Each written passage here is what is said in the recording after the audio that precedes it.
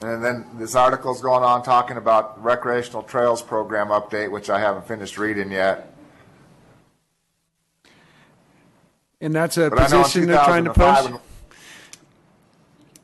Well, in 2005, when I was in D.C. and we got the Forest Service to agree that snowmobiles did not need to be in the same class with OHVs, and the head at that time, agreed with us. But now it's being pushed that they want snowmobiles to be in the same categories with off-highway vehicles, so they'd be restricted to designated roads and trails instead of open riding. Okay. And the Forest Service lost this would cover Forest Service lands, which most of the snowmobile trails are on. Right. And they lost the court case, so now the Forest Service has to come up with the rules. So you need to be on the ground floor of that. Okay. Okay. Yes. Good news for all. Yeah. That's who it's all going. Yeah. So.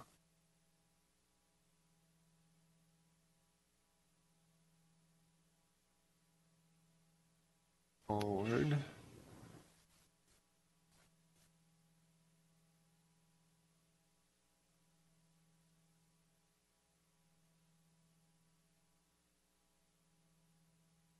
Two.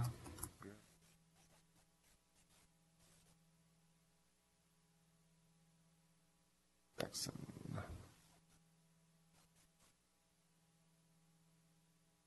All right, so I sent it to you guys both.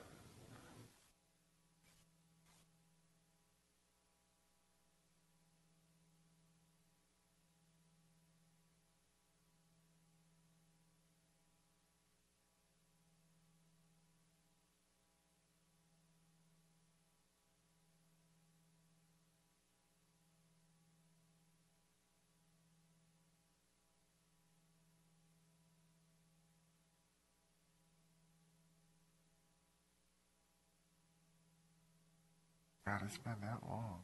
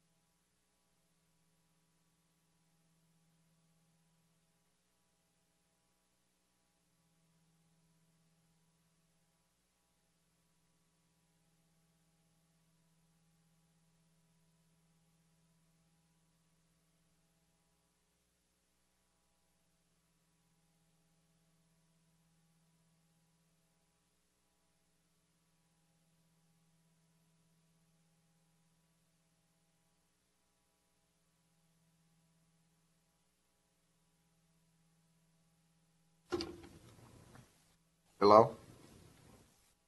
Harry?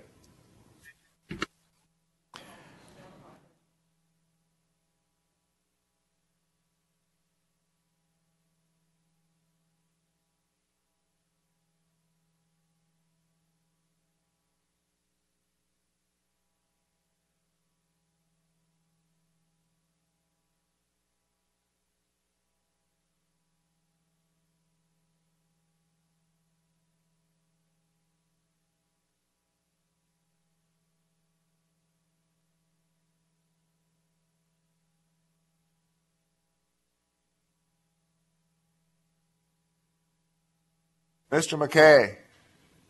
Yes, Mr. Cox. I just got a call from Sheriff Lee. He's going to be a little late. He's stuck in traffic. There's a wreck, which I managed to avoid, but he did not.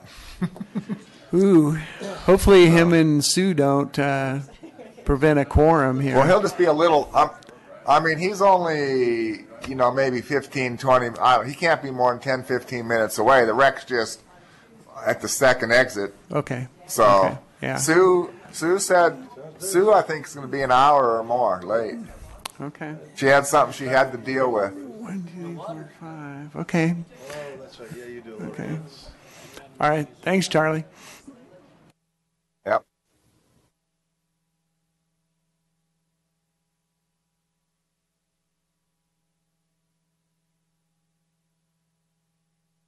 Do we know if I can't see Elko? Is anybody in Elko? No, John Griggs might be here. And Mr. Richardson, I don't believe, will be here either. Okay.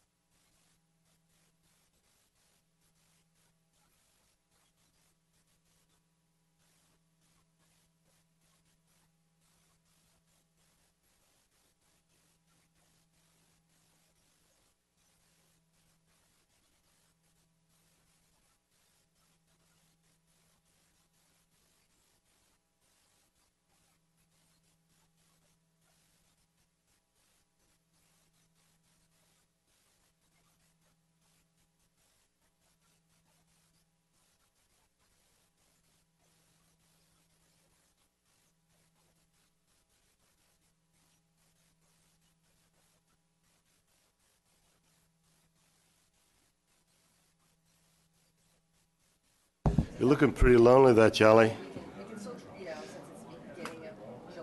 Well, hopefully Mr. Lee will be drifting in.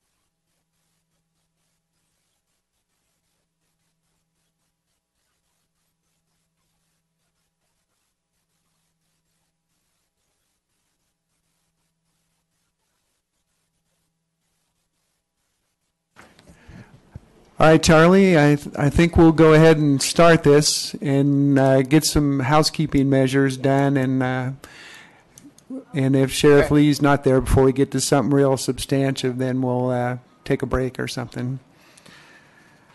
Do we have a quorum? We have a quorum. Kim, would you like to call the order, and then we'll note when Sheriff Lee and Commissioner Baker get here a little later.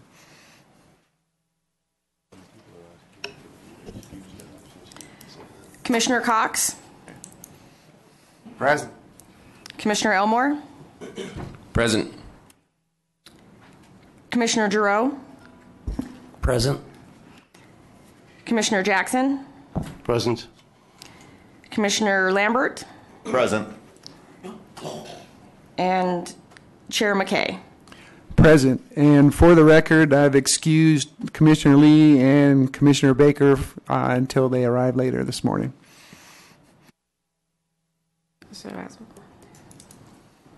We have a quorum. Excellent. Thank you very much. Next time be Pledge of Allegiance. Michael, can you lead us in the pledge?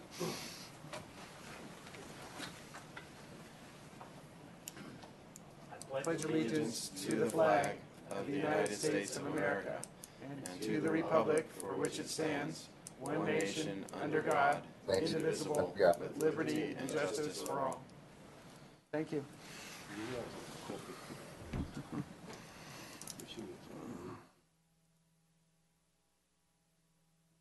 Okay.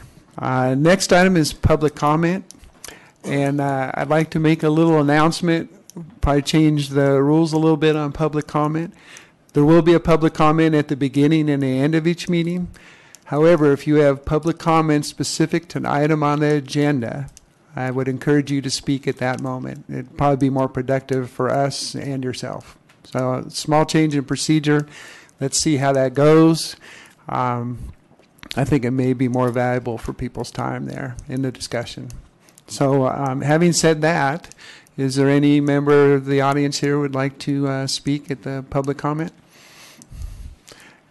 Scott?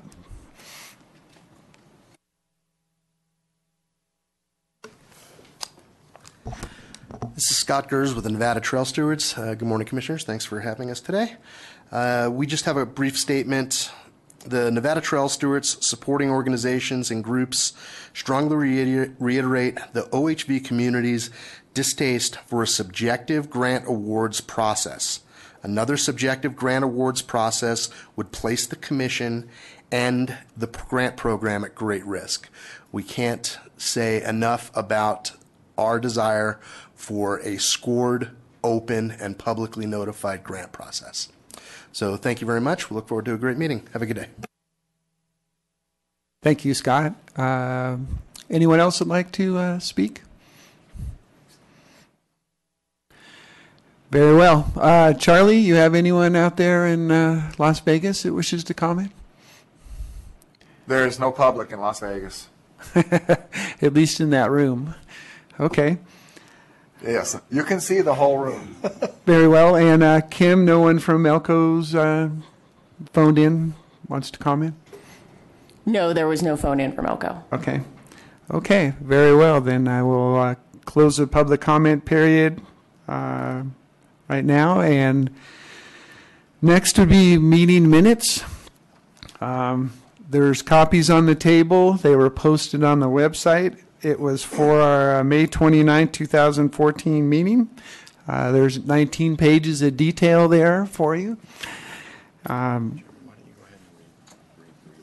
Okay, and I'll read the text exactly as it appears in the agenda, that the commission will review and discuss for possible action the minutes from the May 29, 2014 Nevada Commission of Off-Highway Vehicles meeting. Possible action will include approving, modifying, or rejecting such said minutes. The commission may also discuss the status of the minutes of other prior meetings that may not have yet been approved by the commission. Possible action may include placing such minutes on the future agendas for approval. So having said that, discussion with fellow commissioners?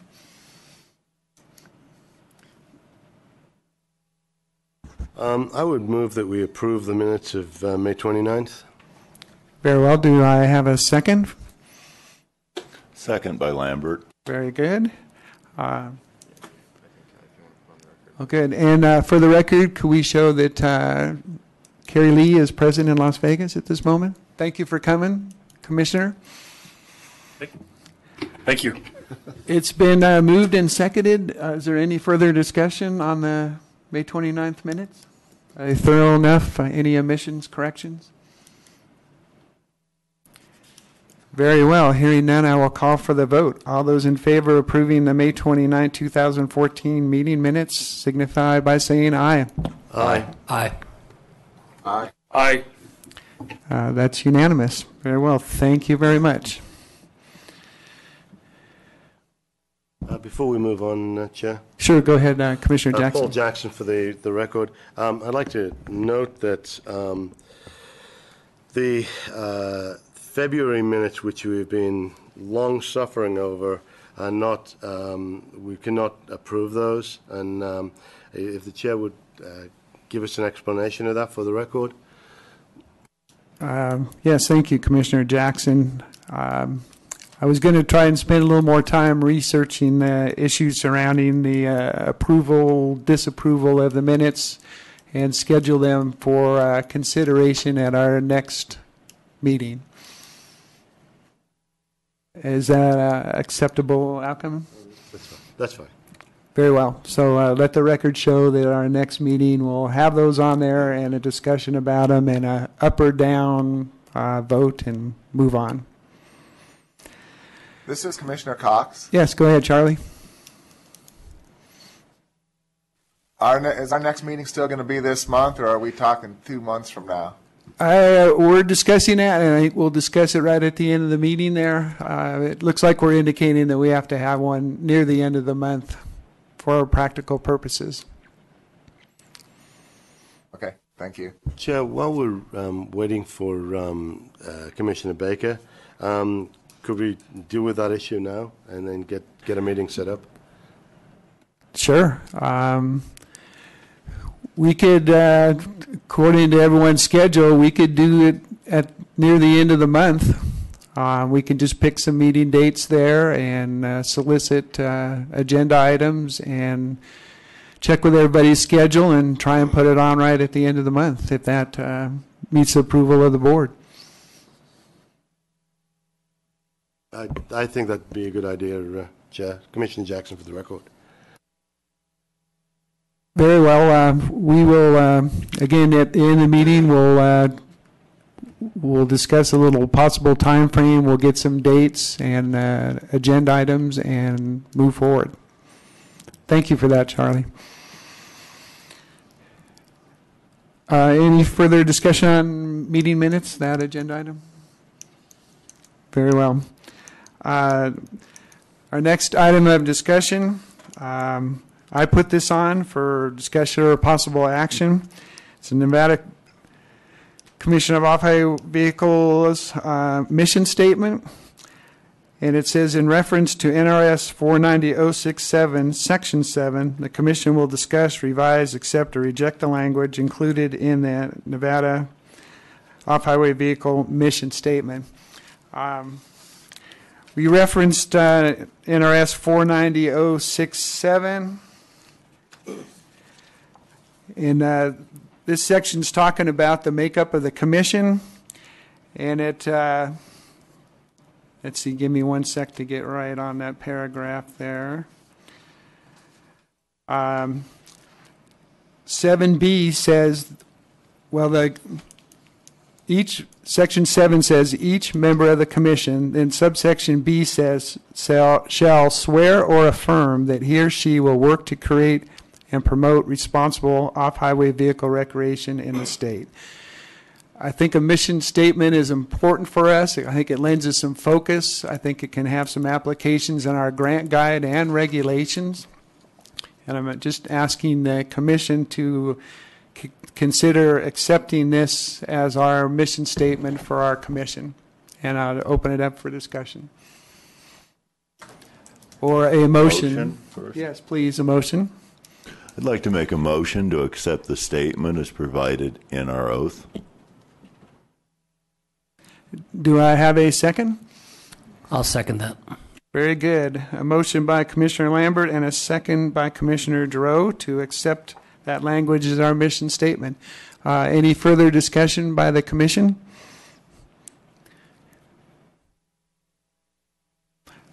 Any further discussion by the audience? Is that acceptable focus? Okay, I think I'll have some good applications down the road. So hearing no other discussion, I will move this to a vote. All those in favor say aye. Aye. Aye. Aye. Aye. Okay, and I waited long enough for the first time. And any opposed? Very good. Thank you very much. Okay, now we probably get to a little more lengthy discussion here.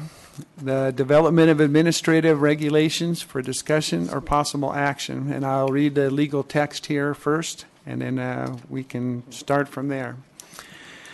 The Commission will discuss proposed regulatory language primarily related to the OHV grant process, which was developed at the May 13th, 2014 meeting of the OHV Regulations Committee.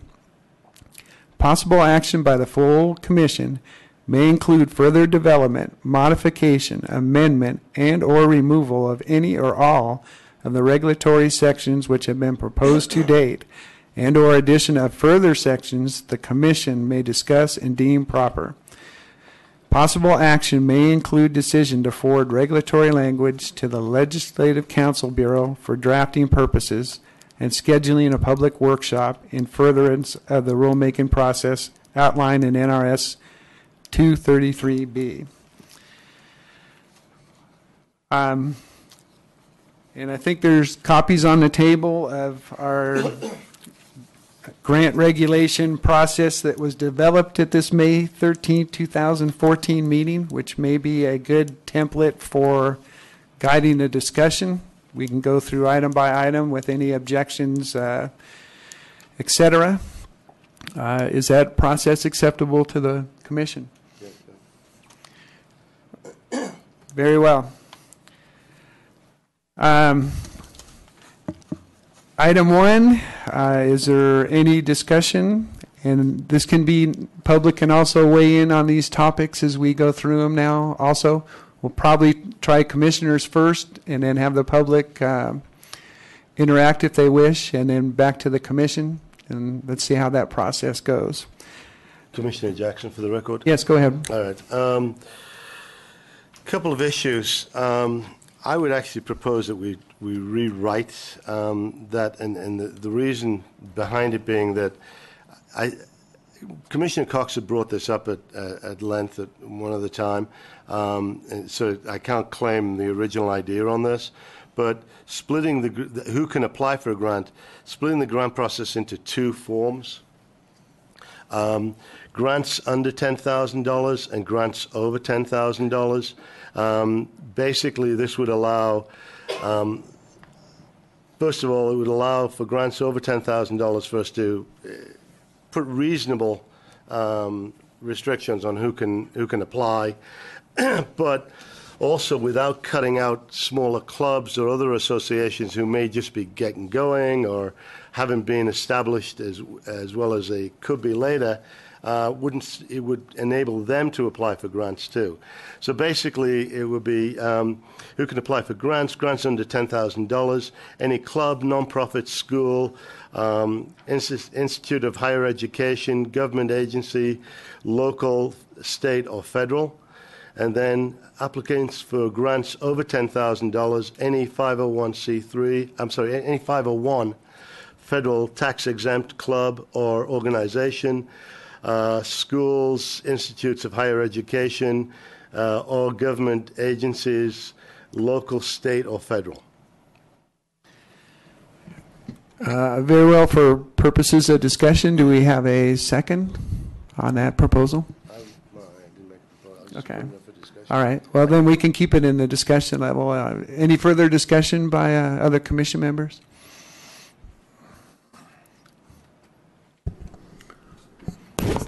At this late date, Commissioner Lambert, for the record, at this late date, I would prefer to go with what we've worked on and not to take a major step to retool. I think what we've worked on works. So I do not support this. Thank you. Commissioner Jackson, for the record, before I make a motion, I would accept any other help on this language.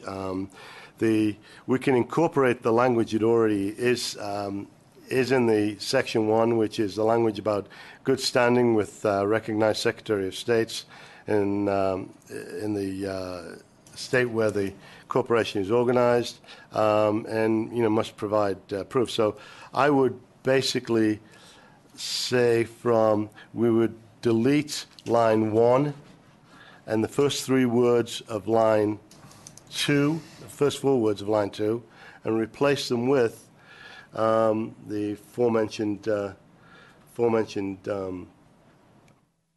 language. We can discuss it some more, or do you want me to go ahead and make a motion? Would anyone like to discuss a little more before there's a motion made? Let us know what your feelings are. This is Commissioner Cox. Yes, go ahead, Commissioner Cox. Whether we do it here or whether we do it later in the document, I do think there needs to be some separation of amounts of money people apply for, whether we just keep it at the simple $10,000 level or if we try to incorporate small, medium, and large grants. But there does need to be a distinction someplace in this document. Yeah, it's a good point, Commissioner Cox. I was kind of leaning whether here or later in the grant regulations would be a better place to have that language. This is Commissioner Lee. Go ahead, Commissioner Lee. Hey, well, so what's the point, I guess, of having that? Is there going to be a simplified application for something less than $10,000? What are we trying to gain by separating the grants?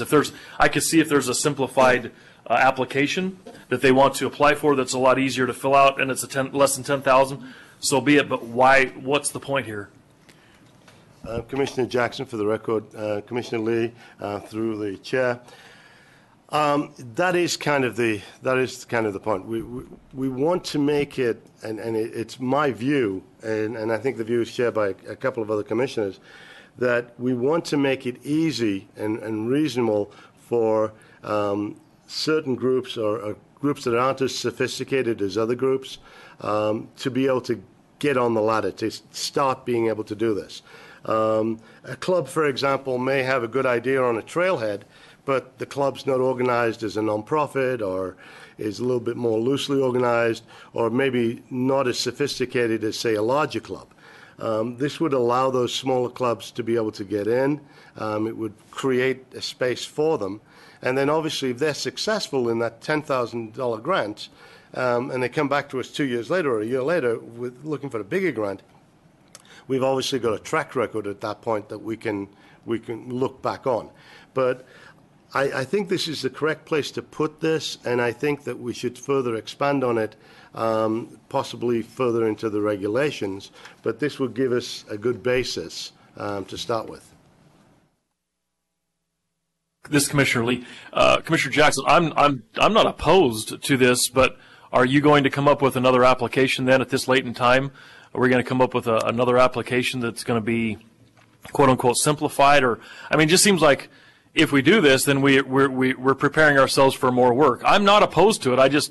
I'm trying to get my hands around this after we've already, come up with the application. Are we going to have to come up with another one now? It seems like a lot of work that I'm not opposed to, but I'm just trying to, get it all straight in my mind. I think it would be relatively easy to streamline our present application. And again, just because we have this in regulations doesn't mean we have to use it the first time out. We may choose not to use this in our first go-around. But at least if it's in the regulations, it gives us the opportunity to be able to do it. And again, we can always change the amounts later on. But this would, just for the sake of argument, we decide not to do it this time around because we want to get grants out. But next year when we're doing grants, or maybe halfway through the year, we want to give out some smaller grants because we have some money, we'd be able to do it. And quite honestly, I mean, the application, it's just a matter of taking some things out of the application. I don't think it's going to be a lot of work, but I do see your point, sir. Thank you.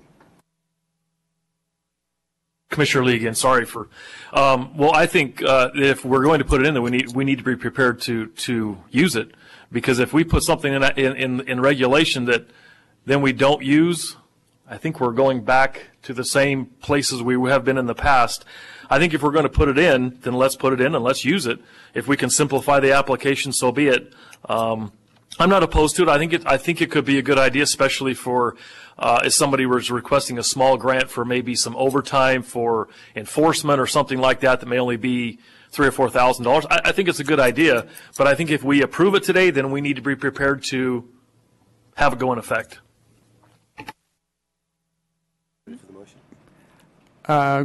If you want to make a motion, Mr. Jackson, go ahead. Okay. This is Commissioner Elmore. I actually am in favor of splitting it. I like the concept of a simpler, more efficient, quicker, allows us more flexibility in let's call it application process A, and then something for application process B for over $10,000. I think that's smart and would afford the commission a lot of protection in down the road. But I also think that if we do split it, I think discussing it now under who can apply, if we're going to send people on two different paths, the sooner that they know which path they're going down, the better. So I would rather state that early in the regulations as opposed to later, so that they know where to go and that they're doing it right, as opposed to working on it and then going, oh, I'm supposed to be over here. So I would be in favor of stating it earlier rather than later. Thank you. Okay. The motion, and I have a written copy for... just a matter of procedure. How about a public comment? This is Scott Gers with Nevada Trail Stewards. Thank you very much. I agree with Sheriff Lee's statement on adding more complexity to this grant process. The commission is under quite a strenuous workload when these grants come around anyway. And now if we're talking about separating these into a small $10,000 or larger grant process, or as was suggested by Commissioner Cox, with a small, medium, and large grant process, you're actually adding an additional 8 steps to one, 12 steps to the other in the grant process. So just the actual dissemination of workload is going to be immense. It's going to be much larger than it was originally. The concept of breaking these grants down into different categories is I'm not seeing a big benefit by it. The application is a fairly streamlined application as it is. Most clubs that I've spoke to have been able to apply under the application process that the commission already agreed on. The commission spent quite a large amount of time going through this grant process, the grant guidelines and the grant book, and actually had a very good grant program online. The problem with the grant program was changing it from a scoring to a subjective grant award. Other than that, the grant process seemed to be very streamlined and seemed to work out fairly well. I would strongly be against breaking this into another 8 or 12 categories with different dollar values allocating into different categories. Thank you for your time. Thank you, Mr. Gross. Commissioner Jackson for the nobody's suggesting. Go ahead. Yeah, go ahead. I'm sorry. Yeah. Commissioner Jackson for the record. Nobody's suggesting breaking this down into 8 or 9 categories. It's simply more than anything, it's the qualifications and making the qualification process easier for smaller groups. So I'm going to go ahead with this the is motion. Scott Gers again. If you're breaking it down into a small $10,000 grant and then into a larger grant, then you have law enforcement, education, you have each grant category times 2. If you're going to break it down into small, medium, and large grants, then you have each category times 3, 8 and 12 separate categories. I'd like to go ahead with the motion, sir. All right. Go ahead, Paul. The motion would be to remove number 1 and replace it with who can apply for grants, who can apply for a grant. Under $10,000, any club, non-profit, school, institute of higher education, or government agency, local, state, or federal. Who can apply for grants over $10,000? Any 501 federally tax-exempt club or organization, school, school, institute of higher education, or government agency, local, state, or federal. The agency, the entity must be in good standing and in good standing in the state that it's organized, in which it's organized, and must be in good standing if a corporation with the Secretary of State of the state in which it is organized. They must provide proof of legality if asked by the scoring committee. So under the Okay, we have a motion. Do we have a second? Commissioner Elmore will second for discussion. All right, for discussion, further comment? Commissioner Lambert? Yes. The Silver Flume program in the state of Nevada is frequently broken. They have had a great deal of difficulty in even returning phone calls. We open ourselves for liability. I would say that if their corporate status has been revoked due to fault, that might be acceptable. But to say that if it's not in good standing, given my current experience with the Silver Flume in particular, and the phone system throughout the state of Nevada's corporate offices, it's unacceptable. I would ask if a friendly motion be put in place that it were to be only disallowed if it was revoked. That would be acceptable. But currently, they have too many deficiencies over there. that part, Commissioner Jackson, for the record, through you, Chair, to Commissioner Lambert, that part of the language is taken straight from the language which was agreed to by Commissioner Lambert at the committee hearing. It's taken straight from that. So it was language that he already approved. When you opened Pandora's box, though, I didn't like it then. I don't like it today. And and again, notwithstanding, any corporation should be in good standing with the state. And I've opened many corporations in this state, and in fact, I sit on the board of at least two, and we've never had a problem getting problems resolved. Ross Miller has been very good. I mean, I don't know about in the past few years, but certainly over the last 7 years, Ross Miller has done a really good job in making sure that corporations can get registered and can be in good standing when they should be in good standing. So I don't think it's a valid point. Thank you. Right. Would the presenter of the motion be amiable to one small change? And that's the last line of this number 1.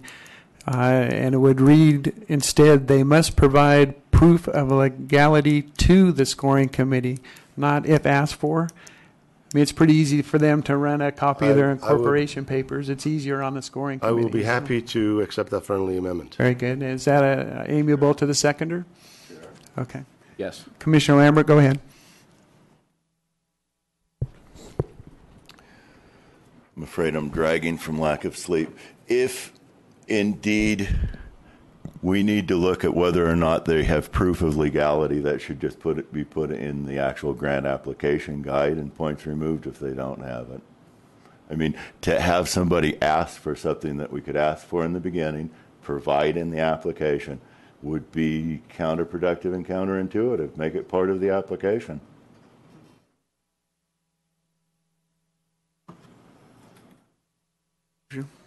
Any other comment? Go ahead, Darren. This is Commissioner Elmore. I think that puts Commissioner Lambert. I think that puts the burden back on the commission to do to figure out whether or not they are legitimate or not. Well, I think that the entity should be the one deciding. Okay, yes, we can apply. No, we can't. And hopefully they decide that they can, and save us a bunch of time and headache if they're not in good standing or not able to apply. Through the chair, may I answer? Commissioner Lambert, go ahead. I think it's just giving us the piece of paper that we might ask for so we don't have to ask for it. If indeed we might ask for the piece of paper, we should just ask for it. And when we ask for it, we have it. It's part of the application package. I understand the need for it. I don't understand why you would wait till somebody was in the corner of the box to ask for it when they could do it over a period of some amount of time. I don't see it as a big difference. It's just one's asking for it because you know you might want it, and one's asking for it because you decided you might want it. I know I might want that. I encourage us to have it. Very well. Commissioner Jackson, go ahead. I apologize. Okay. I'm jumping ahead there. Commissioner Jackson, for the record. Chair, through you to Mr. Lambert. I think Mr. Lambert's correct that it should be part of the application, but I think it should be part of the application as well. Because when we look at our application or any other document that we do, if that document is silent or ambiguous on any issue, then we need to be able to fall back to the records, fall back to the regulations. So if we include that in the regulations as proposed by the chair, we're covered. And again, I think Mr. Lambert's absolutely right. We should ask it for it in the application, but I think that should be additional, not instead of. Thank you. Very well. Any further discussion by commissioners? Go ahead, Mr. Dro. Commissioner Dro, for the record. I want to reiterate the fact that you wouldn't want to have someone in poor standing, even if they were, had lost points on their scoring for being poor standing, but if they still scored high enough to be able to get a grant, I think that would be unacceptable. Just make it a 100-point negative. Oh, well. I mean, that's not complicated. See, I think it's like letting them in the door even though they're disqualified before. I think that's a... Well, I'm saying that if you put it in the application, it keeps them out of the door and it keeps them off of our desk because they can't fill the form out. That's all I'm really saying. Keeps them completely out of the pile. We don't have to consider it. This is Commissioner Cox. Go ahead, Commissioner Cox. I thought the whole point of regulations was to have something to fall back on. So it seems to me it needs to be in regulation as well as in the guide so that it's there to fall back on. Why don't you have them? Very good. Thank you, Commissioner Cox. Commissioner Lambert, you have a statement? Paul, would you consider restating your motion to indicate that it's going to be in the guidebook and it's going to be where you want it both, and then we can get a vote? I will accept that friendly motion to include include it in the guidebook as well. Let me just think how we're going to restate this. Do I need to restate it, or does everybody understand that? It might be good to go through the section with those and make sure we're all clear. Okay, I'm going to, let's see. All right, the first part is, who can apply for a grant under $10,000? Any club, nonprofit, school, institute of higher education, or government agency, local, state, or federal. Who apply for grants over $10,000, any 501c3 federal tax-exempt club or organization, school, institute of higher education, or government agency, local, state, and federal. The entity must be in good standing in the state that it is organized, and it must be in good standing in the state that it's organized, and must be able to show proof of which from the Secretary of State office in which they are incorporated. They must provide proof of legality, and they must provide proof of legality, and in both scoring committee, to the scoring committee and in their application process. in the guidebook. The application process in the guidebook. Would legality be okay as corporate identity? We may as well leave it as legality because it's just going to be easier. Did you get that? No? Thanks. I'll repeat the last section again. They must provide proof of legality to both the scoring committee and the application in the guidebook. You good? We'll go with that? Okay. Is that acceptable to the seconder? It is. It is. Any further discussion? Any more comments from the audience? Leo Drum, please step forward. For the record, Leo Drum, Bureau of Land Management. I'm still confused if this includes agencies, local, county, state. How are they going to provide this proof? Chair, through you to Mr. Drum, Paul Jackson, Commissioner Jackson, they don't need to. Only corporations need to. That's what I was trying to clarify, whether that was, okay, I was confused by the amendment. I didn't know that was, okay. Yeah, government agency wouldn't need to. That answered my problem. question, thank you. But, Very good. Any other comment? Public comment? Very well, then. I will call for the motion. All those in favor say aye. Aye. Aye. Aye. Aye. Aye. All those opposed? Opposed. Very well. Very well. The motion carries. All right. To number 2 here. Any entity requesting a small grant must provide proof satisfactory to the Commission that the appropriate federal, state, or local government agency has been consulted and approves the project to be funded by the grant and regarding the area affected by the project. Is there any problems with that section? Commissioner Elmore? This is Commissioner Elmore for the record. I would ask that we add written proof. They substantiate written proof. We can't just say, oh, yeah, I've got verbal proof. I think that's an excellent suggestion. Thank you. I think we already have that because we require a letter of support from the land agency. Proof satisfaction. Yeah, actually, I see no harm in Darren's addition there. It just clarifies it. So, Okay. Any other comments? Is there any objection to that friendly amendment? Chair, would you like me to read it with my added word? That would be wonderful. Thank you. I'll make a, as Commissioner Elmore, I make a motion that we change number 2. Any entity requesting a grant must provide written proof that is satisfactory to the Commission that the appropriate federal, state, or local government agency has been consulted and approves the project to be funded by the grant and regarding the area affected by the project. Very good. I'll call for a vote. All those in favor say aye. Aye. Aye. Well, Aye. technically we can do, why don't we do a second and then go for a vote? Paul Jackson for the record. I'll second it. Very good. It's been moved and seconded. Any further discussion? Very well. I'll call for the vote. All those in favor say aye. Aye. Aye. Aye. Aye. Very well. Motion passes unanimously. Number 3, if an agency has more than one office and that operates independently of another office with management of another area of public lands, each unit can apply as independent applicants. Does anyone have a problem or amendment to that language? Any objections from the audience? Very well. That'll stand as approved. Item number 4. Does anyone have any comments on item number 4? Paul Jackson for the record. Oh, excuse me.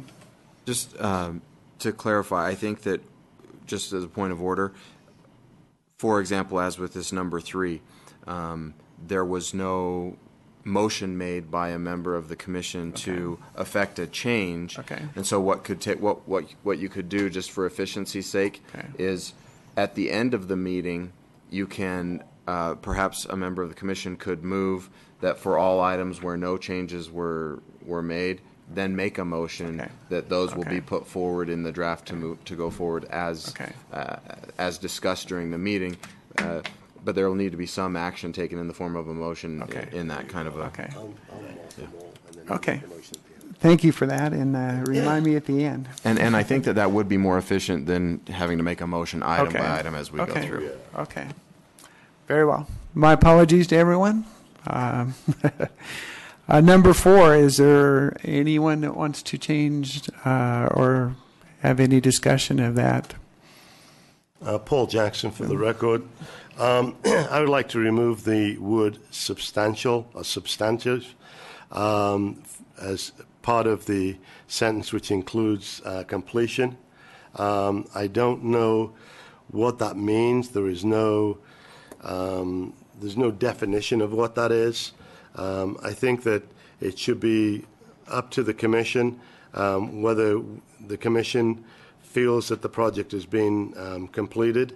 If there is a punch list or if there is a couple of issues that need to be fixed, then the person that did the building or did the work can bring that to the commission, and if the commission decides that that's reasonable, then it will be the project will be considered complete. But substantial or substantive or in any other sort of verbiage before completion would only mean that we could be sued, and it would give an attorney leg to stand on. They'd be able to say, hey, we substantially completed it. Well, what does substantially mean? Well, in my definition, again, it's a can of worms. Yeah. All right. Thank you, Commissioner Jackson. Commissioner Lambert?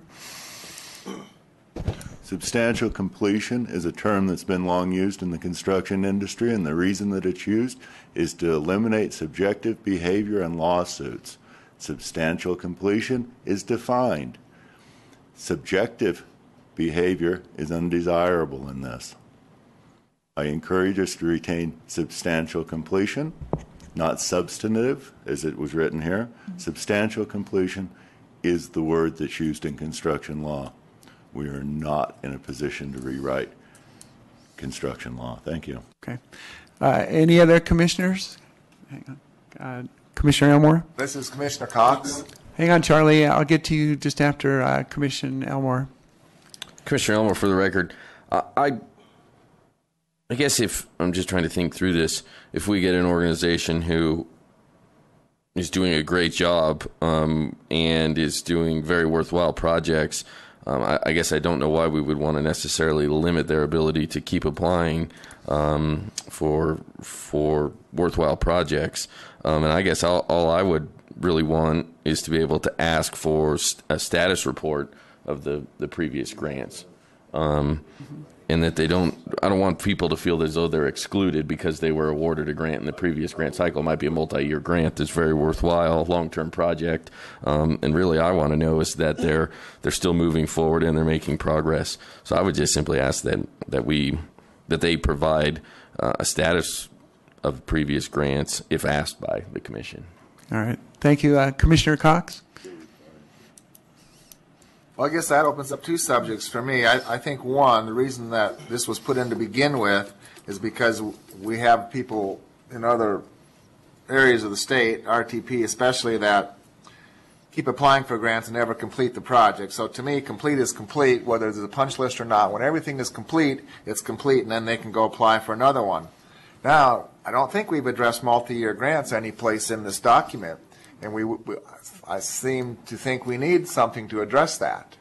You know, because if we have an organization who does good work and they come up with a multi-year project and then they have another smaller project that they can complete within a year, I think that's something we need to look at. But this part was put in so that we don't have people getting grants and never completing a project. And so I think no substantial, nothing. When it's complete, it's complete. End of story. Commissioner Lambert? At this point, I would like to point out that there are often issues involving engineering and other issues. Substantial completion, you can even find letters and documents showing you that substantial completion is a well-defined term. There are forms to do that. The reason that it's done is because we can be held accountable for putting rules in place that do not allow the project to impair the project. BLM could take longer to get a document back, and that document could be required. Substantial completion, I will stand very strong on. It is the nature of construction. It is the nature of the construction loan industry. The reason it was put in place is to manage the construction loan industry. Thank you. Very good. Commissioner Jackson? Commissioner Jackson, for the record. When I had a house built or when I had work done on houses that I own, and unfortunately I do a lot of that. I've done 14 bathrooms in the last 7 years. It never says substantially complete. It says complete, and complete to the satisfaction of the person paying the bills. Without a definition, and I asked Mr. Lambert on a sidebar, sir, I've got the floor. I asked Mr. Lambert at a sidebar if he could offer some kind of definition. Without a definition, this is just going to get us in trouble, because somebody's going to come along, and there are disreputable people in the world, and somebody's going to come along and say, "No, we completed it. We didn't do it all, but it's substantially complete. Give us our money." And we're stuck saying, well, no, it's not complete.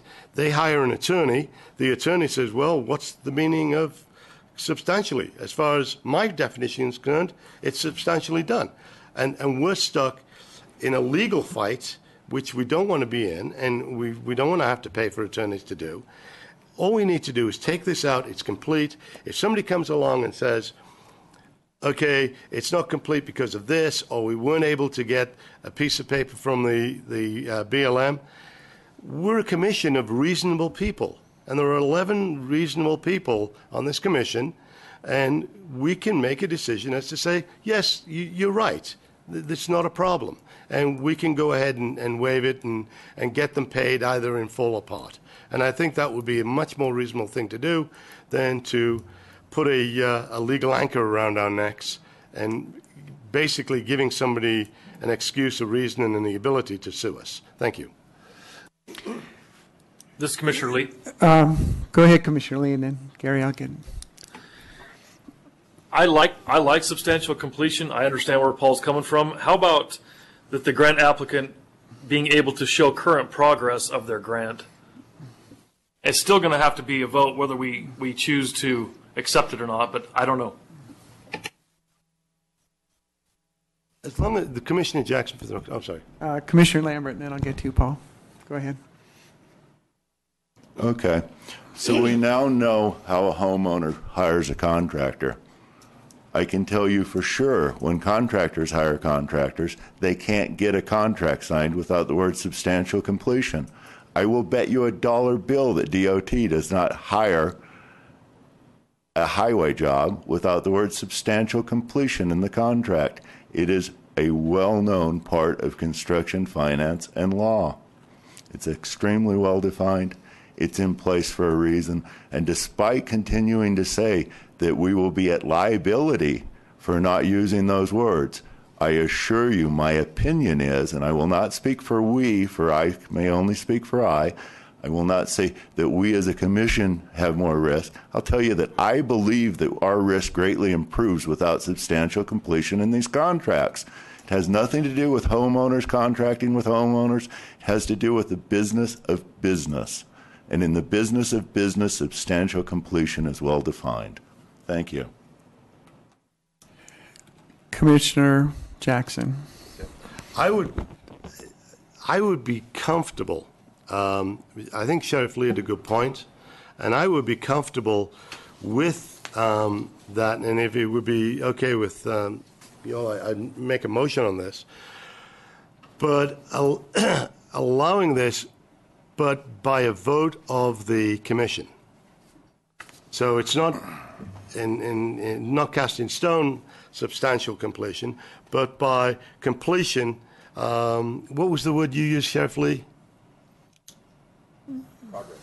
I just said current progress. Current progress.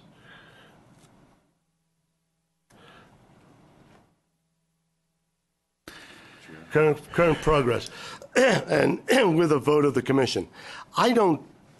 Any company or any builder or any organization who has, who is well defined and a legitimate and trustworthy organization would have no problem with that. Thank you. Commissioner Lambert. For credibility purposes, I will disclose that my family has an unlimited general contracting license and that I have extremely high levels of credentials in regard to construction finance. I do this on a daily basis when I'm in the field. I encourage us not to rewrite construction law. I encourage us to stay with words that work. I encourage us not to make contracts that are unsignable. This is Commissioner Baker, and I'd like to speak and also note for the record that I've joined the meeting. Welcome, Commissioner Baker. Please go ahead. Considering that this is just the discussion, I mean, the first line is solid. If you already have a grant going, you can't apply. Then this is just a clarification that an exception to that would be. So maybe we don't even need to put anything about completion. Maybe it just needs to say, with the understand, if a grant is not complete with a majority vote of the commission, we could consider it. That way, we don't get into that wordsmithing, and it's just we put it to a vote of us, whether it's substantially, partially, hasn't even started. It allows it so it says basically you can't apply unless you've completed a grant, and with 2/3 consideration, you possibly could. Commissioner Elmore. Commissioner Baker, it's Commissioner Elmore. Commissioner Baker, I agree. I think that the first sentence in this bullet point, I think one is potentially dangerous in that it would turn worthwhile applicants who have an existing award grant going from even thinking that they can apply for another worthwhile grant. So I think there's some potential pitfall there. But I also think that if you require the vote, then does that require an additional meeting prior to or after we've solicited the grants to then determine whether we can accept the grant? And so I guess if we're going to require a 2/3 majority vote, when is that going to happen within the cycle? And are we going to be prepared to have an additional meeting once we get all of the grants to determine which ones we're then going to consider or not consider? I guess that's my question as to where that vote would take place prior to or within the grant process. Good question. I assume you could have it in that same process. It'd all be considered at the same time if the application's there. But This Commissioner Elmore, I guess the danger in that then is that somebody would potentially work on an application, spend the time, be invested in the application. We then deny it, and they will go away miffed that they just spent a bunch of time and potential money investing in the application that we weren't going to accept. So that's where I think we just need to have this planned out. okay, Commissioner Jackson. Commissioner Jackson, I think Commissioner Elmore makes a good point, and so does Commissioner Baker. And I think we can get away with this by just taking it out. If somebody applies for a grant who has already got a grant going, then it's up to the Commission to vote whether they're going to allow that grant to go forward anyway. So, again, if we just take this whole section out, that would sort of resolve the problem. Do you want to reread that section with that out? I was just going to take the whole section. You're going to get Commissioner Elmore, I think that we do want to be able to ask applicants who have a previous grant approved to provide a proof of progress, as Commissioner Lee stated. But we can, if we word it right, they can only have to provide that if we ask. Yeah, there'll be progress reports. Right. I guess that would just, once again, would be determined upon where the grant process falls in place timeline-wise with the progress reports, let's call them. And that's where I think that we would just simply, if we change this to any applicant who have previously received a grant must be able to provide proof of progress on those grants or grants if asked by the Commission. This is Commissioner Jackson. I would vote for that if Mr. Elmore wanted to make that a motion.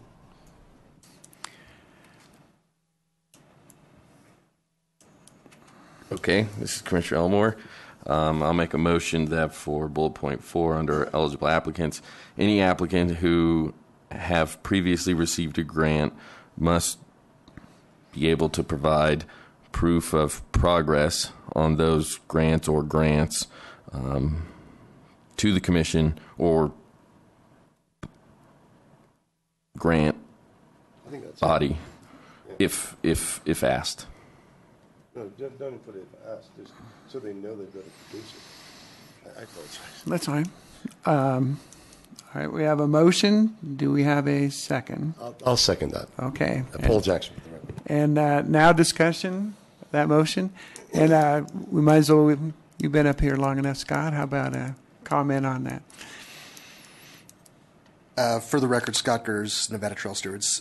I agree with Commissioner Elmore's concept that we don't want to exclude any additional request for grants for good, successful projects. We want to make sure we keep that pipeline full with those that are getting those projects done.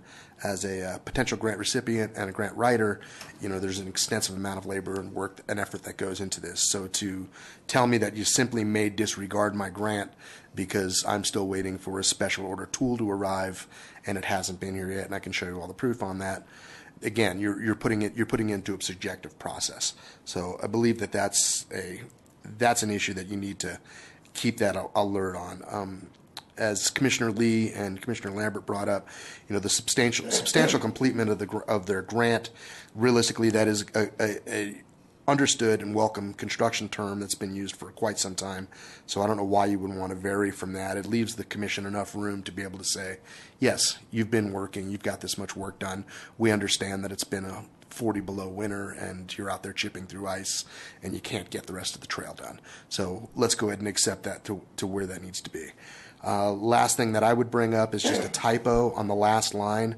I believe it says this should be waived by 2/3 majority of the vote of the Commission instead of waive. So you may want to correct that as well. Very good. Thank you.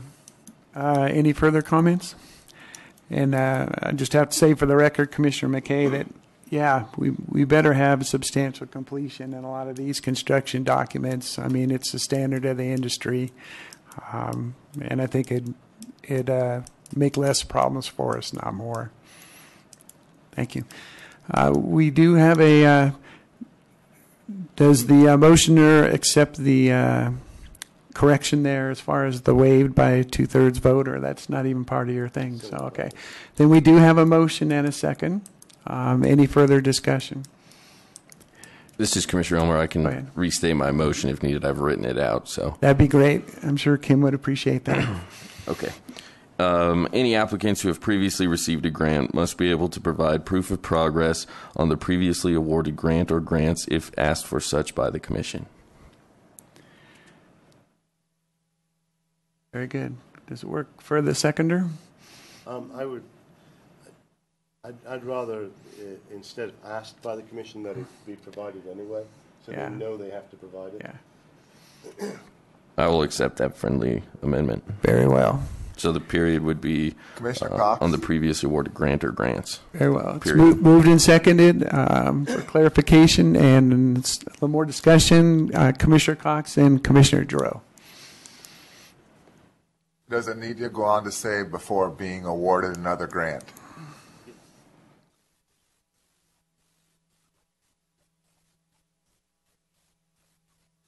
This is Commissioner Elmore.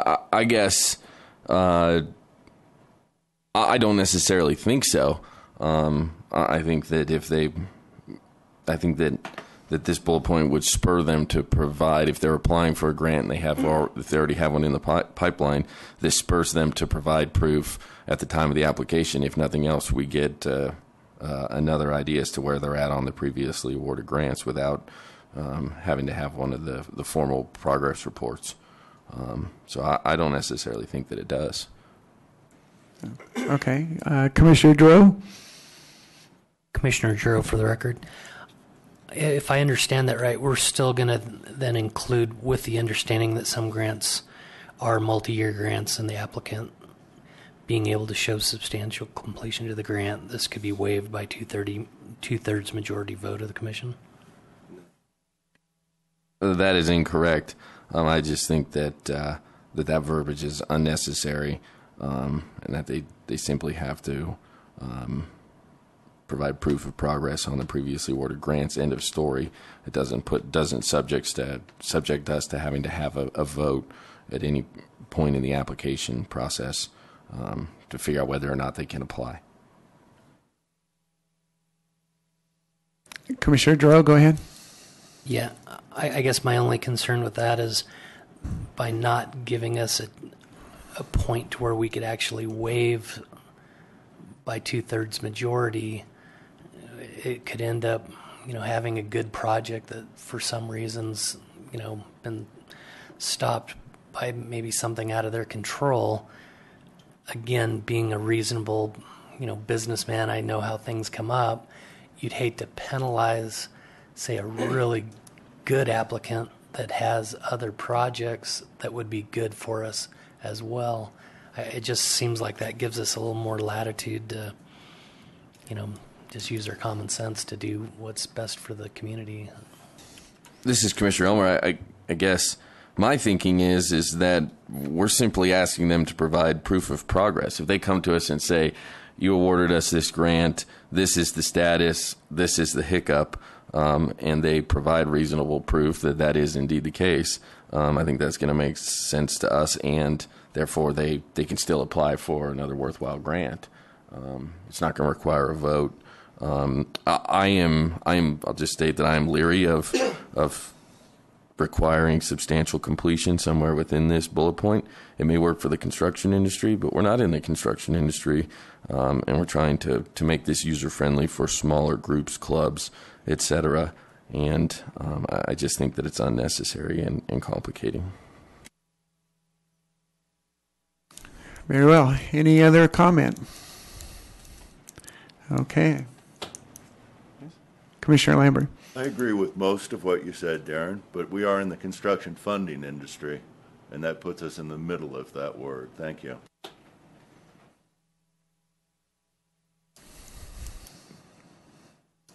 Any further comment? Very well. We have a motion and a second on the floor. I'll call for the vote. All those in favor say aye. Aye. Aye. All those opposed? Oh, excuse me. Keep going down there in Vegas. Aye. We said aye. 3 ayes here. 3 ayes. Okay. Opposed? Can we have the motion restated cleanly one time? Darren, one more stab at that, please. Commissioner Elmore, any applicants who have previously received a grant must be able to provide proof of progress on the previously awarded grant or grants, period. Aye. Very well. Motion carries. Thank you.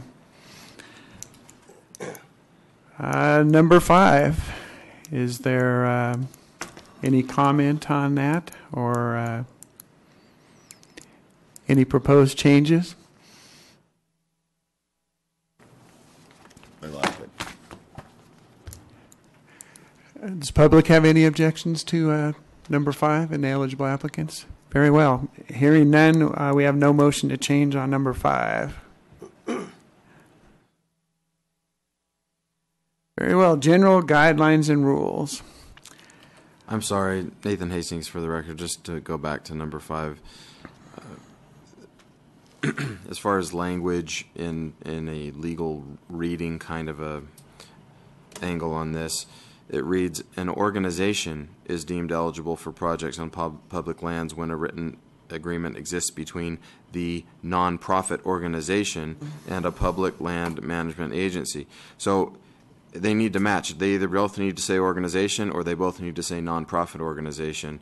But if one says organization and the other says nonprofit organization, you're specifying in a way that could result in some kind of confusion and foreseeable problem in the future.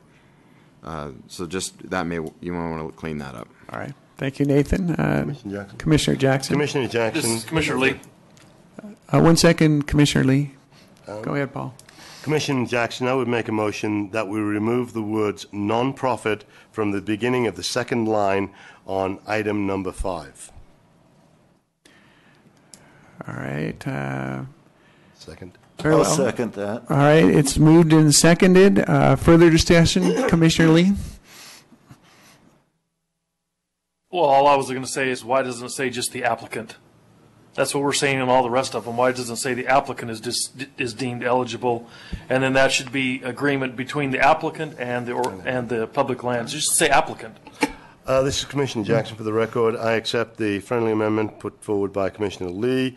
I restate my motion to say we will strike the words non-profit from the beginning of line 2 in section 5 and replace them with applicant. Also strike the second word on line 1, organization, and replace it with applicant. Thank you. All right. Is that amiable to the seconder? Yes. Very well. Moved and seconded with that friendly amendment. Any further discussion? Seeing none, I will call for a vote. All those in favor say aye. Aye. Aye. Aye. Aye. Aye. Any opposed? Very well. Motion carries unanimously. Thank you. Very well. General guidelines and rules. The first paragraph there. Does anyone have any comments, changes, etc.? This is Commissioner Baker, and I apologize because I have a comment about the regulations that I think the second part of it fits into a potential bullet 6 for the eligible applicants. So I guess I want to bring it up at one point, and maybe it's now. Okay. We can bring that up. Any further discussion there or comments on her suggestion? I think, Sue, are you proposing that second line, the general guideline for control and tenure of the property, should be up in the previous section? No. I have just a general comment about how we go forward with reviewing the grants and the process. And a part of it, I think, would be a new bullet 6 potentially under eligible applicants. So I wanted to share with the full commission the thought that I have with regard to the overall process for grant regulations. All right. Would you like to expand on that now? Yes, thank you. And it's just that in reading the statute that created the whole process and our commission, they were very clear that they wanted us to have a non-voting advisory board. And they were very clear that that was specifically for helping us evaluate the grants. And it doesn't say may, and if you're used to NRS, you know that they have the mays and they have the shalls. And the shalls are not subjectionable. You must do them. And so per that NRS, they wanted us to create this non-voting advisory to the commission, and they listed all of the categories that they wanted represented. And so I know we've said that there is a representative from the BLM, but I've never seen us in the last grant process. We didn't ask them for input on the grants before we made decisions, and I think that's what the intention of this is. And also, there was more than advisory from just the BLM. It was from Forest Service, NRS, a teacher in the higher education system with instruction in environmental science, from the Department of Conservation and Natural Resources, Department of Wildlife, Department of Motor Vehicles, the Commission on Tourism, one advisor from the Nevada Indian Commission, and one advisor from U.S. Fish and Wildlife. And so I think we need to embed in our regulations how we're going to solicit their input. And I know Marcy had shared with me that some of them had been not excited to offer somebody to serve. And so then I'm wondering, we want to prove to the people that made the NRS that we understand this and we're trying. It's not our fault if they don't comply. So one of the things I thought we should consider at least is, if you aren't willing to put a member on this board to help, non-voting advisory board to help us, maybe you can't be an agency that applies for a grant. So I just wanted to throw that out there. I think that it's not that we want to punish them, it's just that we want to prove to the senators and congressmen Congress that made this NRS statute that we take it serious, and it's not our fault if the others don't. So I'm just throwing that out there. That's a good idea. A little further discussion from anyone there? I'm looking at some language here there. Sue, or excuse me, Chairman? Commissioner Lambert. I'm curious, are you looking to make a motion at this point for an item 6 that states something along the lines of, if you have the ability to provide an advisor and you do not choose so, that you will not be eligible for grants? I think that's her suggestion. That was my suggestion for us to consider. If you made a motion, I'd give you a second and we could just move right along. I make that motion. I second. Further discussion? Could you restate the motion? Sue, do you want to restate that one more time just for clarification? I will. I make the motion that per NRS paragraph 3 subsection D, requesting the commission solicit 9 non-voting advisors to the commission to serve for terms of 2 years, and it lists them, and I have that. The 9 that I just mentioned. If they choose to not participate, they are not eligible to submit a grant for consideration. I can second that. All right. We have a motion and a second. Any further discussion? Commissioner Elmore. Commissioner Elmore, I don't necessarily disagree with the concept of Commissioner Baker's motion. I just would be concerned with somebody from one of the entities not even knowing that we had solicited. And so, yeah, I mean, I guess it's an issue of if they don't necessarily know, And I don't know the last time we sent a letter out soliciting it, or whether that came from the governor's office. I guess I would want to be clear that they had been formally solicited to provide a representative before I would exclude them from necessarily receiving a grant award. That way the right hand knows what the left hand is doing, and we're not once again turning somebody off who legitimately didn't know that they had been solicited. Good point. Thank you. Commissioner Jackson. Commissioner Jackson, for the record, to set Commissioner Elmo's mind at rest, I think that the chair can instruct the secretary of the commission to send out a letter within a reasonable amount of time to all those agencies, and instruct the secretary to then continue to send out a letter every 3 months to those agencies who haven't provided an advisor. If that would be acceptable to the chair. Yeah, I think Commissioner McKay, for the record, it would be incumbent on us to identify those advisors and communicate with them both the grant applications and their role in the advisory process, and if that was forfeited, that they may forfeit a grant application due to their inactivity. I think and that this is would, Commissioner Baker, and I have one other. Commissioner Baker, go ahead. I just wanted to say that I think we, in all fairness, then need to clarify what their role is in the grant process, and is it going to be before we score or after we score, and what input are we going to solicit from them? And I think that needs to be part of today's discussion as well, separate from eligible applicants, but still that because it's connected to it. I believe as a procedural matter, it would be once the grants are submitted to us, they would be forwarded for review, and their review would be part of our scoring review process. Commissioner Lambert.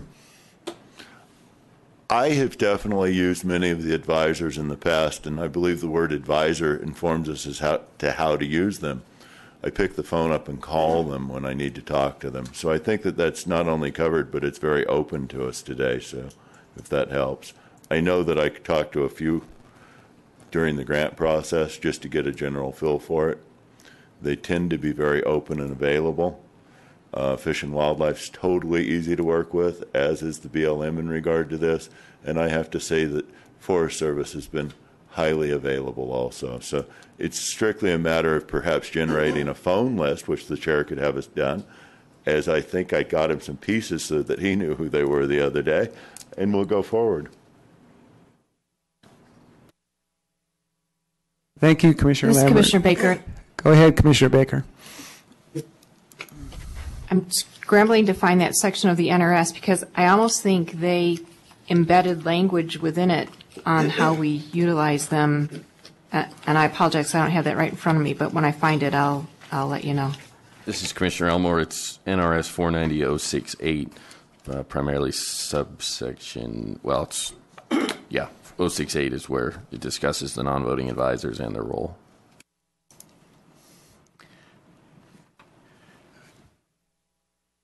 And I do have it right now, and it says, the non-voting advisors solicited by the Commission pursuant to paragraph D of subsection 1 shall assist the Commission in carrying out the duties set forth in this section and shall review for completeness and for compliance with requirements of paragraph A of subsection 2 all applications for grants. So I guess we would just want to include that in the letter to them. Excellent, great suggestion. Yeah. Any more discussion?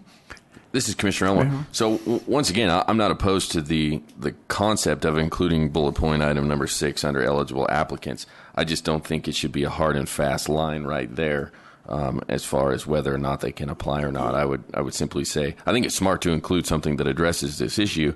Maybe it's something along the lines of applicants who are listed in NRS and who have been solicited for a non-voting advisor who haven't provided one are subject to denial or rejection or something along those lines. Yeah, we're close. Commissioner Lambert, go ahead. Sorry, but I think the devil's in the detail.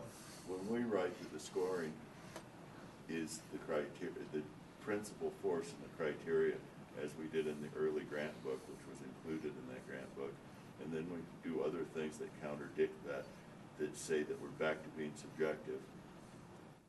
Perhaps we're headed in the ditch.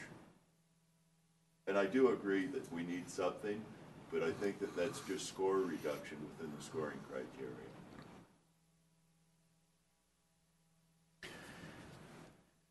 This is Commissioner Elmore. Once again, I feel that if you let them get that far, they will still have invested time, energy, etc.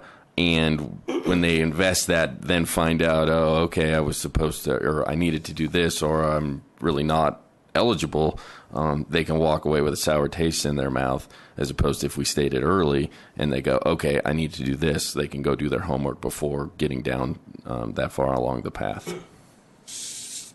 Chair? Commissioner Lambert. I think I was just following your line subject to denial, which is the same thing you were just arguing against, perhaps. So I think I was trying to follow your lead on subject to denial, but maybe I heard what you said differently than you meant to say it. I could have misunderstood you.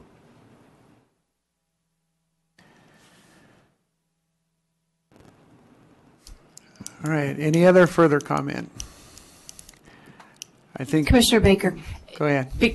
Because I made the motion, I just wanted to say I appreciate what you're saying, and we maybe don't want to exclude them. I just wanted to show that we were working hard to try to include them. And so maybe it's too strong a language to say if you don't participate, you can't apply.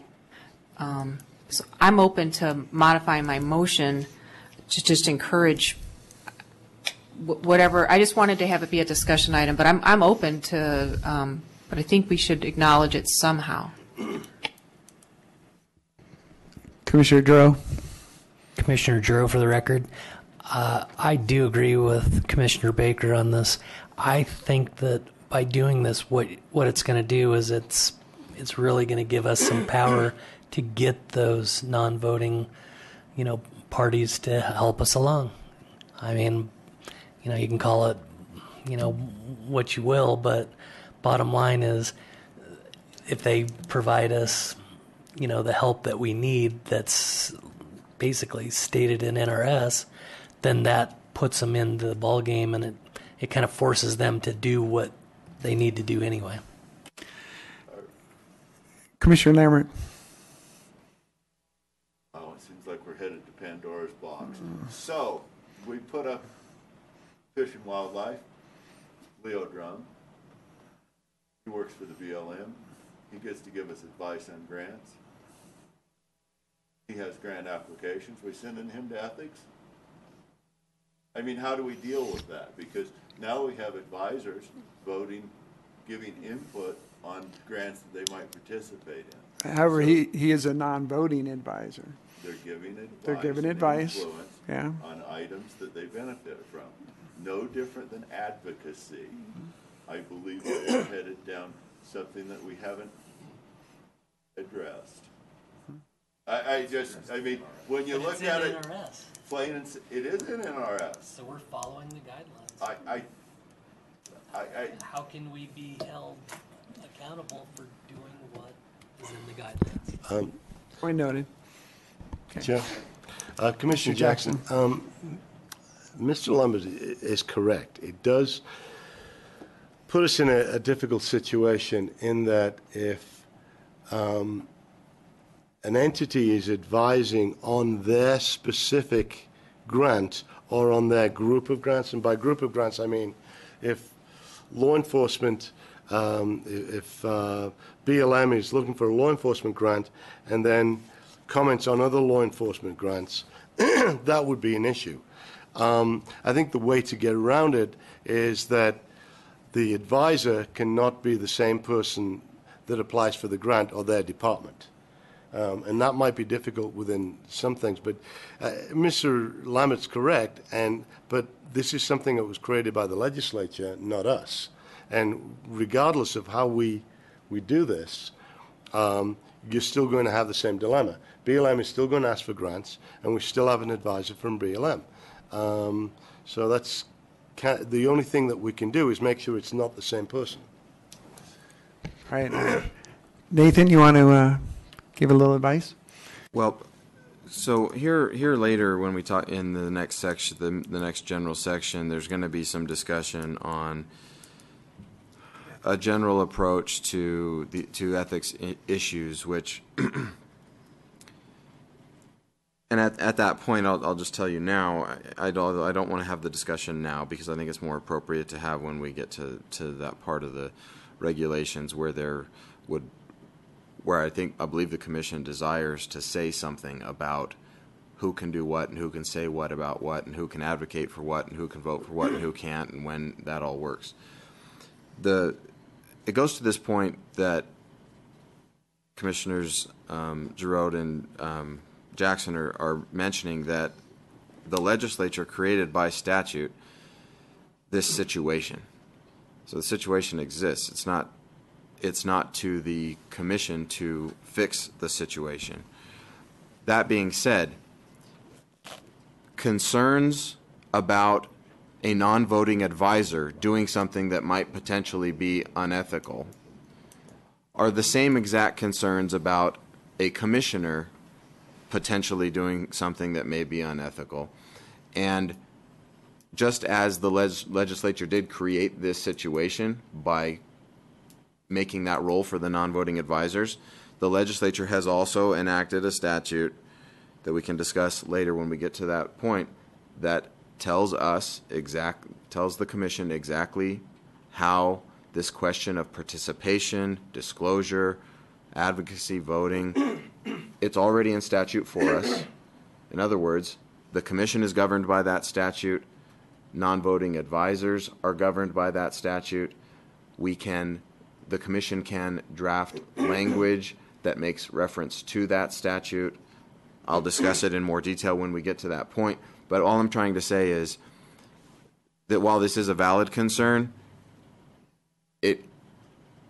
there's a statute in regards to ethics in government that directly addresses this, and all parties that would have some concern or where there would be some concern about potentially ethically questionable conduct, they'll all be governed by that statute, not just the non-voting advisors, commissioners, all. So we'll get to that in a minute, and I think we don't need to necessarily address that in this proposed item 6. This item 6 can just be about this more policy-based concern, this more policy-based issue of are we going to, what can their involvement be if they're not providing an advisor? The ethics issue we'll get to later.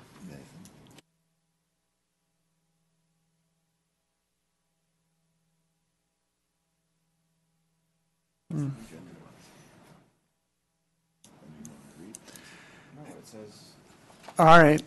I think Nathan's provided us some good advice, and I think a little later when we discuss ethics in a more general context, it'll become more clear.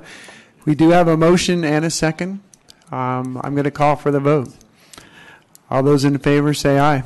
Aye. Aye. Aye. Aye. Any opposed? Any opposed? Very well. Motion carries. All right. Chair. Yes. So can I propose that for the next full commission meeting, we have a draft letter soliciting these non-voting advisors drafted for approval? Yes. You can.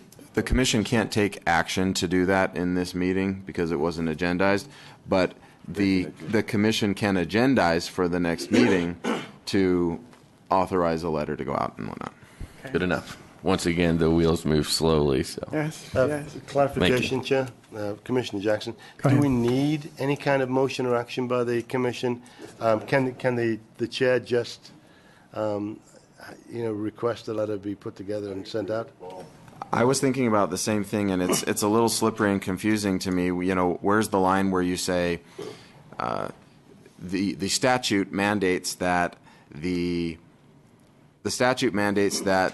commission develop regulations for the grant process, and so we say, oh, we're just going to do what the statute told us we could do. We'll do it administratively. No, I mean, obviously, that's a clear example of where no, that doesn't work.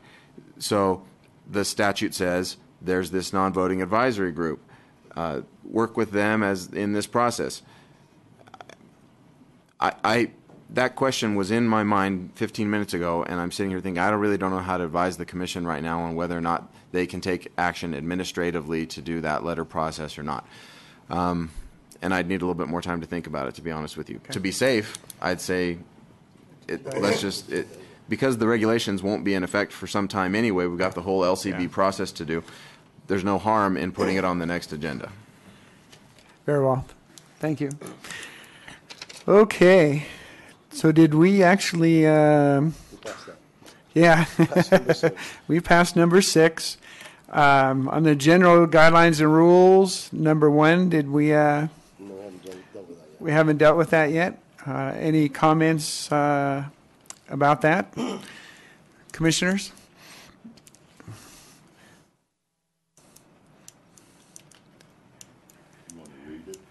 I could read it for the record. Applicants can be eligible to be awarded grant funds either by ownership, lease, easement, special use agreement, or long-term interest in the property at the time of submitting any grant application.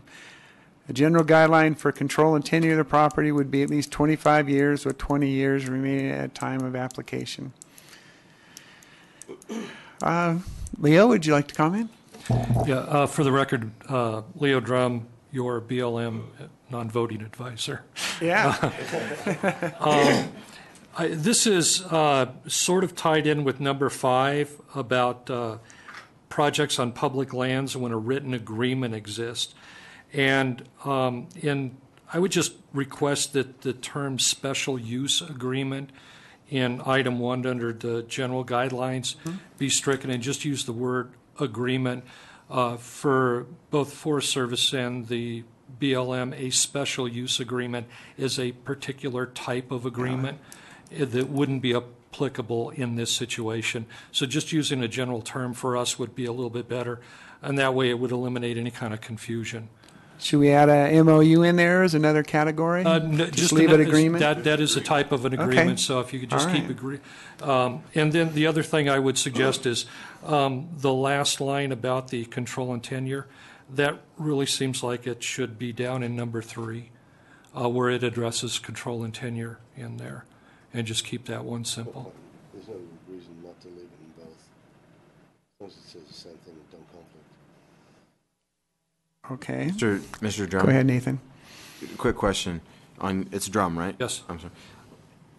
Special use agreement and agreement as 2 options that would be discussed. Just an idea here. What the term use agreement without the word special, what does that mean to you in the context of your concern? That implies a specific use of public land for an activity or a certain purpose. Right. If that's the intent of the commission, in other words, if the term agreement is too broad and vague to communicate what the commission, and this is just based on my recollection of being at the regulation committee meeting where this was developed. The idea here, as I recall, and correct me, members of the commission, if this isn't correct, the idea here is that to apply to do a project on certain property, you've got to have an interest in that property that allows you to do it. True. And that interest can be shown by a certain kind of agreement. And the language that was put in here at the time was special use agreement.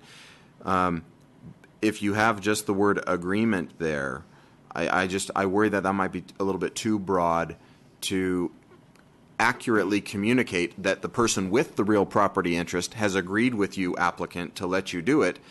But if it's a use agreement, that's not quite as broad and vague in that it lets the commission know as it's reviewing applications that the entity with the property interest has a use agreement with you, applicant, to let you do this.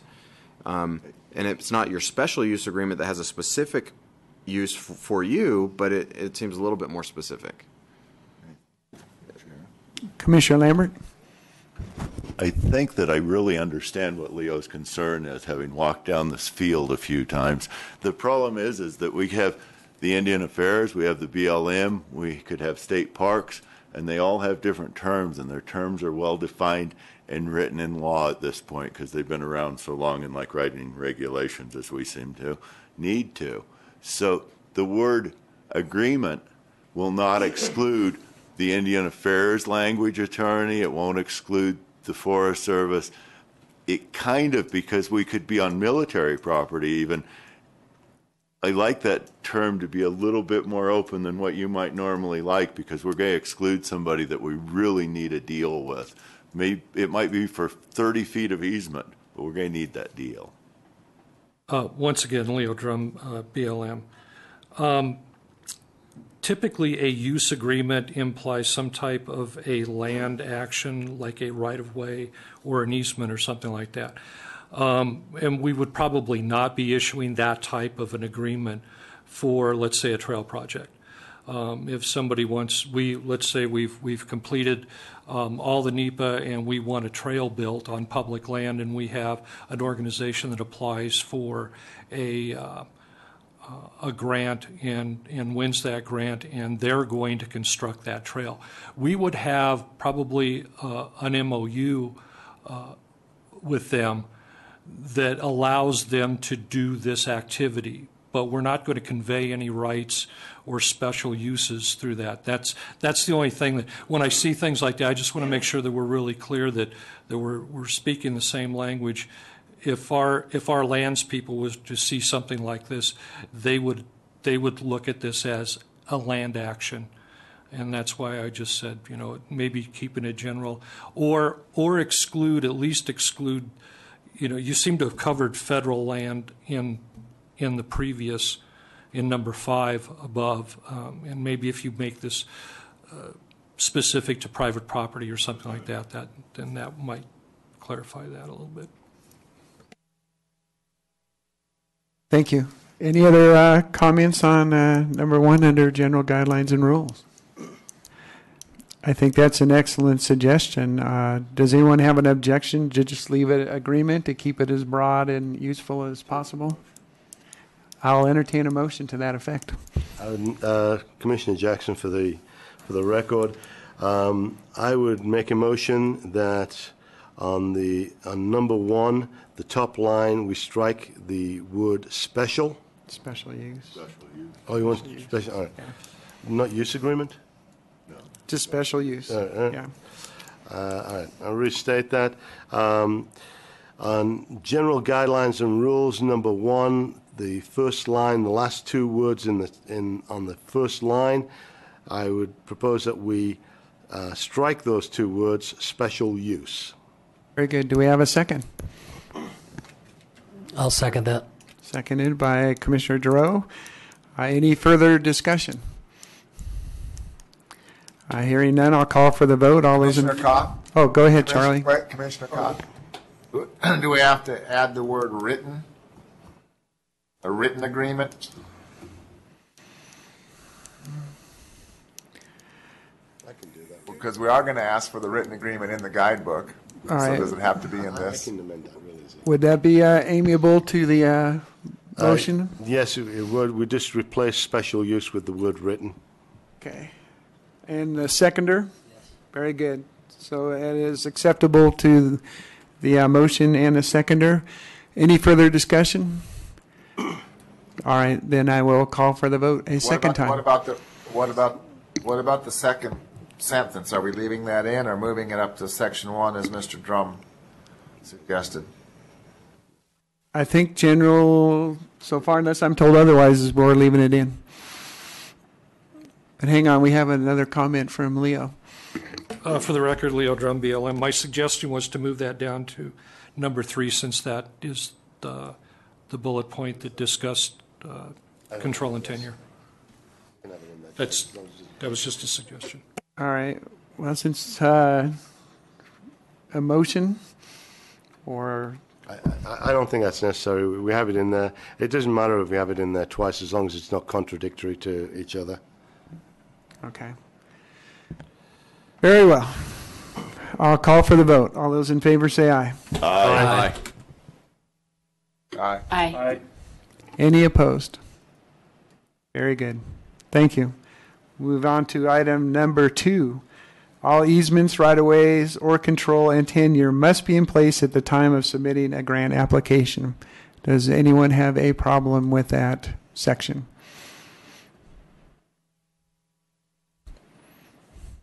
Anyone in the public have a problem with that section? Very well. I think we have a no motion to change number 2. No motion. Okay.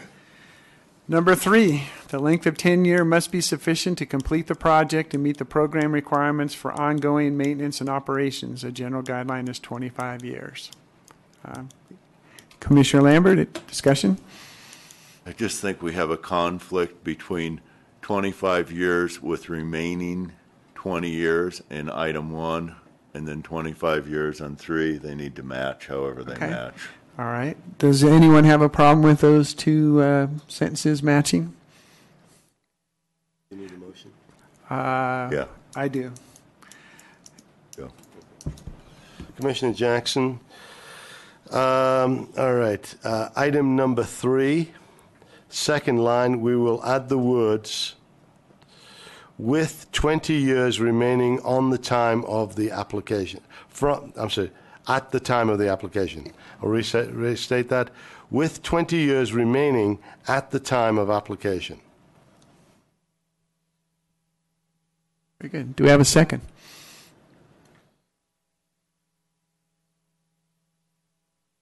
Sure. I'll second it. Good. Commissioner Lambert seconds that. Any further discussion? Any further comment? Very well. I'll call for the vote. All those in favor say aye. Aye. Very well. Aye. Aye. Very well. Motion carries unanimously. Number 4, the grantee is responsible for the continued operation and maintenance of funded facilities. Any discussion? Commissioner Leo? I'll say Commissioner Drum. I'm getting used to you. For the record, Leo Drum, Bureau of Land Management. I would suggest that you put the grantee is responsible for providing documentation of the continued operation and maintenance of facilities. And I suggest that because once a project is completed on public land, it becomes the responsibility of, for instance, the BLM to maintain. So if you have created a trail or a trailhead, we're going to incorporate that into our facilities maintenance system and put that on a regular maintenance track. So the group that actually constructed that may not be the ones that are going to be maintaining it.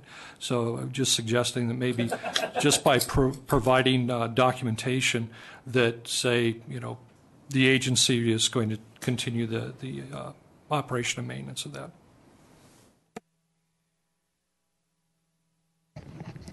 Make an excellent suggestion. That was pretty close to what you submitted earlier, Doug, right? Very well. Any further comments? I think that's an excellent suggestion. Would anyone like to put that in form of a motion?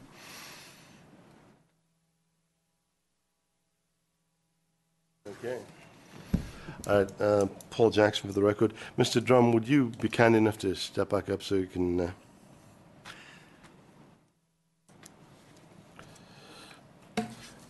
And for expediency's sake, could you restate the way that you wanted that read? Number 4 should read. Number 4 would read, the grantee is responsible for providing documentation of the continued operation and maintenance of the funded facilities. I would make that as a motion. Do we have a second? Second. Very good. It's motioned and seconded. Any further discussion? Any public comment? Very well. I will call for the vote. All those in favor say aye. Aye. Aye. Aye. Aye. Very well. Motion carries unanimously. Number 5, an awarded grant must be completed within 2 years after it has been awarded. Some discussion on that point. Anyone have an issue with that?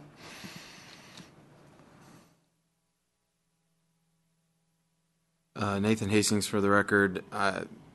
This may be overly cautious in terms of making sure that language is clear enough, but it may need to say an awarded grant project must be completed within 2 years after it has been awarded.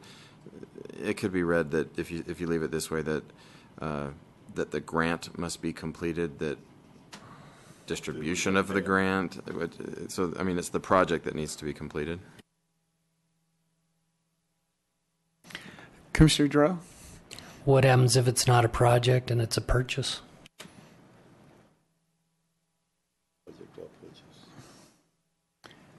It's a good question.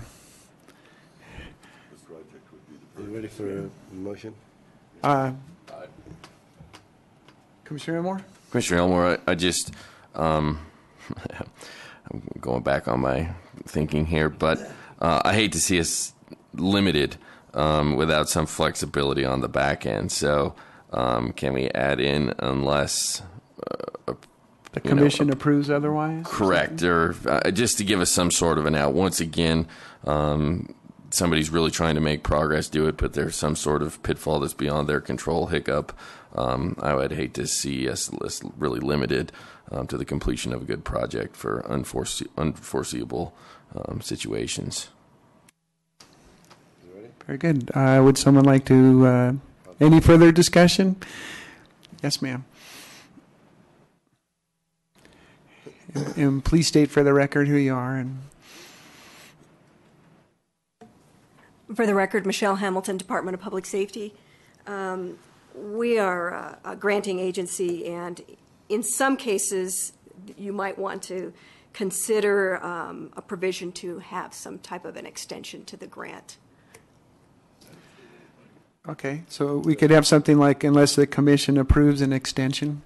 Something, we usually, within 90 days out, Approved by commission, okay. they have to come forward with a compelling reason. Okay. Not wait till the end of the grant period and say, oh, by the way, we can't spend the money. But they've been reporting all along, and they've had trouble hiring staff, they've had trouble with weather, they've had trouble getting permits, something along those lines. I would think that you would want to have something in place to do that, and then if they really aren't doing the grant, then you just deny the extension and close the project. Okay. Thank you. Okay. Commissioner Elmore? Commissioner Elmore, Michelle, can you maybe wordsmith that for us, how you would, or how it's handled in your world in regards to an extension? I have a proposal for the motion, and if it's not adequate, then we can. Would that be okay? Sure. If it works for them, Go works for for it. me. Go All ahead. right. Paul Jackson for the record. Under General Guidelines and Rules number 5, an award grant, and then we would add project or purchase must be completed within 2 years after it has been awarded, unless approved by the commission. Unless extension approved? Okay, I didn't add that. Unless extension approved by commission. I'll second. We have a motion and a 90 second. days. Mr. Cox, Go ahead, Charlie. Michelle brought up a 90-day prior to. Do we need to include that in there? Are we going to wait till the end of the grant process? Commissioner Jackson, for the record, I think we need to just leave some flexibility in there. We can always say no. We can always say, look, no, sorry, Jack. But, I mean, somebody might come to us 6 months before, or it may be a circumstance. There may be a flood, a flash flood in down south that does something, and it didn't happen until 30 days before. So I think we leave it open. We leave ourselves the maximum flexibility. And, if the commission is willing to say, yeah, we're going to extend that, and then we should. I mean, again, I think we've got 11 reasonable people on the commission, and I think we'd be able to work that out. Commissioner Lambert? Commissioner Baker? 1 second, Sue. Go ahead, Gary, and then I'll get to you. Chairman, it would seem appropriate for you to instruct the secretary to send out a letter 90 days prior to the close of a grant cycle, advising them that they have 30 days to generate whatever it is you desire. Administratively, we could do that. Yeah, that would be helpful. Thank you. I think that would eliminate some of the concerns. Thank you. Okay. Very good. Commissioner Baker? My comment was, I think for this line item, it could say, unless, as Paul stated, unless it's be given an extension, but that probably someplace else we need to have the process to apply for an extension and what that looks like. That might be better. Keep it vague. Good. Yeah, excellent suggestion. Okay. Process to apply for extension and, okay. Very good. Thank you. All right. Any further discussion? We do have a motion and a second. I'll call for the vote. All those in favor say aye. Aye. Aye. Aye. Aye. Aye. Aye. Motion carries unanimously. Okay, this one ought to be an interesting one. Number 6, the scoring criteria, and let's go for an editorial right there, is to be the sole criteria for judging grant awards. Might as well start the discussion. Anyone have a problem with that? Commissioner Aye. Baker wants to speak. Commissioner Baker, go ahead.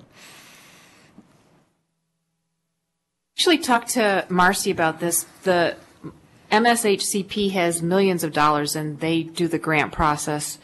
And she said that they started out without scoring and they went to a scoring process just to remove any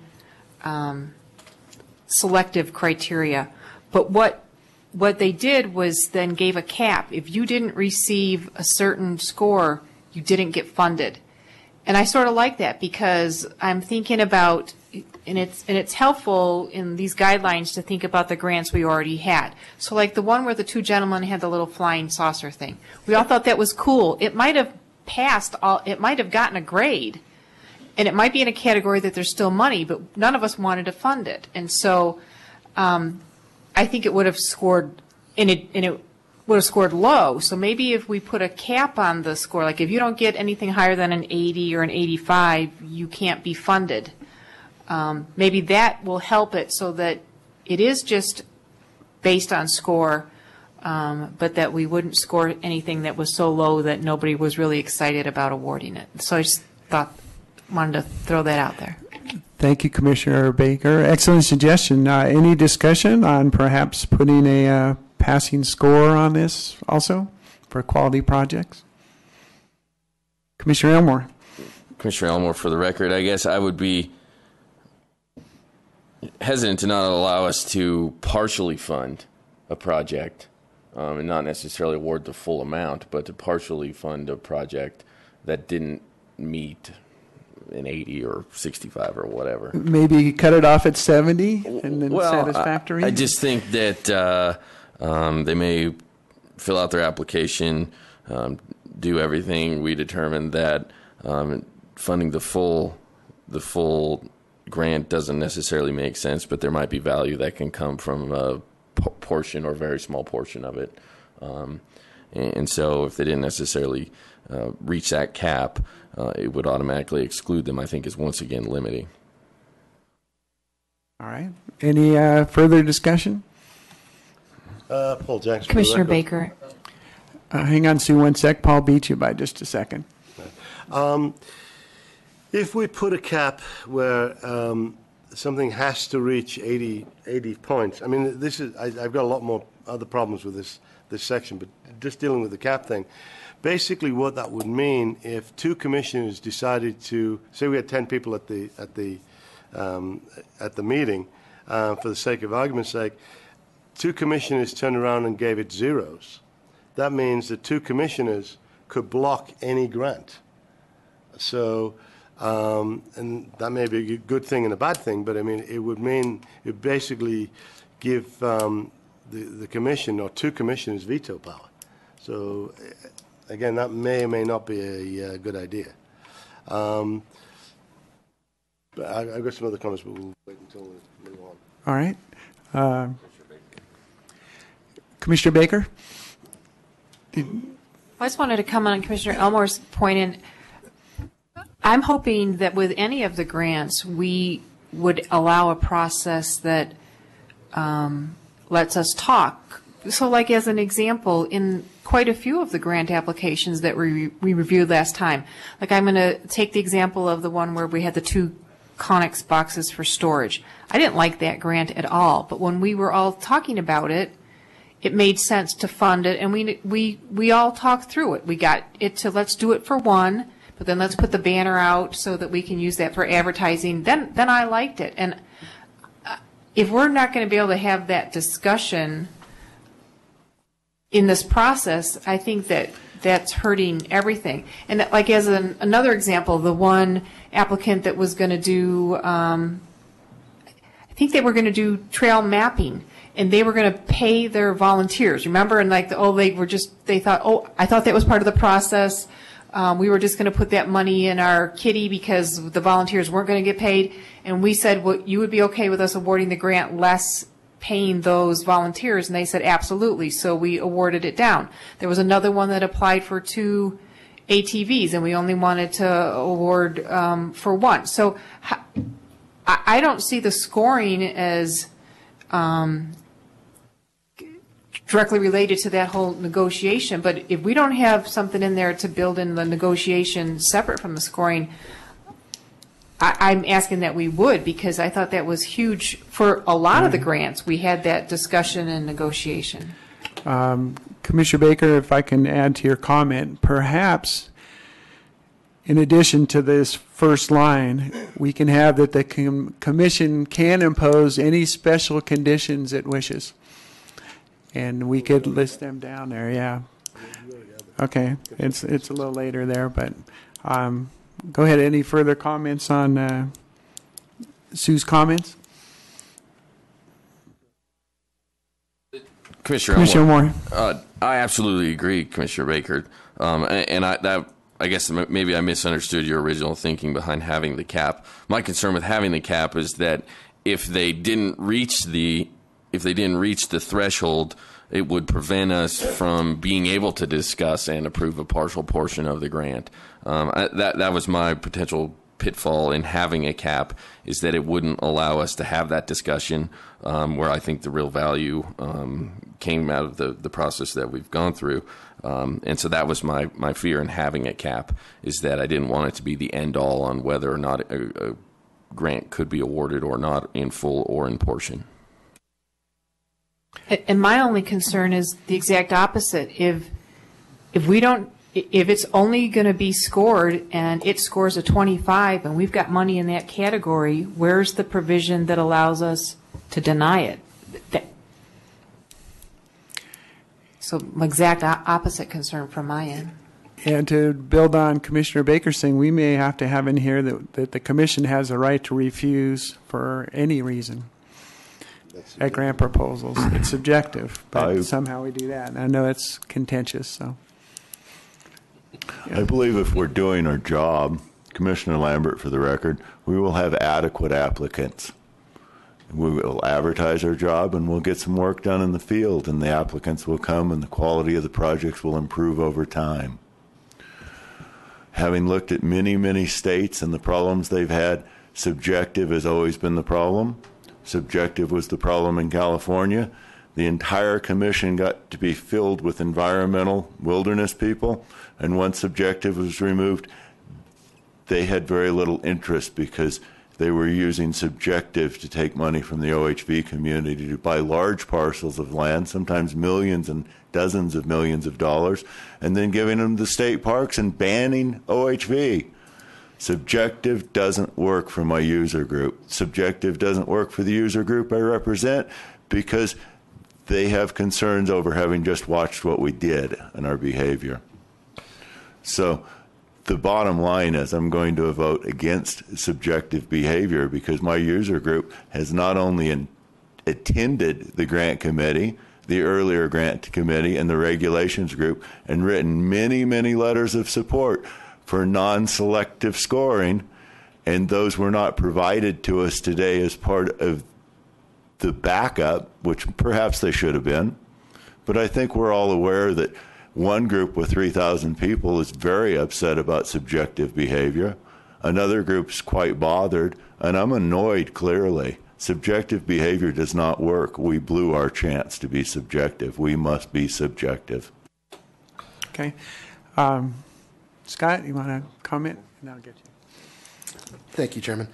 Scott Gers, Nevada Trail Stewards. I can see where a lot of this is coming from, and obviously I know where a lot of this is coming from. We've all felt the pains and are we're realizing where we're going, and I don't want to lead back into the same circle. Okay, so flat out, this number 6 line should remain as it is right now.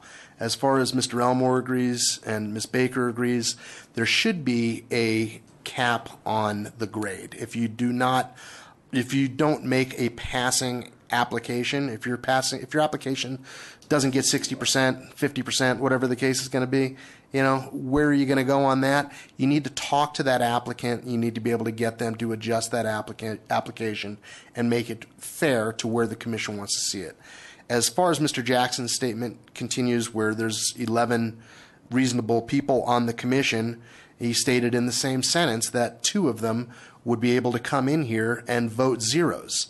And if 2 people out of 10 or 11 vote zeros to veto a grant, there's obviously some more coercion going on here. We've got some larger issues with ethical behavior than we do with a simple scoring piece that needs to be put in place. A scoring portion of this grant needs to be put in place so the commissioners can be responsible to the public openly. So those 2 commissioners that voted zeros when the other commissioners voted 90s or so can actually be brought out and say, I don't understand. Why is this so far off from where the other 8 or 9 commissioners thought? So be very cautious of where this is leading. We want to make sure that this is as open as possible. We want to make sure that this is a scoring sheet is simple. You can put what you want into the grant guidelines and requirements on the score sheet, but it should be followed. It must be followed. This cannot be another subjective process where we're taking the state's money, the OHV user community's money. We're taking that money and we're basically saying, I'm going to spend it any way I want. It's not the way that this is meant to work. You're going to be held responsible. The commission is obviously under a magnifying glass. We all are. We want to make sure that we're clear on that. Let's not lose sight of where we're going. Thanks for your time. Thank you, Scott. Commissioner Jackson. Commissioner Jackson, for the record. I think we're all agreed. I don't think there's anybody on this commission that doesn't agree that score sheets should be made public. And I think that's a good idea, because if one commissioner scores a 70 and everybody else scores a 90, then obviously there's an issue here. But I believe that the commission should be able to vote on this, and whether a grant is funded or not should be from a vote of the commission. We have 11 reasonable people on this commission, people who are appointed for good reason, people who come from different areas, whether it be snowmobiling or ATVing, and they have to qualify to be from those areas. So the likelihood of us having 11 environmentalists or 6 environmentalists who hate ATVs on this commission is virtually impossible. So again, this should be done by a vote of the commission. I believe, and I agree with the rest of the commission, that the score sheet should be made public, and anybody scoring a sheet should be able to back that up, should be able to say, this is why I scored, this is a 70 or a 65 or a 90. And there should be, there should be public accountability. But the bottom line is that we need to be able to vote on this, and each commissioner should vote their conscience and the way that they feel or how important this grant is. We can be brought into pitfalls. If, for example, there's a bad grant or a grant that looks like it could be subject to fraud, we're stuck with it. If it scores high, we're stuck with that grant. Again, we're not talking subjective scoring. We're talking about scoring based on a reasonable criteria. And I think that's very important. Is a very important point. And again, I believe the commission should vote, and I would I would basically make the suggestion that we have on here, we do have the scoring. The scoring is made public, but the final decision is a vote of the commission, up or down. Thank you. Any further discussion, commissioners? Yes. Go ahead, Commissioner Lambert. There was an interesting topic brought up regarding the score sheets, and I realize this is slight digression, but did we ever provide the attorneys and the other people that asked to see those score sheets when Chairman Jackson was chair, the score sheets? Because if we're going to provide them to the public, and had we provided them to the public and used them, we wouldn't be in the ditch. So I'd suggest that we gather those up and post them. Thank you for that comment. Other commissioners down in Vegas? Mr. Gers? Yes, a follow-up to Mr. Jackson's comment again, trying to lead this back into a subjective concept. That is the way the original scoring criteria was set up, the way that the original guideline was set up was to use the scoring criteria. There still hasn't been an adequate explanation on why the scoring criteria wasn't used for the first grant round. So it's very concerning to the trail stewards, to the OHV community, all the organizations that we represent, all the clubs that we represent, that this not be able to happen again. I will fight this tooth and nail to make sure that this scoring criteria stays in place. Okay. The fact that they're still pushing at this point after the debacle that this grant process had turned into, it's quite upsetting to me. I'm stunned that we're still having this conversation, to be honest with you. Thank you. Very good. Commissioner Lambert. I want to thank you for your time and to bring that up, Scott. My real issue with this is that this board and commission actually was about to approve something that the first thing approved was something that I scored in the 40s, and that we became so subjective that we were about to buy a side-by-side for something that scored in the 40s without a single support letter. So they would have missed 20 points right off the top. I can't say it strongly enough that California went in the ditch and Nevada went in the ditch because they thought they were capable of subjective behavior when we're expected to behave professionally. We have never provided the score sheets to the public or to the commissioners, although I've requested them.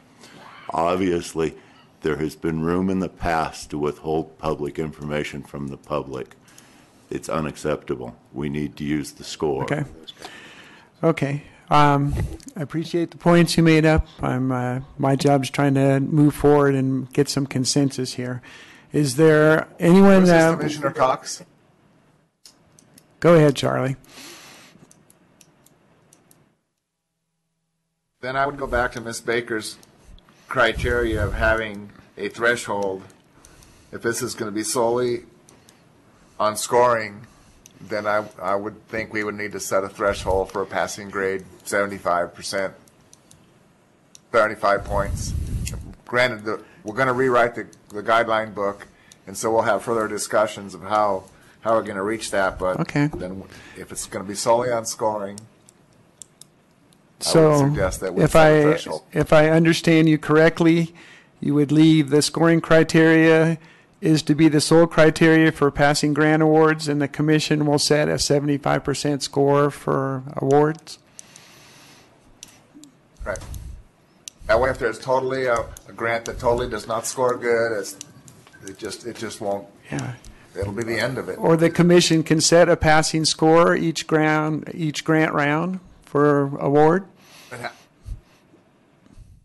I'm just trying to get some specificity there to the language. I think we should just set it. My suggestion is 75 points, and in the future, if we need to change it, we can change it. But I don't think we should leave it open at this point, as we're going to change it every round. Okay. Would you like to make that as a form of a motion?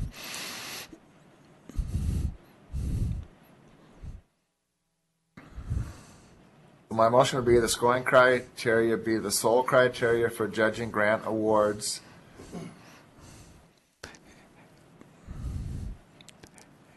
With a scoring threshold of at least 75 points or higher to be funded.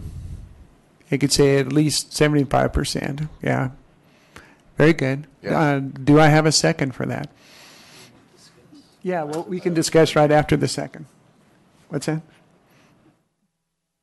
I'll give him a second for the purpose of discussion, Very good. followed by a friendly amendment. Friendly amendment? Fire away. Charlie, I'm concerned about the 75%. Somebody that is unable to get letters of support from the community is instantly out. Seems like you get to stay in school at 65% probably. We have single 25% criteria items. It would have completely thrown many people out very early on.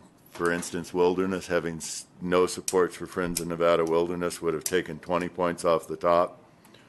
Are you sure you only want to leave them 5 more points to be thrown out? I would suggest we use a friendly amendment of going to 65% for total cutoff. But in the scoring criteria, you didn't get points for how many letters of support. You can have 1 letter of support or no letters of or 100 letters of support. It's only worth so many points. And we have to rewrite the guideline book, and at someplace else in here, it says no one category will be more than 10% or 10 points. So, yeah, I'm open to flexibility, whether it's 65, 75%. That's irrelevant. Because we're going to have to write the guidebook to give us more opportunities to give points in different areas. It was an accept or deny request. I would accept. Why don't you guys split the difference at 70? You just accepted it. Done. All right.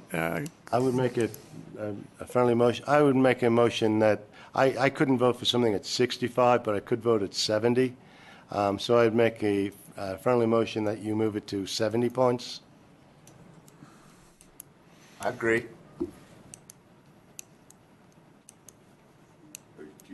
It's not my motion.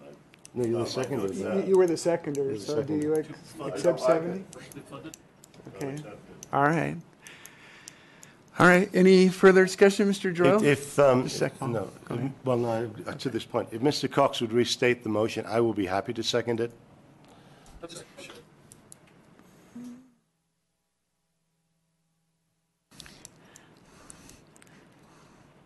In order for a grant to be funded solely based on the scoring sheets, it must receive 70% or better. Seconded. Commissioner Jackson. All right. Moved and seconded. Further discussion? Commissioner Giroux? Yeah.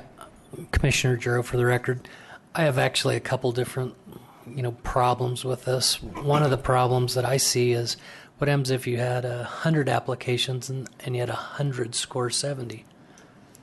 Who's going to decide who gets what? Now you have X amount of dollars, and now you basically painted yourself into a corner to where you don't have enough money, and we've not let any portion of this to where the actual commission, being what I would consider, the last line of defense, now we basically, we put ourselves into you still got to pick and choose, correct?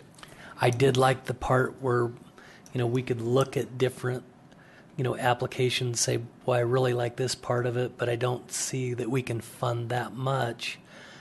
I was part of the original, grant decisions, and I thought we worked really hard and diligent to try to squeeze as much money around and really work it. By doing it this way, you've eliminated that. You could have a project that, might score real high, but say they want $250,000 of the budget.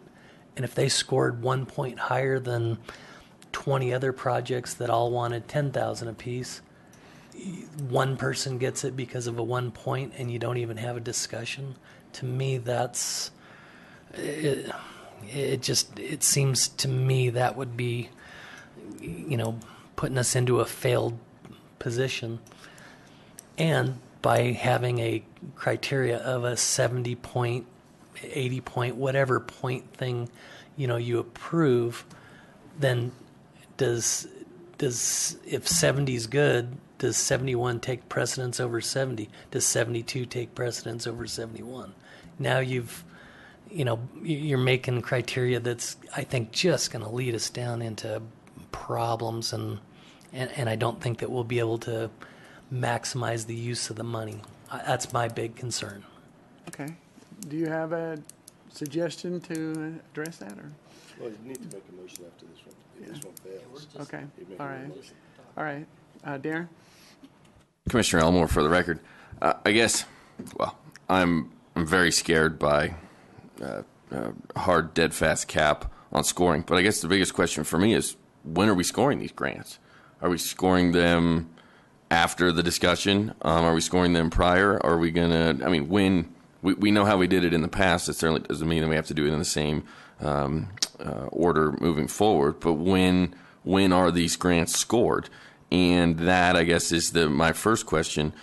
My second question, I think there's a significant number of potential pitfalls if you put a cap on it or a threshold that really limits our ability to fund based on the merit. The process is really simple in my mind, right? The applicant's job is to sell the commission on giving them what they're asking for, either in whole or in portion.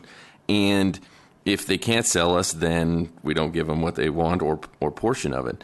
And the scoring, for me, has value in that we can hand somebody something back that says this is where you were strong, this is where you were weak. But ultimately, if they can't sell us in the combination of the application itself and their presentation and the discussion that comes out of the commission as a whole on each grant process, which is, I think, where the real value for me came out of the previous process, if they haven't sold us, they haven't sold us. But it's a multifaceted tool versus this scoring sheet is dead fast, drop dead, pass, fail, you get your money or you don't.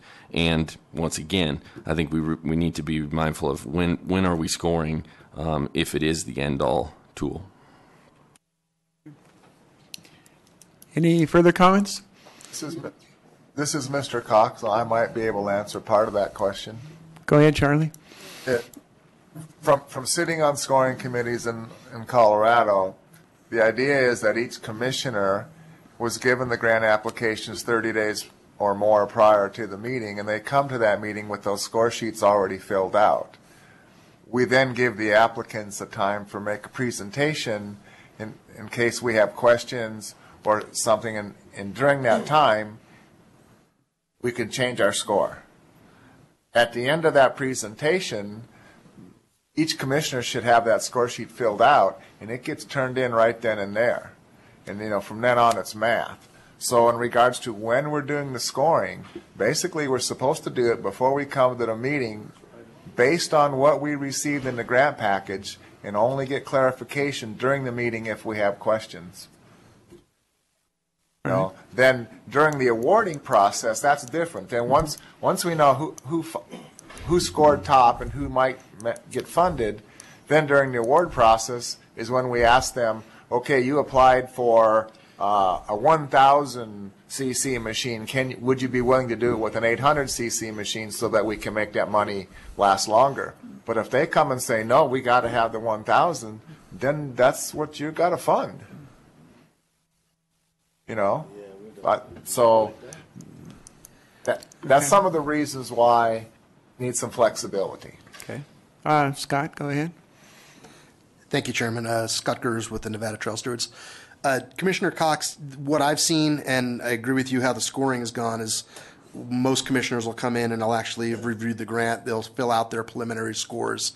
When they come in, they'll go to the presentation, and then they'll have a final score that they may have been swayed plus or minus on those different categories during the applicant's presentation.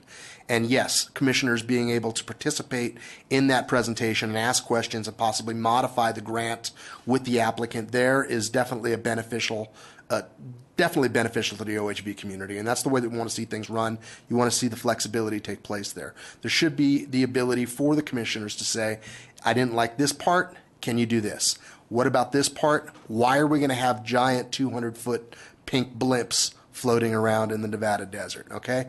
Let's do something differently. Can you give me another suggestion? What's part 2? What's phase 2? You can modify those things. They can be done while they're there. I don't believe that picking an arbitrary number at this point that you're going to say is a pass or fail number when you don't even know what the scoring criteria is going to finalize out, and you're going to say that 75% of this is going to be a failing grade, I think that's unacceptable. I don't think that this item number 6 should not be changed. It should stay in its entirety. If something has to be added, it should be added in the handbook, in the guidebook, and be able to put that information in there.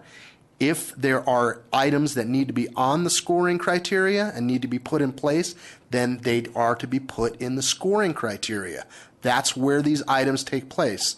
And again, Charlie, as you stated, other states have done it this way. This is the way that grants have been non-subjectively awarded for years and for millions and millions of dollars. We cannot afford to have this same subjective issue pop up again. And as Commissioner Jackson has said several times now, that you can have a coercion going on with a couple of commissioners, which we've... Point of order, I never ever said coercion, and I'm really getting bored with you mischaracterization of my statements. So, Mr. Gers, will you please bring yourself to facts? Thank you. If I had the facts, I would love to actually have the facts. Okay. So maybe you could work on getting that to me. Please. The point is that you stated that 2 commissioners could put a 0 failing grade on a grant and therefore veto the grant. That's correct. Okay? If 2 commissioners... Am I speaking? Let him finish. You know what? You're not a commissioner. So you need to get this here. Yeah. If 2 commissioners can do this, then we cannot allow this grant scoring to be manipulated again. Okay. So I would suggest that this stays the way it is. If there is going to be a pass-fail, then it goes into the application handbook, and it's worked there. Okay. Thank you. Thank you. Any further public comment there?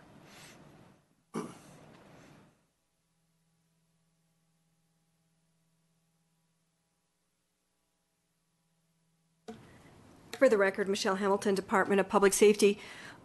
When we award grants, we have what's known as a scoring and a peer review process. And similar to what was brought up, we can change our score, and a lot of times we do, because subject matter experts can bring in a light to say that this project really isn't, this particular item could be got free from the FBI, or they could get volunteers. So it's good to have that discussion.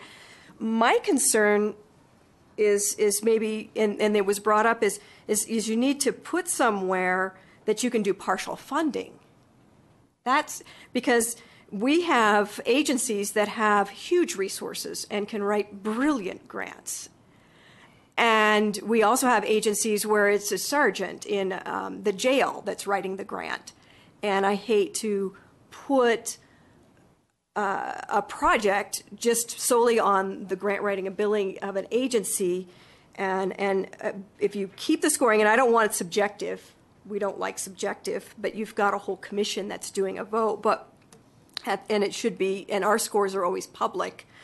But at the same time, is maybe you could put it in the grant guidebook, because if that person gets 100 and somebody else, like as you brought up, gets 99, and that particular entity put in for a lot of money, are you then compelled to give them 100% award? That's the only thing that I see in there, and I don't see anywhere that there's the word partial award. Okay. And okay. That's maybe it's different. Thank you. Commissioner Jackson. I have one comment. I mean, in our last awards, the Parks and Recreation have a quote-unquote subjective criteria, and they denied at least 2 or 3 of the same grants we denied. So obviously, we're all in line, whether it be a subjective system or not. We were right in there. Even claiming we're subjective. I think that once you have 11 people making a decision, and they make their score sheets available to the public, and people can see what their thoughts are. Maybe they can add notes to the score sheet and saying, I didn't score this well because. But if you have that situation, we then can fulfill the needs that Mr. Giroux and Mr. The concerns, I'm sorry, of Mr. Giroux and Mr. Elmore, and still be a fair system. Again, 11 people, it's very easy, very difficult to make 11 people do something wrong. Thank you. All right. Any further discussion? We do have a motion and a second on the table. I want to remove my support of the second. I don't see the reason for the timeline, having heard everyone talk. So I provided your second. No, the second was provided. Actually, there's a second one, Charlie, and then Paul was the second thing. Any further discussion, or should we call for the vote? All right, I'll call for the vote. All those in favor say aye. All right, you want to reread that, Charlie, there? Do I want to reread it? Yeah, just for clarification.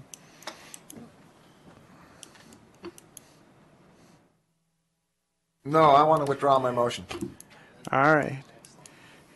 Do we have a motion after this? Yeah, I have a motion. Okay, hang on. I'll let Gary go first, and then we can do that. Go ahead, Gary. Gary Lambert, for the record.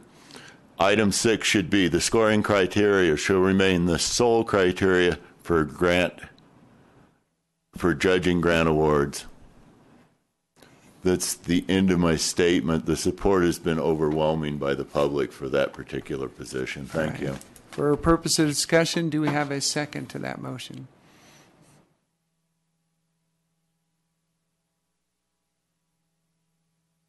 Okay, motion dies for lack of a second. Do we have any other motion? Yes. Well, let me just allow me 1 second to get prepared here. I would make a motion that all score sheets shall be made public. Any grant not reaching a minimum of 70% shall be withdrawn, and that the final decision on whether to fund grants or not should be made by the vote of the commission, a majority vote of the commission. Do I have a second for that motion?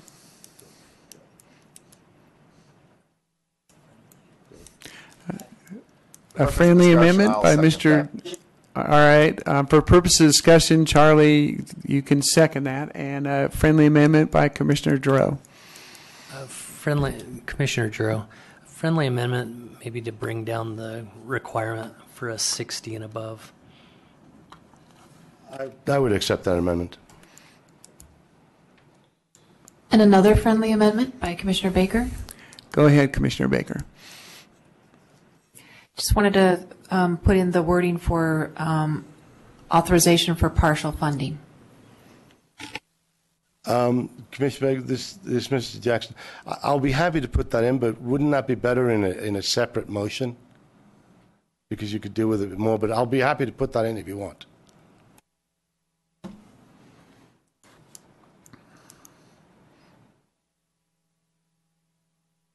You mean a separate criteria, not tied to the scoring? I'm fine with that. In a separate motion, in a separate item.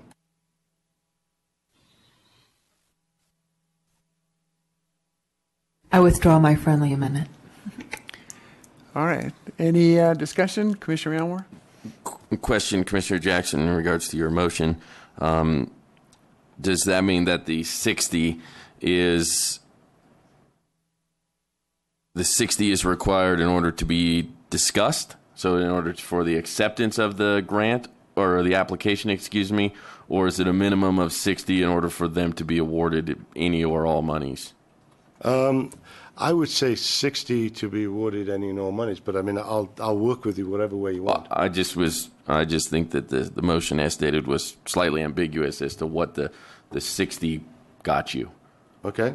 How would you like it to read, sir? I think that it needs to be, I don't like the idea of a cap in general, but I think that a 60 in order for the grant application to be accepted for further discussion. Consideration. Okay. Is that acceptable to the seconder? Those friendly amendments? Yes. All right. Any further discussion? Commissioner Lee. Commissioner Lee, go ahead. Commissioner Jackson, could you explain to me what exactly, because I guess I'm thick-headed today because I'm not quite understanding. Are you saying we're going to look at the scoring and then we're just going to take an arbitrary vote? Or I guess I'm just kind of unclear exactly where you're headed. I think basically what we're trying to say is that we would do scoring. It will be public, and our vote will be generally based on the scores. Obviously, if somebody gets a 90 and somebody gets a 60, we're going to fund the 90. But in the case of somebody gets 91 and somebody gets 90, but the 91 wants 250,000 and would completely wipe out the funds, we have the ability at that point to discuss and make a decision as a commission. So generally, it would generally be based on the scores, and the scores would be used as the main criteria, but the final decision would be a vote of the commission. But obviously, if somebody scores in the 90s and we don't support that grant, there's something wrong. But then everybody's scores will be public, and we can take it from there. But I don't think that's going to be. We have reasonable people on this commission, and I think that if it's within a few points, or something comes up that is ambiguous, or we need to make a choice somewhere, I just want to leave us room to be able to do that. All right. Thank you. Commissioner Lambert. I'm troubled by several items within this motion, but one that's just blaring is that we have not put a date or a timeline that we will put those scores up on the website. It would be totally unsupportable without that happening very quickly. I'm still very troubled by the direction this is headed.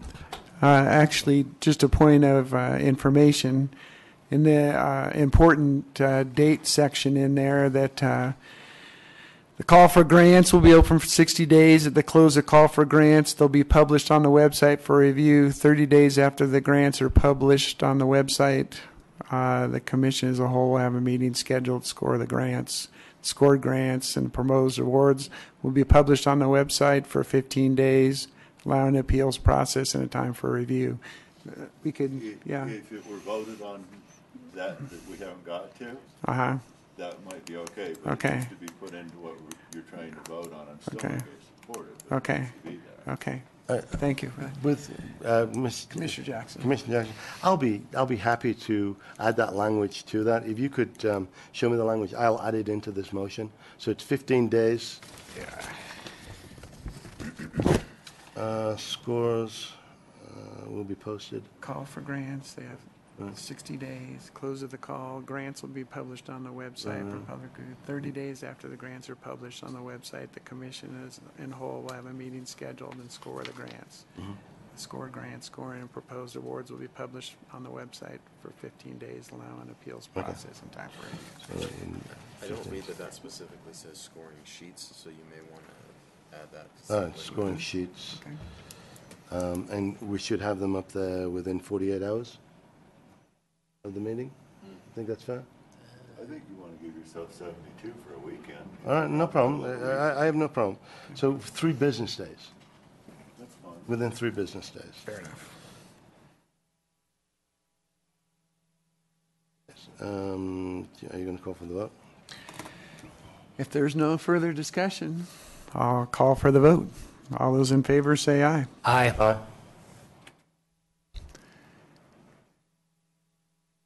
All those, go ahead, Charlie. All right, there's 3 ayes. Can we reread the motion? Sure, I'll be happy Okay. to. Okay. All score sheets shall be made public within 3 business days of the what would you call it? The grant within 3 business days of grants being awarded and shall remain there for 15 days. Any grant which is considered for funding must achieve at least 60%.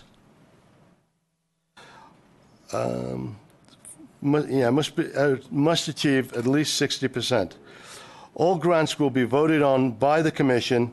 The final decision will be of whether a grant is funded will be made by a majority vote of the Commission. Is that as clear as mud?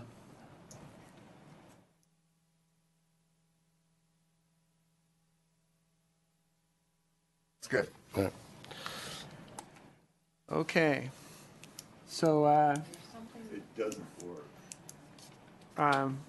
you can have a comment to suggest how to make it better, other than maybe your obvious. Well, I'm going to get to that. I mean, I just was going to point out what Okay. doesn't work in it. It doesn't work because the grants aren't awarded until the appeal process. So it's strictly a tiny item about the grant awards being the timeline that kicks off the 72 So maybe hours. something like initial scoring and then after the appeals process or something. Well, no, because then it's no good after the appeals process. It should be before the appeals process. What I'm saying is that your wording of award doesn't work because you're doing this before the appeals it just What doesn't would you want work. to use instead of award? Vote. Okay. But it, I mean, All right, it's law to do that. For those who didn't hear this, I'm going to substitute the word award with the word vote, because the grants aren't actually awarded until after the appeals process. So it will be the vote of the commission, and the score sheets will be made available within 3 business days of the vote and would remain on the website for 15 days.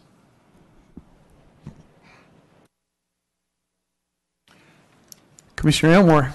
Commissioner Jackson, just curious, where does your motion put us if none or all of the grants, the applications, score above or below 60? We don't have to fund grants. There's nothing in the legislation that says we have to. If the grants don't meet the criteria, then they don't meet the criteria. And if they all score above 60? Then we consider them all. Still back to the vote. No, obviously the scoring criteria will be very strong. I mean, some people get 60, some people get 90. Now, obviously, if somebody's getting 90, we're much more likely to award that.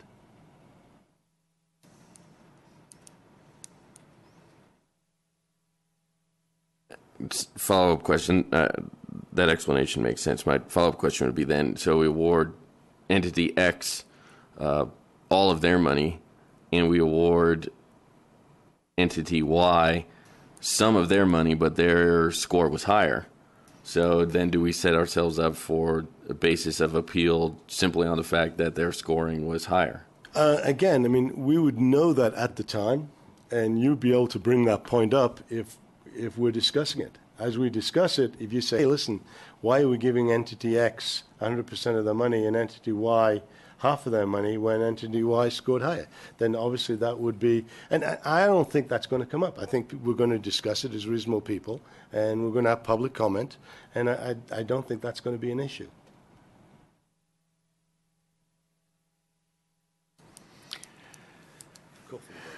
Okay, I'll call for the vote one more time. He just restated, so he had a second. It's been moved and seconded and discussed. I'll call for the vote. All those in favor say aye. Aye. Aye. Aye. Aye. Aye. All those opposed? Aye. Nay. Aye. Okay. Was that an aye or an A? It was an aye, I think. Oh, that's a nay? Sorry, it was a nay. Okay. Nay. All right. Well, now you got to 3 show of nays. hands. Yeah, it could be done. All right. We can go to what's called division. All right, we'll go for division. Can you call the roll, President?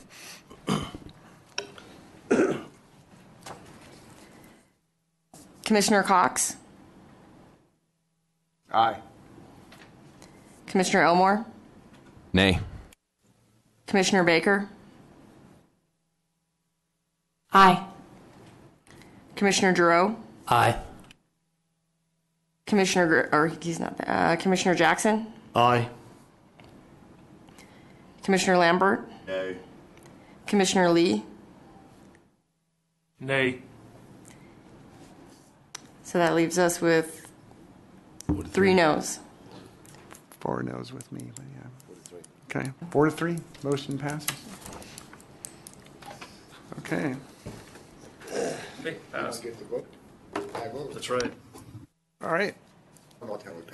I'm not really sure either. Generally, we're going to follow the scores. All right. I'm thinking about taking a break at 12:30. I think if we can hit 1 or 2 more, we could take a little 30-minute break for lunch. A lot of the other items I don't think will be nearly as lengthy. Yeah. Number 7 states that each grant applicant will be given a chance to make a presentation to the scoring committee. Does anyone have any suggestions, changes, etc. there? Do I take it we accept that statement as written? Okay. And we have no motion to change number 7. Okay. Number 8. The purpose of this presentation is to be able to change the score of the grant received. It may work in the applicant's favor or not. It will also provide a time to answer any questions the scoring committee may have about the application, either in whole or in part. Again, does any member of the commission or the public have a problem with that statement? Commissioner Elmore.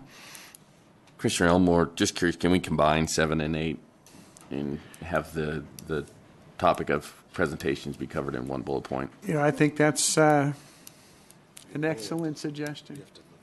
Yeah, we would have to vote on that. If you want to make that a motion, I think we can. I make a motion that we combine bullet points 7 and 8 as they are listed, just simply combine them. Very good. Do I have a second? Seconded by Commissioner Lambert. Commissioner- And purpose of discussion, go ahead, Commissioner Baker. I would make a friendly amendment that we don't need to include the line item. It may work in the applicant's favor or not. But maybe we do say that, and I don't know that we need this or not, but when do we say we can adjust our scoring after the presentation? But I don't think we need, it may work in the applicant's favor or not. I would remove that. Be able to change the score. Actually, First line, number 8, the purpose of the presentation is Sure. to change the score, so it already implies that. okay. What about If you say it will also provide a time to answer any questions the scoring committee may have about the application, either whole in or in part, and adjust score accordingly? Nathan Hastings, for the record, I believe the first sentence of number 8 already includes by implication what you're saying. The purpose of the presentation is to be able to change the score the grant received. In other words, during the presentation you can be changing the score, so I think it's already there. does that work for you, Commissioner Baker? Yes, it does. Okay, so then we can combine 7 and 8 to read each grant applicant will be given a chance to make a presentation to the scoring committee. The purpose of this presentation is to be able to change the score of the grant received. It will also provide a time to answer any questions the scoring committee may have about the application, either in whole and in part. Any further discussion? Commissioner Elmore? Yes, go ahead, I would Dan. ask that we strike scoring committee and change it to commission. We don't use scoring committee anywhere else. Very good. Is that acceptable to the presenter and seconder?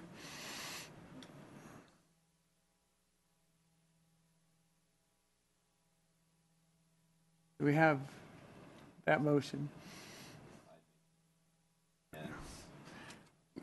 I don't know that anybody seconded Do we have a second? formally. We do. Okay. Okay, Commissioner Lambert. So I would accept the friendly amendment. Okay. Very good. All right, it's been moved and seconded. Any further discussion? Very good. I'll call for the vote. All those in favor say aye. Aye. Aye. Any? Aye. Aye. Okay. Any opposed? Very good. Thank you. Hit number 9 for lunch, huh?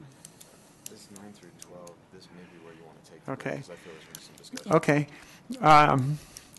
I think perhaps this may be a good time to take a half-hour break because 9 through 12 is probably all kind of related as far as the discussion goes. Can we have some agreement to take a 30-minute break, be back here in 30 minutes, and we'll go through the rest of this process? You don't need a motion. You can do Very good. I'll see you in 30 minutes. Thank you.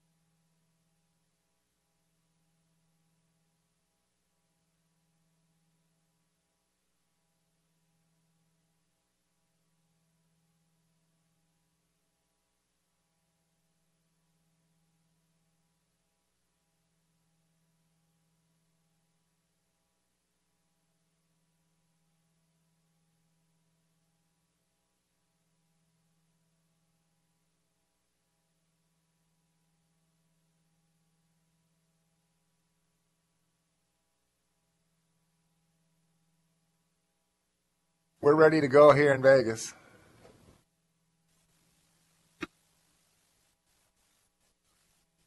Very well. We will call the meeting back to order at, our time is 1:52 p.m. 12:52. And I think what would help the body as a whole and the public, we have a couple of these, 2 or 3 of them, that are all related. I've asked our legal counsel to give a little overview about the ethics process and some of the distinctions in there. So I was going to turn it over to Nathan and give a little briefing to the entire commission, and then we can go ahead and tackle these things one at a time. So having said that, Nathan, go ahead. All right, Deputy Attorney General Nathan Hastings for the record. Here in the proposed language for grant regulations that the Commission's been going through, in the the meeting has reached the stage where the Commission is discussing items under general guidelines and rules, and and have reached number 9. Numbers 9, 10, 11, and 12 appear to be related to issues that deal with ethical considerations for, commissioners or advisors who would be participating in the process of grant applications being discussed and or ultimately voted on or scored. And I think it's important at this stage, before the Commission would vote on language it would want to put forward as to regulations on these issues, that I offer my opinion about, or just perspective, I should say. This isn't an official Attorney General opinion, but my perspective on how the law that is in place already addresses these issues, and my suggestion to the Commission that it incorporate broad language to reference the statute that's already in place as the governing standard, and reference the statutory structure for the way that commissioners and or advisors would conduct themselves, as opposed to coming up with your own regulations on these points. And let me say this to start out. There's legal doctrine that includes an idea called occupying the field. And the way that it most commonly is dealt with is in the area of conflicts between federal law and state law. If there is a certain field of or an area of law or of commerce where the federal Congress has authority given to it to act in that area, and it does so, and it incorporates law in that area, it is said to occupy the field. And in other words, the law that the federal government, the federal legislature would enact in that area occupies that field, and the states are not at liberty to go and make more specific law or other law that addresses those issues, because the federal government, which has the prerogative to do so, has occupied the field in that area. So as an example, I explained that. My sense is that, and I haven't done a ton of research on this, but that there's a similar thing going on here, where the state legislature has enacted authority in the form of a statute, which is NRS Chapter 281A, which is entitled Ethics in Government. And by enacting that statute, the legislature has occupied the field of how ethics concerns and considerations are handled in government, in state government.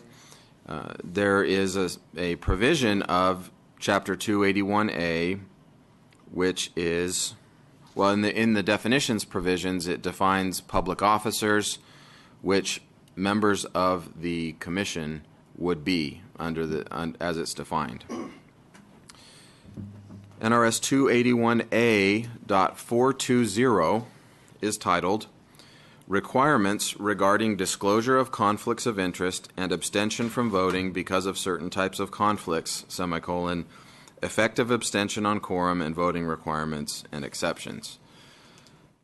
Having read this statute, my perspective, opinion, and suggestion to the Commission would be that this language is the only language the Commission needs for purposes of governing the conduct of commissioners as it relates to their involvement with the grant application process, as it would be, for example, addressed in these proposed regulations under items 9 and 10. And let me just give you a brief overview of what NRS 281A 420 talks about, and I don't mean to insult anyone's intelligence by implying that I don't believe that anyone already knows the statute. That very well may be the case, and may understand it better than I do, but just as an explanation, this is what the statute does. Section 1 of the statute provides that if a public officer, which members of the Commission would be in this context, if a matter comes before a public officer which is regarding which the public officer or employee has accepted a gift or loan, in which the public officer or employee has a significant pecuniary interest, or which would reasonably be affected by the public officer's or employee's commitment in a private capacity to the interests of another person, that public officer shall not approve, disapprove, vote, abstain from voting, or otherwise act without disclosing first at the time that the matter is considered to the public and to the chair and other members of the body what that particular gift or loan or pecuniary interest or other commitment in a private capacity to another person is. So the first requirement is that if any of those three things exist, a public officer will disclose it in the manner described in the statute. Subsection 2 is, or Section 2 of the statute is not, is related to campaign contributions. Subsection 3 specifies that in addition to the disclosure that's required under Section 1, a public officer shall not vote upon or advocate the passage or failure of, but may otherwise participate in the consideration of, a matter with respect to which the independence of judgment of a reasonable person in the public officer's situation would be materially affected by those three things that were specified in item 1. In other words, a gift or loan, significant pecuniary interest, or a commitment in a private capacity to the interest of another person. So the statute comprehensively already addresses the issues that are before the Commission here in the Commission's sense to this point that it should regulate on these issues. Let me real quick before yes, but let me get on one thing just while we're talking about this. Section 4 of the statute says that in interpreting and applying provision 3, which is the one that says when a public officer shall not vote or otherwise participate or advocate but can otherwise participate, it talks about a legal presumption. And it says it must be presumed that the independence of judgment of a reasonable person in the public officer's situation would not be materially affected by the public officer's acceptance of a gift or those other three things. It says where the resulting benefit or detriment to that person is not greater than that accruing to any other member of any general business, profession, occupation, or group that is affected by the matter. The presumption set forth in this paragraph does not affect okay. Then in subsection B of Part 4, it says that the Commission must get, or that appropriate weight must be given and proper deference to the public policy of this state, which favors the right of a public officer to perform the duties for which the public officer was elected or appointed, and to vote or otherwise act upon the matter, provided the public officer has properly disclosed those three things And this is because abstention by a public officer disrupts the normal course of representative government and deprives the public and the public officer's constituents of a voice in government affairs and is disfavored. So, big picture, having read through all that, Section 1 of the statute says under what circumstances a public officer has to disclose to the public body certain circumstances that exist about that person's interests. Section 3 of the statute says, in addition, if independence of judgment of a reasonable person in that person's situation would be materially affected by those circumstances, they have to abstain from voting or advocating but may otherwise participate. And then Section 4 of the statute gives guidance as to the public policy of how that should be interpreted, and as I read it, strongly leans in favor of finding that someone is not materially that their independence of judgment would usually not be materially affected, because the public policy is to have people participating when they're public officers. This statute is comprehensive, and it goes fairly into depth into these issues. My reading of it is that potential violation of ethical standards are governed by this statute, not by regulations that a public body would create. Items 11 and 12 of the proposed regulations here go into sanctions, and I would point out that here in the statute in 281A, section. There's a sanctions for misrepresentation. I'm sorry. Okay, so that. That's not included in that. I guess. Well, let me say this broadly. Sanctions, as they would relate to ethical violations that are outlined in the statute in 281A, are the prerogative of the Ethics Commission. We have no authority to do sanctions, do we? I'm sure we don't. If you want to put a question on the record to me, I can answer it on the record. Why don't you let Nathan finish, and then we can get some questions. Okay.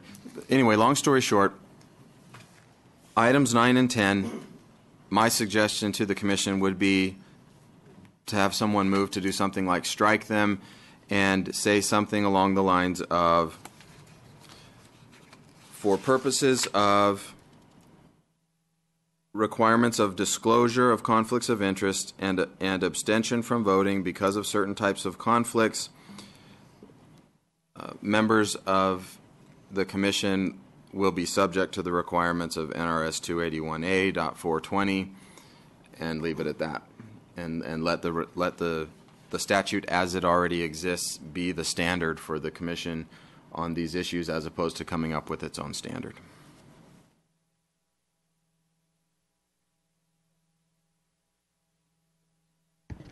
Commissioner Lambert, you had a question? I can cover it in the next section on 11. Okay. Any questions? Any questions down in Vegas? Okay. Any questions from the public? This is Commissioner Lee. Go ahead, Commissioner Lee. Just out of curiosity, if, for example, I had a conflict, so I pulled my scoring, it would have to be adjusted if I pull my scoring from my grant, because one of the commissioner's scoring would be out, so you'd have to make sure we adjust that. It is adjusted. It's either divided by 11 or it's divided by 10. Yes, but I'm saying you've got to do that.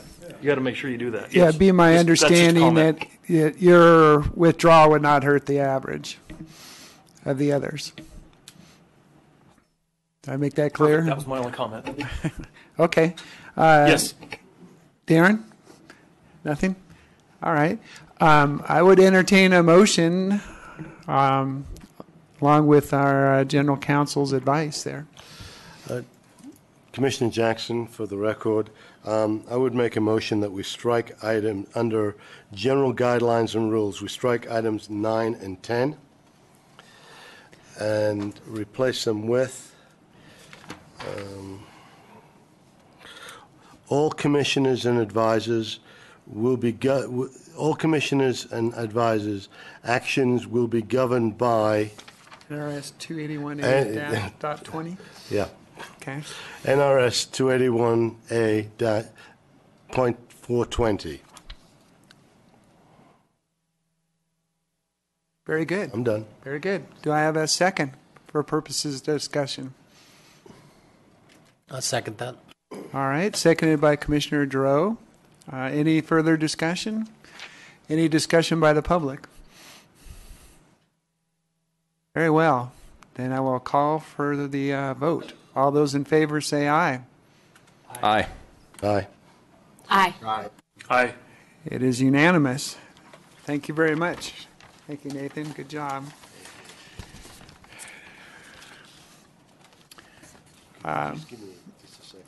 Yeah, sure. Mr. Chair, can I ask a question of Mr. Hastings? Sure. Go ahead, Darren. Just a general for my own edification. In Mr. Lee's or Commissioner Lee's example, he's a sheriff of Lincoln County. In theory, Lincoln County could very well have a very worthwhile grant. Simply, I think that the OHV community benefits from having a standing sheriff on the commission. Provides a lot of value, particularly when it comes to the law enforcement side of the applications, which we're going to receive. We have money set aside for. I guess my question is, at what point in the statute is Mr. Lee encouraged to participate, but then where does the advocacy line? I mean, I guess I'm trying just to understand. I don't want Sheriff Lee recusing himself just because he's the sheriff of Lincoln County, because I want him to be able to provide input in that. I guess my question is, at what point does, outside of those three, pecuniary interests, gift or loan, etc., at what point is Sheriff Lee supposed to participate or not participate in, and particularly with grants for Lincoln County? It's a difficult question. As I read the statute, it's a difficult line that needs to be walked. If you in the statute in section 3, it says that the limitation where it's stated that you can't vote or advocate the passage or failure of something is based on whether the matter at issue is one with respect to which the independence of judgment of a reasonable person in the public officer situation would be materially affected. That reasonable person standard is very common in the law, and it's one where, to be perfectly frank with you, this particular hypothetical example of Commissioner Lee is one that I didn't come prepared to discuss in terms of researching it, and I don't know that it would actually, I'm not sure how appropriate it would be to work in that kind of a fashion anyway, where ahead of time I get a bunch of hypotheticals of what might happen, and I come out and tell you who needs to recuse themselves and who doesn't. I don't think that's how this is supposed to function. But having said all that, I think that the way it has to work is that each commissioner has to make an educated decision on and read the statute and say, is one of those three things in place? And if it is it such that it would affect my independence of judgment, and make that call themselves of whether they have to,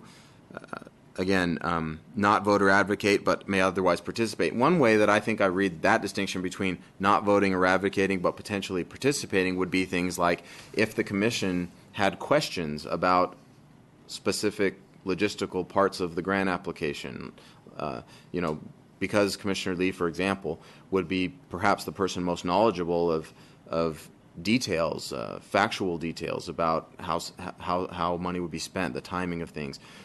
Those questions could be asked to him, and he could answer them. And in that way, he would be participating, which it says he can do, but perhaps not be able to advocate the passage of something or vote upon it. So, again, the way that this is enforced within the statute is that someone makes a request to the Ethics Commission for an opinion if they think that Commissioner Lee made the wrong call on that. If somebody in the public or another member of the commission says, I really think he should have abstained and he voted anyway, that's the way that gets resolved. That's what the Ethics Commission was put in place to do. And so I think for practical purposes, the way that these kinds of things would shake out is the regulation says we're governed by the statute. The commissioners account for their particular situations in light of the statute, make a decision about what to do, and if somebody thinks they made the wrong call, they do a request to the Ethics Commission for an opinion on it, and that's the way that the legislature structured the statute. So, this is Commissioner Eller. I appreciate the explanation. My intent in asking the question was not to put you or Chair Flea on the spot. And I can see where the NRS 490, the governing deal for the OHV Commission, and 420, cast us in this world of gray. I'm just concerned that given, and I think Chair Flea will appreciate this. He's very concerned. He wants to err on the side of caution all the time. And I just asked the question simply because I don't want the law enforcement representative and his constituents and the people in that county to necessarily suffer and not benefit from the program simply because they have a representative on the body. And that's, I guess, my, the greatest concern is that they would potentially lose out simply because everybody's trying to be too careful. Well, the way that I read the statute is, again, that you're not limited in making the applications, you're not limited in putting your project that you'd like to do out there. Just under certain circumstances, you're limited in whether you can advocate and vote. And so that doesn't mean that someone else who's equally or comparably capable of being the advocate can't come and be the person making the presentation, and you get the benefit of the advocacy. It just can't be from that person. And Commissioner Jackson mentioned something as a potential, thing that could be accounted for there as well, where the commission here could look into whether it wanted to build into the regulations a way of incorporating the assistance of the non-voting, what are they called? Advisors. If there's someone in that same sphere of influence or that same industry who could perhaps be asked by the commission to give some special advice under those circumstances, that's something else that perhaps the commission could incorporate. So I think, what you're asking about is, how would this work under certain circumstances? And it's really hard to say, but I think big picture, it's much safer to stick with the statute that's already in place than to try to come up with your own structure on this. Thank you. Commissioner Jackson. Commissioner Jackson, go ahead. Commissioner Jackson, for the record. One of the things that obviously we need some law enforcement advice, especially when we're looking at other grants from other agencies, and just to make sure that Commissioner Lee is kept out of it. I was asking whether we could bring on another police advisor who is from an agency that's not applying for a grant, and then they could give us any general law enforcement information, and then Sheriff Lee could never be accused of picking on somebody else's grant so that it makes his look better. I don't know. Just basically to keep him out of that crap. All right. Very good.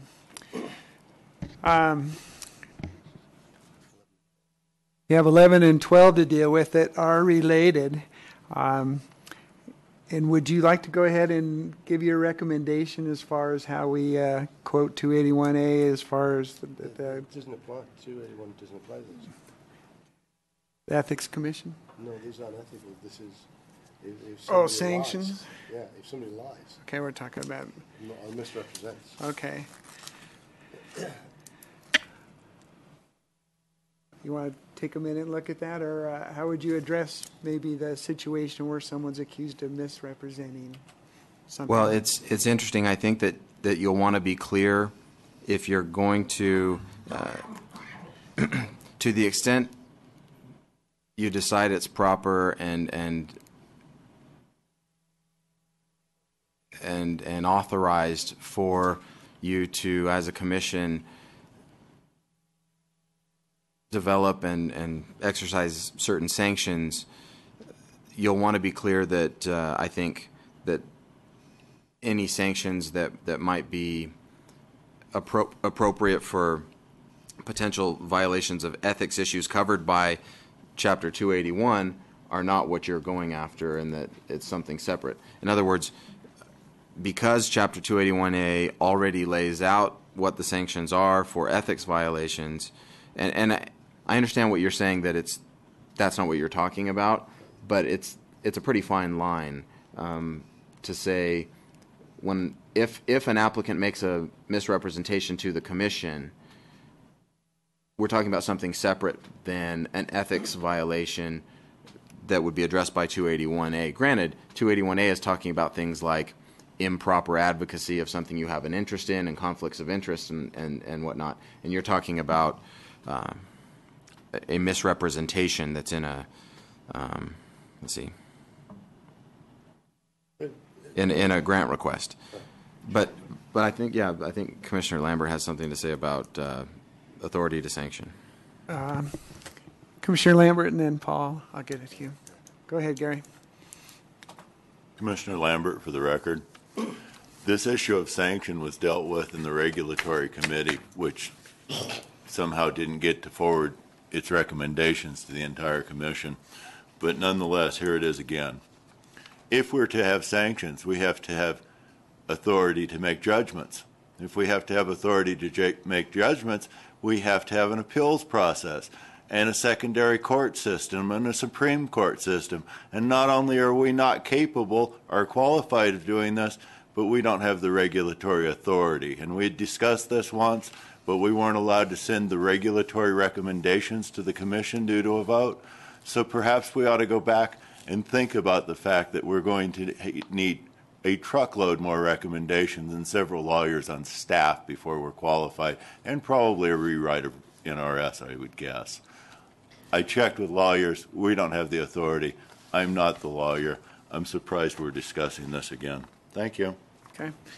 Commissioner Jackson? All right. We have got the authority to allow somebody to ask for or be given a grant. We absolutely have that authority. Under this provision, basically what we're saying is that if somebody comes before us and they misrepresent or lie to us about something in the grant, they misrepresent their organization, or they misrepresent whilst they're doing the grant, we need to be able to stop them from applying again, because if somebody's already proved that they've lied to us or that they can't be trusted, why do we want to go through the whole rigmarole of allowing them to apply again?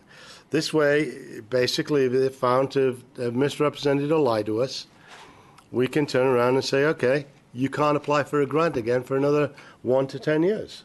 And I think that's a perfectly fair and legitimate thing to do. Commissioner Kay, just for purposes of discussion, so say we suspect somebody misrepresented their grant application. Can't we simply refer that to the Ethics Commission and allow them, with their means to investigate and impose sanctions or whatever, to deal with that? This is Paul Jackson, and Mr. Hastings can probably clarify this, but we, sitting on this commission, are public figures and subject to 281. Somebody, Joe Blow, walking in off the street and is a member of a ABC bike club is not, and therefore they're not covered by 281. They're not. And again, I mean, that's a question for Mr. Hastings, but they're not public figures.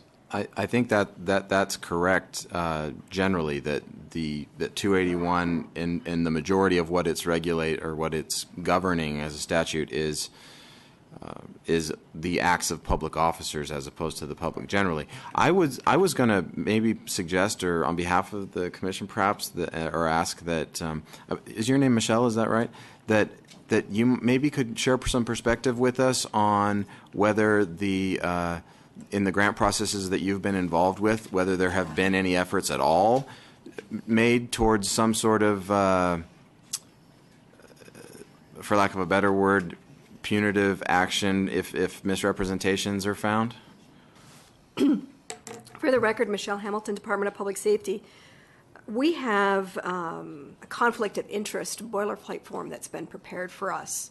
And all members that are expected to do anything, any decisions on that are expected to sign that.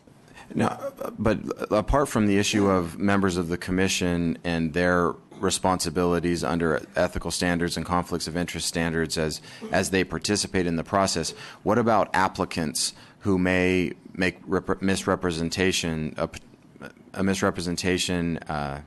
in their application? Have you seen an attempt to address that in any way? I would think that if I were to look at our grant award process, it would be in the boilerplate within that. And when you sign, the mayor or the sheriff signs and agrees to put in a grant application, they're swearing that they are honest and that they're going to fulfill the project itself. I have a question for Commissioner Lambert, go ahead.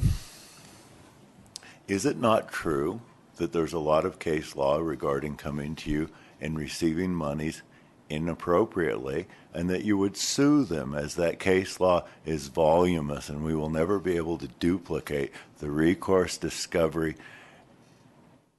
legal responsibilities? If I were to come to you and totally fictitiously make a grant up, and you funded it, and you figured it out, wouldn't you sue me? Yeah. Because you don't have the authority to sanction me. We would You would request. sue me. We would request the funding. You would be returned. request the funds back, and then you would potentially seek legal remedy that's in place. Is that true? I would go to our Because- district attorney's office within the Department of Public Okay. Safety, but however, we would seek the funds back, and if we had to, it took work for us to get those funds back. In other words, you weren't forthcoming with those. Based on our counsel, we would go after you for any costs to. I believe that is not only true, but the course of action this body should be looking at, because they're looking at making something that's much harder to write regulations for than giving out grant money. But given the flow of this conversation, I have to say that you've got an ethics commission, you've got a statute in place that you could do that. You might be able to. I don't know if you can get the wording to extend that to all applicants that might have, maybe not. I was just trying to get a sense of whether or not this idea of precluding people from applying in the future is anything you'd ever seen put on paper someplace. What we do within that's why we don't go 100% with a scoring process, because we've had dealings with other entities. So when it comes time to making a score, the peer reviewers or the people that are scoring it may not or know the history of how that person performed, but our office would. And if that person did not report on time, wasn't very forthcoming, or wasn't very successful in their project, then we would just weigh that as part of the overall score, maybe in the presentation process, to downgrade them and to not fund them in the future. You have a scoring process available. I don't like the word sanctions and stuff. I think you might get yourself. I would just have something in that process to look at their past performance and not fund them in the future. Paul, go ahead. So you're basically saying that in Mr. Lambert's scenario, they come in, you end up having to sue them to get money. What happens if they come back and reapply? You have to go through all of that rigmarole again, and according to you, it has to wait until it gets to your office before you defund it, even though they scored a high score. Well, our office, as far as funding goes, we always reimburse on a performance basis. So it'd be very difficult for somebody to get money and then not perform. But they would have again, if you discovered that somebody had misrepresented completely, then would you allow them to reapply after they'd been discovered that they'd completely misrepresented, whether you funded it or not? they could, you could put this in the wording, or you could just simply, as a commission, as 11 bodies that you happen to know that this person did not perform in their grant, they could do all the work of the grant, and you could score them 100% zero and not fund them. Well, we can't do that. I mean, in our process, we have to be fair in the scoring, and we have to be able to justify the scoring. What you're doing is basically an arbitrary thing afterwards, which we can't do. Okay. And saying, no, we're not going to fund these people because they did something in the past. We're trying to develop a mechanism where we can, if somebody has lied to us and misrepresented us, then we could stop them from reapplying. Go ahead, Nathan.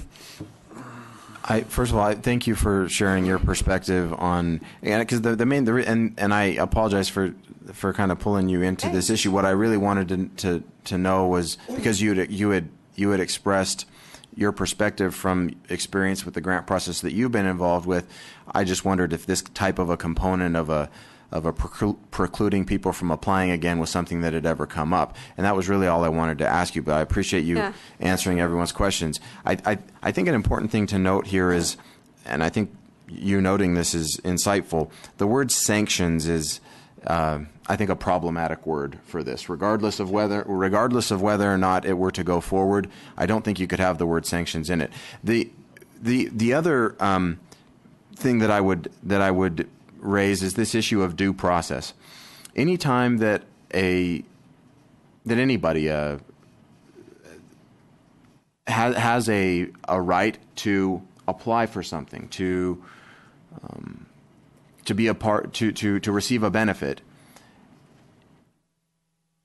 if they're either denied that in such a way that would constitute some sort of penalty, any kind of an imposition of a penalty requires due process. And so I would say this: my legal advice at this stage is that, let's say that the wording was changed so that the word sanction wasn't in there, but somehow a process was agreed upon that the commission felt was something that they were comfortable with. What's here would have to be supplemented to allow for a certain due process. There would have to be a separate hearing for the person who's going to be quote-unquote sanctioned to be able to present their side and say why they don't think the conduct constitutes sufficient misrepresented to be now penalized in this way. And where that gets you is the more important level, which I think goes to Mr. Lambert's point from earlier, which is to even consider the ability to do that, there would have to be statutory authority for the commission to do those kinds of functions in addition to the other functions that the commission can do. Because I feel fairly confident in saying that the commission cannot willy-nilly impose penalties based on an up and down vote that a majority of the commissioners felt that somebody made a misrepresentation, that there'd have to be a process involved. That leads me to that next logical step, which is there has to be statutory authority to even enter into that process. And I would need to do some further research to find out for myself, in feeling comfortable in advising the commission up or down on that issue, whether or not that authority is there. Right now, I can't tell you whether I know whether that authority is there. Would you, Commissioner Jackson, for the record, and your point's well taken, would you feel comfortable with this being replaced with something that states, and I don't have the exact wording yet, I have to wordsmith it, but something that states that past performance or past presentations can be taken into account by the commission? In the scoring? In the scoring or the decision to fund? I mean, I think that's already... No, it's kind of not. It's not specifically stated, but I think... It's actually precluded, really, because the only things that we can consider right now, and again, I'm speaking to the gist of the thing, is the scoring is extremely important, and there's nothing on the scoring that says past performance, and even if there was, Sure. it's only 10 points. But let's say, for example, using an example that we've discussed or that seems reasonably related to what we're talking about. Let's say that there's an item, a grant application that got scored, 80% or something, and it would otherwise be funded under all the circumstances. The matter that was passed previously, item number 6, stated that the scoring sheets would be posted in such and such a way, and then the commission would vote. And during the discussion of the policy arguments in favor and against all those considerations earlier today, it was discussed that your scoring sheet would be posted, and if you scored something an 80 but you voted it down, you'd have to explain why. I think that was your point that you were making. And in doing so, you would say, yeah, he lied last time. And so I voted him down. Now, if you felt that you would like to add sections that in the regulations that explicitly said that commissioners can do that kind of analysis in their voting, I don't have at least as I hear you say that and as I think about it, I don't have a problem with that. And to the extent that that would allow the commission to account for this kind of an issue by saying we would do this in our scoring and voting process as opposed to trying to allow ourselves to do these sanctions, I would feel much more comfortable about that.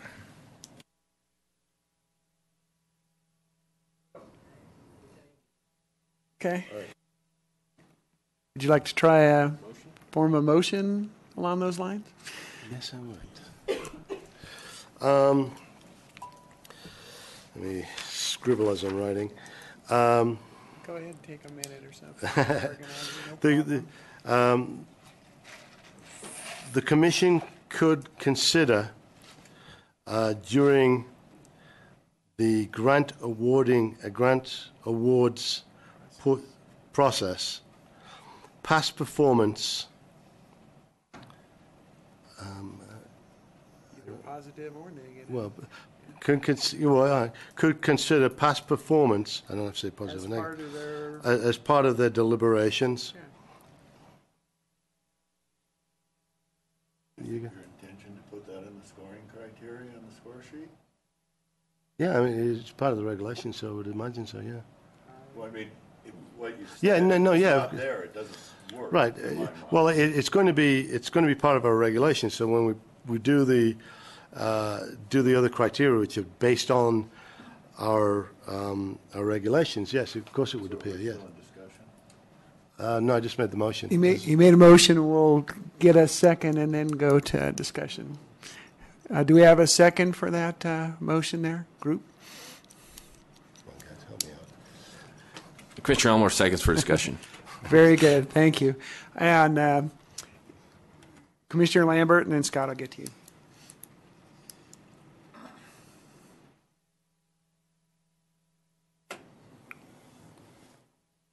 So we've said we're going to consider grantees' prior performance in the scoring criteria. Is that the entire gist of this? Are we still dealing with other ethics issues on this, or just that simple item? I apologize. I'm going to clear something up because I think I misanswered you. If you're asking, would it be something that we would award points for on the scoring sheet? No. It would be something that we could consider during the discussion portion. So we could make a vote up or down based on the fact of past performance. So you wouldn't put it in negative or positive points then? No, I would not. It would be more subjective language. It would be more subjective, yes. And I have another comment. Okay. Go ahead, Gary. One more comment, and then I'll do others. We've had multiple meetings regarding subjective behavior, and we've had multiple failures regarding subjective behavior. I believe we've had multiple groups, including the BLM, that indicated a scoring criteria is very important. We've had comments from people in the industry repeatedly, including folks like Orba, that believe the scoring criteria is what broke in California. More objective behavior from this will not please my representation. Thank you. Mr. Gers? We're kind of going back and forth, so go ahead. Scott Gers, Nevada Trail Stewards. I'm a little concerned that this is another subjectively based concept that's going to affect grantees and awards. It seems to me, as Mr. Jackson stated, that we could look at previous presentations or representations if the presenter was dishonest or lied during the presentation or in any level of that. So again, you're leading that into another subjective basis where who's judging if this is a lie, who's judging what is the truth, and that is going to follow this organization. Now, unfortunately, we have a very accurate example with what happened with the Trail Stewards grant this past grant cycle, that Mr. Lambert presented the Trail Stewards grant. Now we're finding that if the commission decides to sanction the Trail Stewards, that the Trail Stewards would no longer be able to apply to the commission for anything based between 1 and 10 years on an arbitrary decision that someone had lied or misrepresented without having an actual approval process in place. So again, we're finding another subjective judge, jury, and executioner in this position here. So as a potential grant recipient and grant applicant, I'm finding this very difficult to swallow, that we're going to be punished, and it seems to me that there's already a direction in line and an actual victim and targeted. Thanks for your comment, Scott. Paul? All right. Again, Mr. Gers completely misrepresented what was said. The motion is commissioners can consider past performance. That's it. There's nothing about sanctions. There's nothing about 10 years. There's nothing about subjective. It's commissioners can consider past performance, and that's it. All right. Thank you. Commissioner Elmore? Can I propose a friendly amendment to Commissioner Jackson's motion? Please. That we would strike items 11 and 12 as listed and replace with said motion. No, that was it. That wasn't. I don't think it was ever formally stated. I apologize. Just to restate so there's no misunderstanding, my motion was to strike 11 and 12 and replace them with the stated motion. Very good. That's all right with the seconder also? Agreeable, correct. Very good. Any further discussion? Any commissioners down there in Las Vegas there? No. Very good. Any further discussion here? Very good. I will call for the vote. All those in favor say aye. Aye. Aye. Aye. Aye. Any opposed? Opposed. Very well. Motion carries. Okay. Number 13. All applicants are encouraged to arrange pre-application meetings with the appropriate, little edit there, federal, state, and local government agencies to determine requirements, processes, time schedules, and documentation required for the proposed application. Any commissioners have any discussion points on that? Any objections, additions, modifications? I do. Commissioner Lambert? I think I'd stated this during the last two times we dealt with this document. There is no need for that language because you will not get a support letter without those meetings. So it's redundant. If you really want that much redundancy, I don't see it harmful, but it's very, very redundant.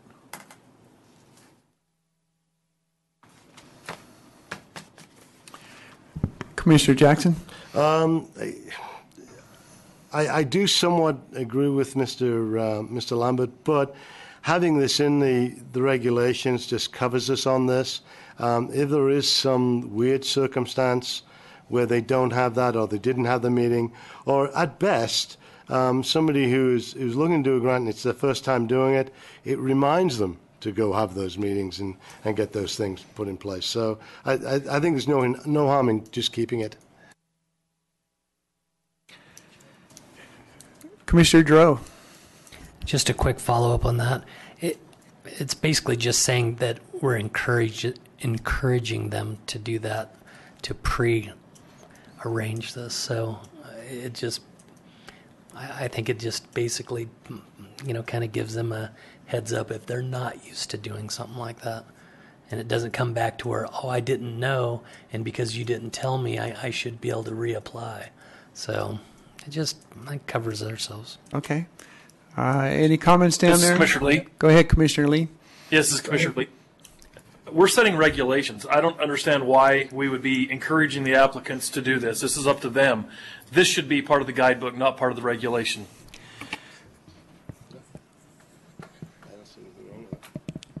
Very well. Okay.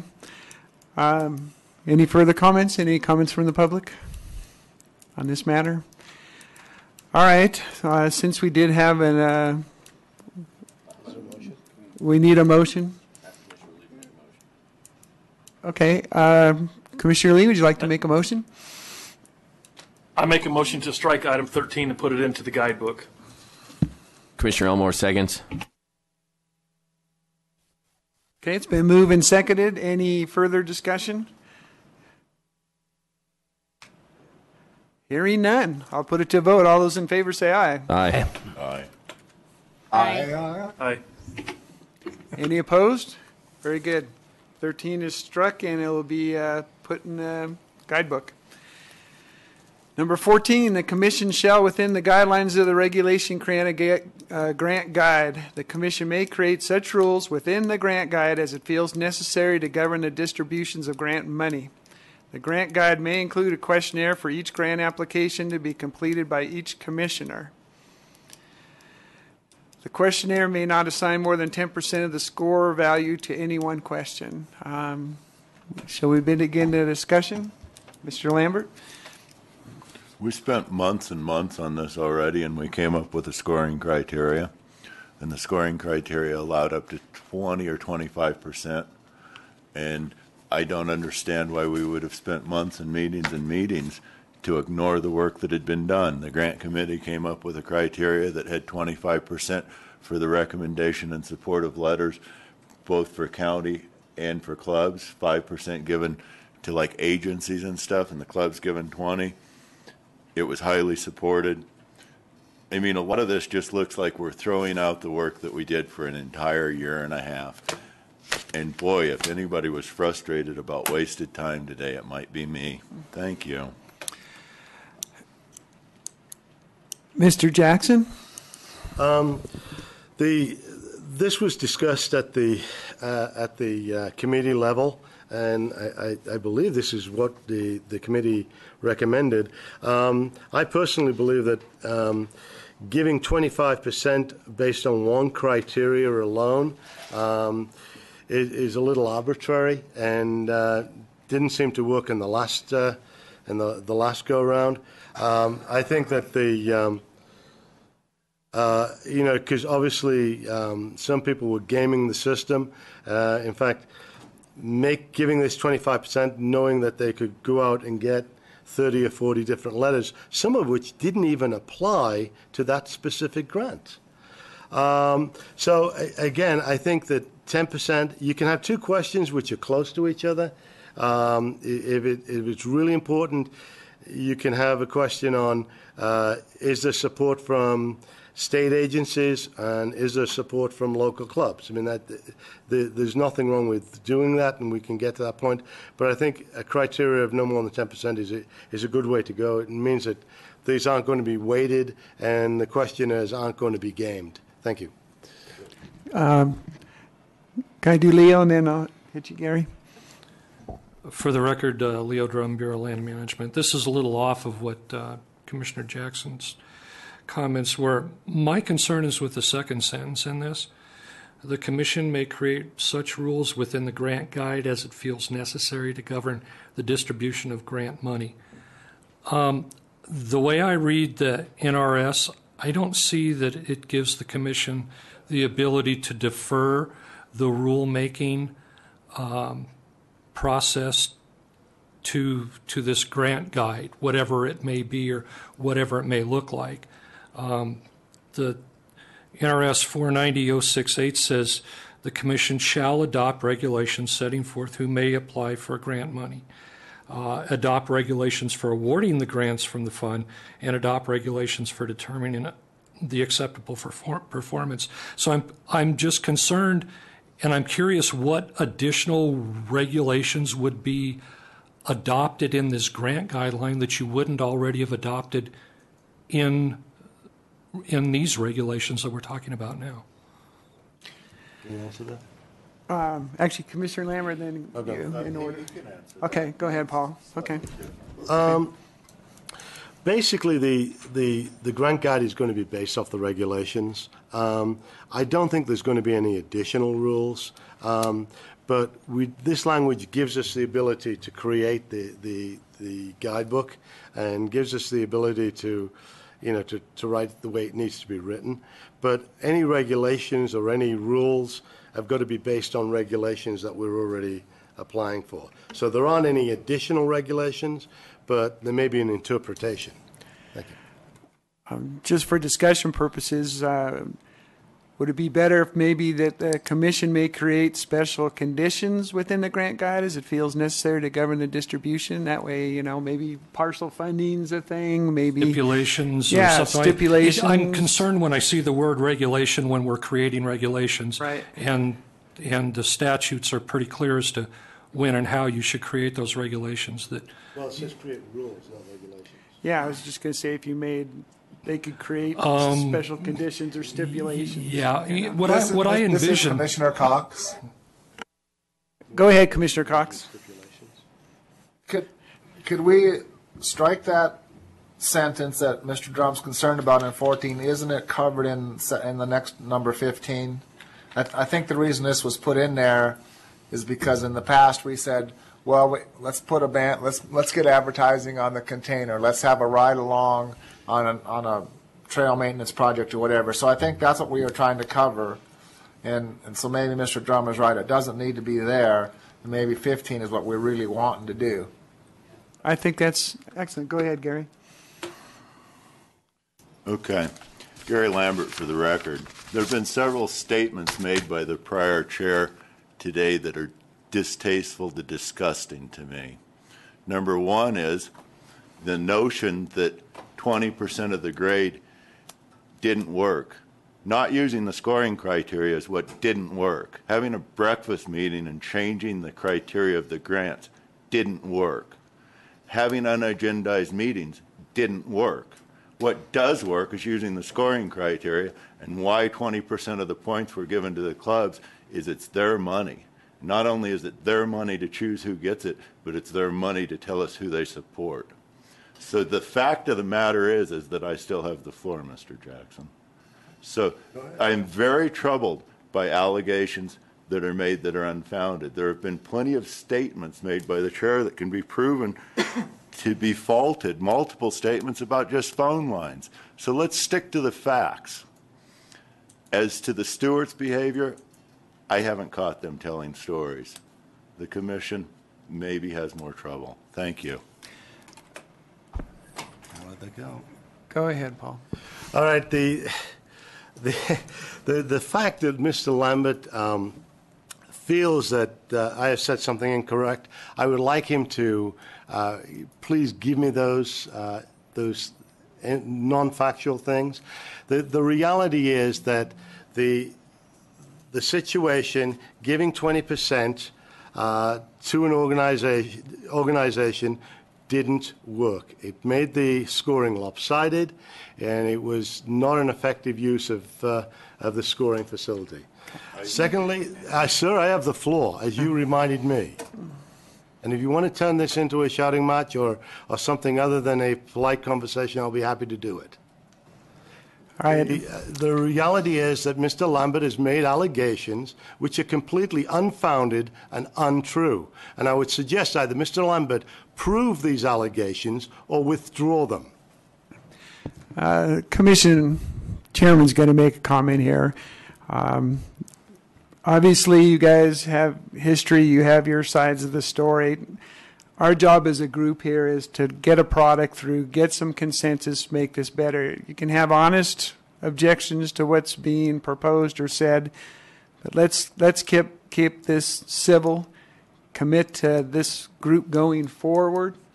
Some of those accusations, they're going to play out one way or the other here, but let's try to keep focused on the job we got to do today, and that's getting our regulation guides cleaned up and hopefully forwarded. So let's try and keep the character assassinations to the minimum. It's not doing us any good. I don't answer his question as to the things that have been misstated? Not at the moment. You're welcome. And Okay. Nathan Hastings, for the record, from an open meeting law perspective as well, I would just suggest that while the gossamer threads of connection to the agenda could probably be found, they're pretty flimsy. So I think once we start getting into all that, it's pretty far from what we're supposed to be discussing in terms of the open meeting law and having noticed the public on an agenda of what we'd be talking about. And I think the central thing was the percentage we could assign to any one question, whether it be 25% or no more than 10% of each question.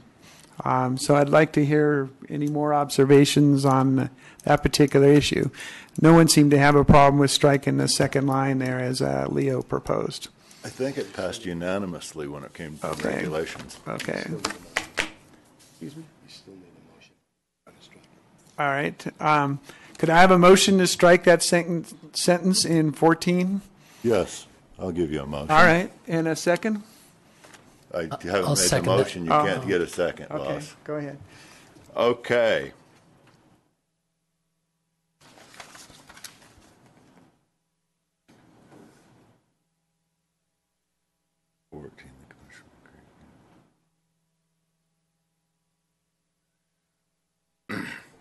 The commission shall, within the guidelines of the regulations, create a grant guide. The commission may create such rules within grant guide that it feels necessary to govern the distribution of grant money. The grant guide may include questionnaire for each grant application to be completed by each commissioner.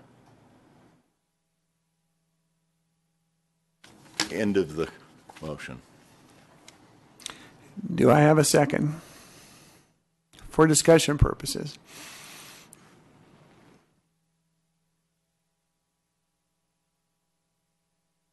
All right. So, no, wait a minute. Okay. Yeah, this Commissioner Lee, I'll second it for discussion purposes, yes. Very good. Okay.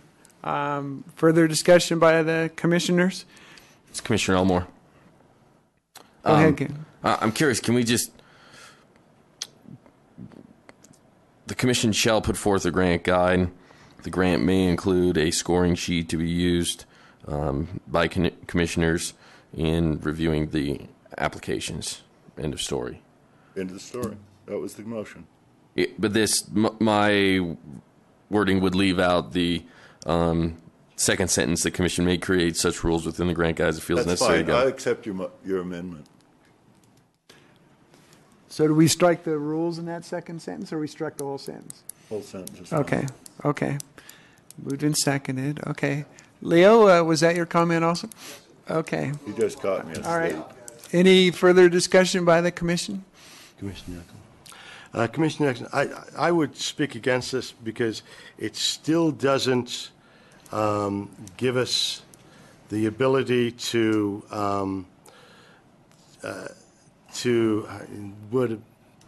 sort of horse trade or bargain with the applicant as to how much of the grant we would fund, or any parts of the grant, or any line item adjustments that we may want to do to the grant. And it also does not include the 10% limit on the scoring per question. So I would speak against the motion. Very good. Any other discussion? This is Commissioner Elmore. I guess my response to Commissioner Jackson would be that I think that if we leave it a bit broader, then, I mean, at some point we're going to have to, I'm looking at the grant application evaluate criterion scoring sheet that was used in the initial round, and at some point we're going to have to sit down as a body and rework this document and get it where we want it to be. So if we don't necessarily limit or cap or leave any of that, if we leave this bullet point number 14 very broad, when we do get to this document, which we're going to have to revisit at some point down the road, we can adjust all that then. This simply is saying that we're going to publish a grant guide. It's going to include the scoring sheet. End of story.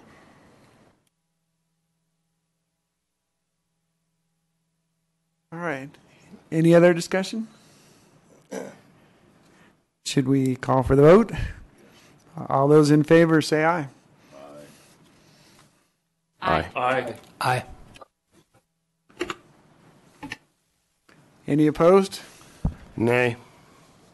All right. The motion carries. Thank you. There was only one nay, so, okay. 15, the commission may set any rules or requirements to any or all grants it feels necessary as a condition of funding. Such rules or requirements can include, but are not limited to, a person or persons appointed by the commission to monitor or supervise any and all parts of the work or purchase. We'll go to general discussion here. Any commissioners have any issues? Commissioner Baker? Go ahead, Commissioner Baker. I like how it reads, and I'm wondering if this isn't the item that we should include, including partial funding, because it's sort of like setting the terms. That's what I wanted to just throw out there to discuss. Okay, excellent. Any discussion on that? Any objection to that? All right. Any objection or comment on any other part of the number 15? Well, Commissioner Baker, you get the fortunate opportunity to try to incorporate it into a motion, and they'll have that and then discussion.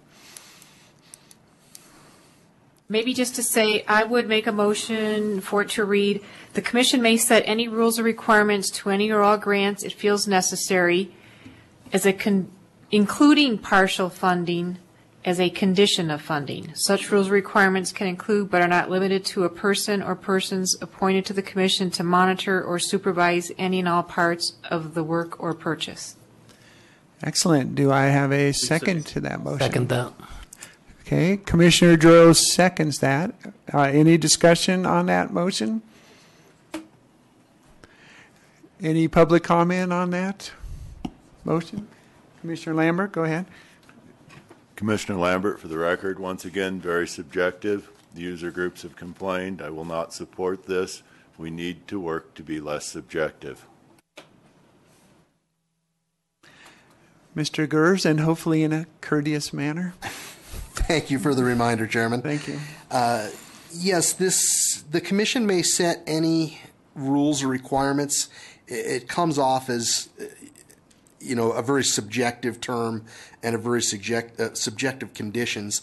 I appreciate what Ms. Baker's saying, and I agree with her that I thought we had discussed in the grant meetings, the grant regulatory meetings earlier, that there was an opportunity during the presentation to negotiate the grant amount and make changes if possible.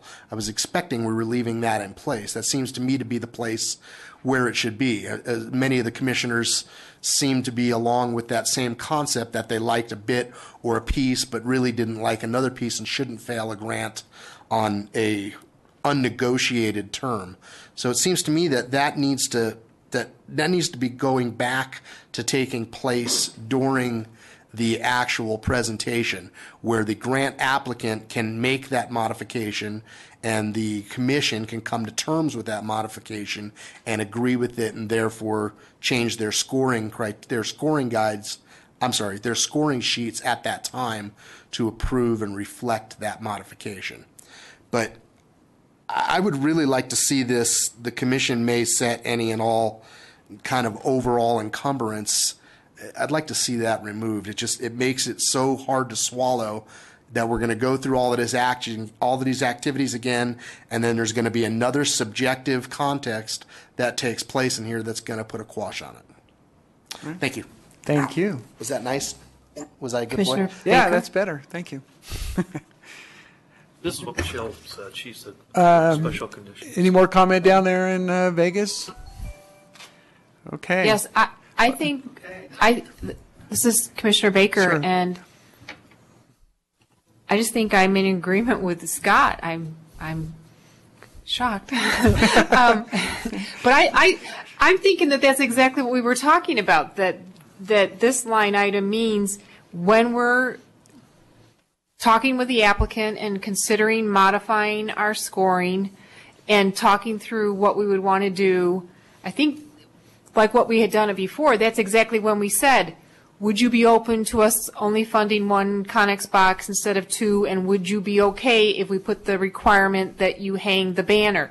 And that's what I'm thinking is exactly what this reads, and then it just also stipulates the partial funding as being memorialized in the item. So I think it was intended to be the same thing. So if he's thinking that's not clear, I'm wondering what additional clarification we could put on it so that it is clear.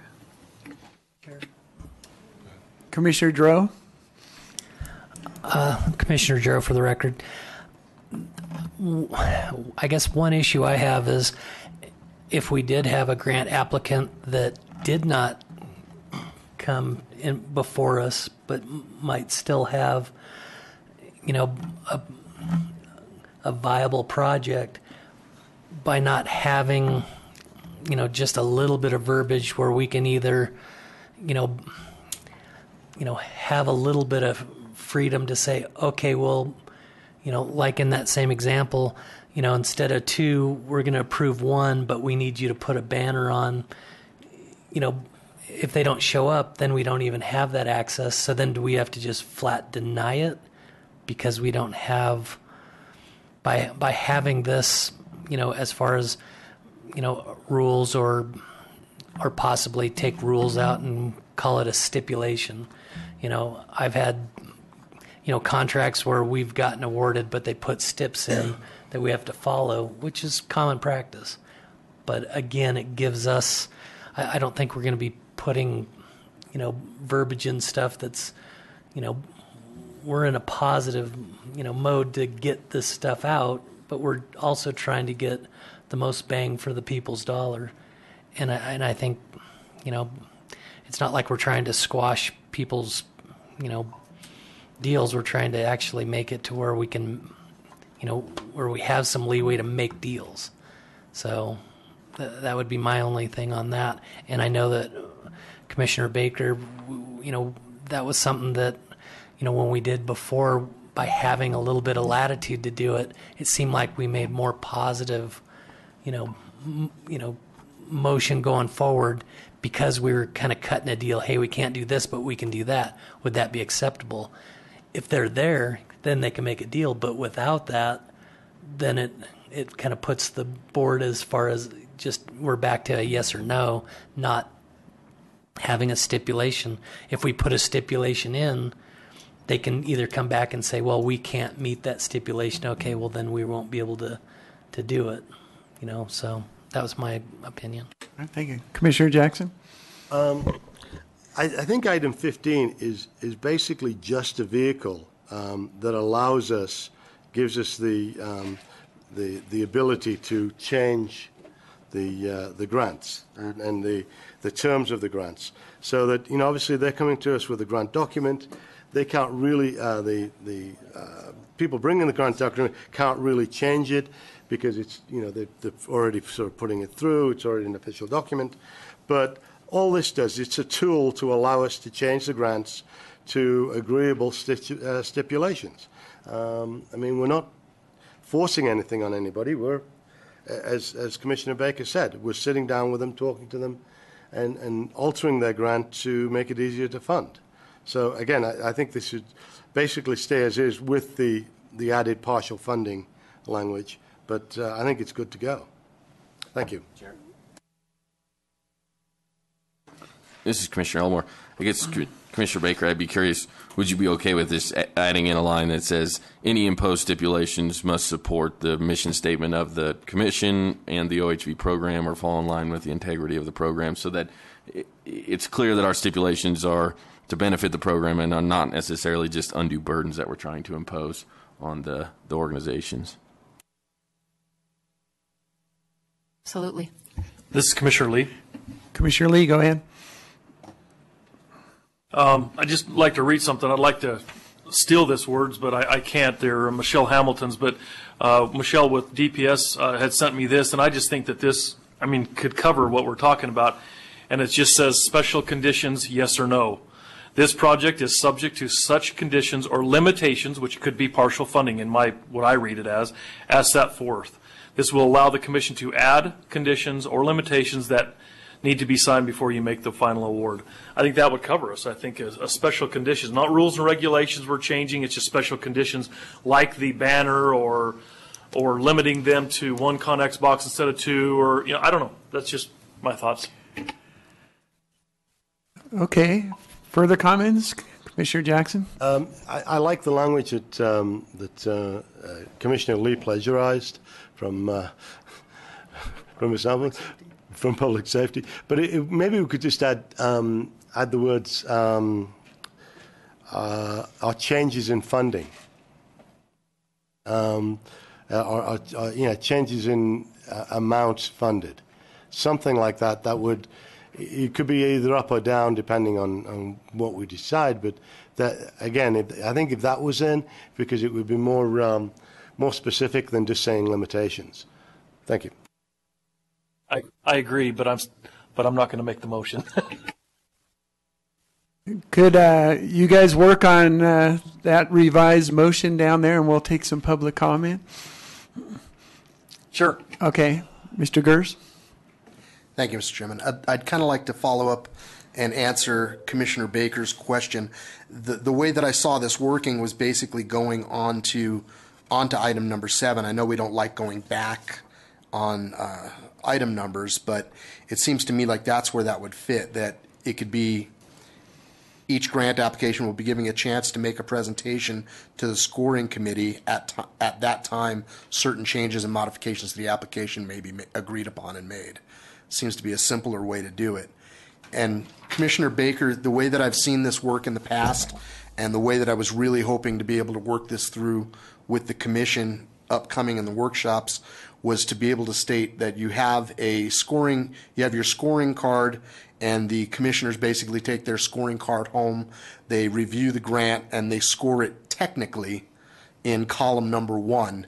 Then when they bring their scoring card in for the presentation, ask those questions and alleviate their concerns or divulge more concerns, they can change, well, not change, but in column number 2, they would write their final score in that they would be submitted. And that would be their own average between what they had technically surmised and also what they had come out on the presentation and any agreements that were made from there. So that would be my suggestion. Thanks again for your time. Thank you, Scott. Commissioner Dro?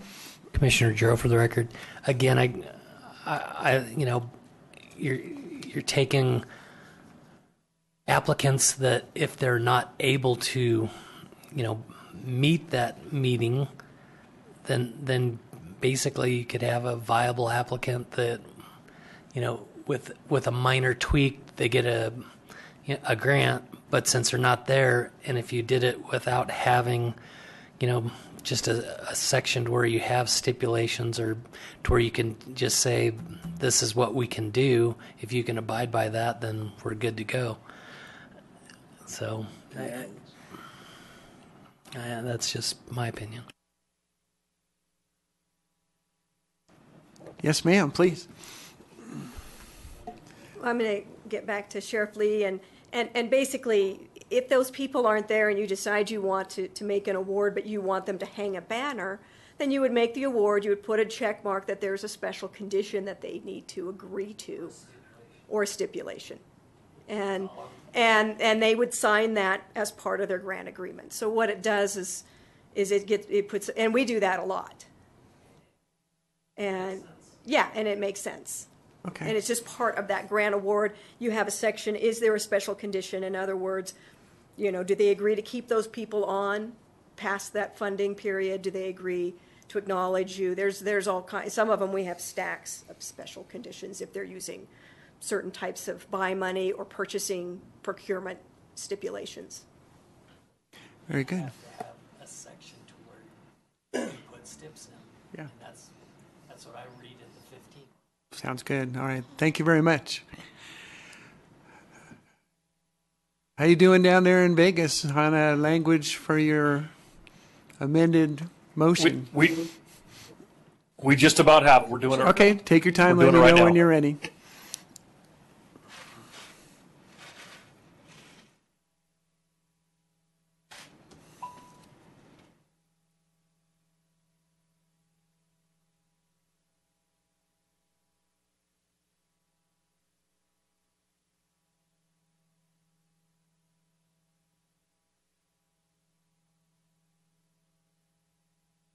Sorry, we're working on it. Just a second.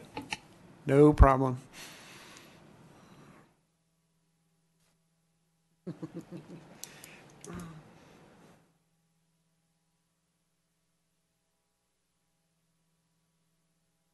Ready? Yep. Okay, I think we're ready. Very good. I would make a motion that this item read. Item 15. Item 15 can read, "The Commission may add any special conditions to the grant agreement stating such conditions or limitations, including partial funding, as set forth." And then we would identify what those conditions are. This will allow the Commission to add conditions or limitations that need to be signed before you make the final award. Very good. We have a motion proposed. Do we have a second? I will second that. Very good. It's been seconded. Further discussion? Okay. I take it the group's comfortable with that? Public, any comment?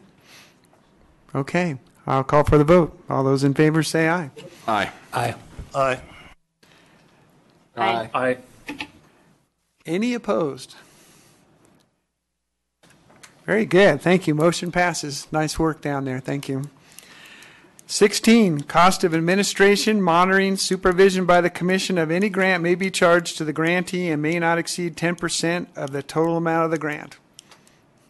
Does anyone in the commission have a problem with that sentence? I would, Commissioner Jackson, for the record. Okay. I would, and I don't know if this is the place to add this in, but many of the grants come through agencies, and agencies, charge a fee to the final grantor.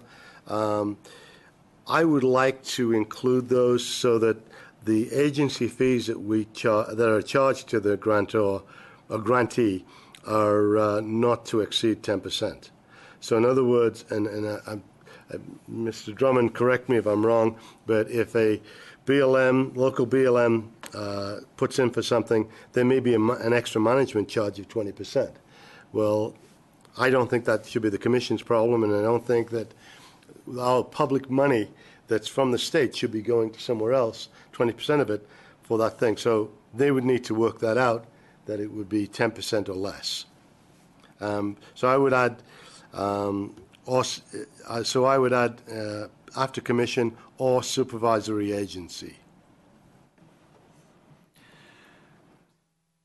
All right. Leo, would you like to respond? For the record, Leo Drum, BLM. I don't believe that the commission could impose a restriction on the administrative fees charged by the BLM or the Department of Interior on anything. We do have an issue with that. We have an issue with our administrative surcharge and also sequestration. Our National Operations Center, anytime we set up an account, they automatically take 22% off the top, which is one of the reasons why BLM has been encouraging its field offices to work with partners in order, or local governments, so that they apply for the money and it actually doesn't show up in federal coffers and be subject to that surcharge. So I honestly don't believe that by putting this in regulation, it would have any effect on our National Operations Center. They would still charge us the 22% as soon as we open an account.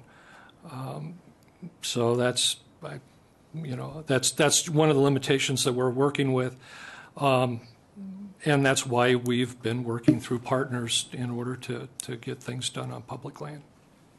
Commissioner Jackson, that being said, then I'd just scrub it and say 16 should go as written. This is Commissioner Cox. Commissioner Cox, go ahead. I'm just wondering, Michelle from the Office of Criminal Justice, if we have them administer the grants, does this amount cover what they would charge? Hang on, we'll get an answer.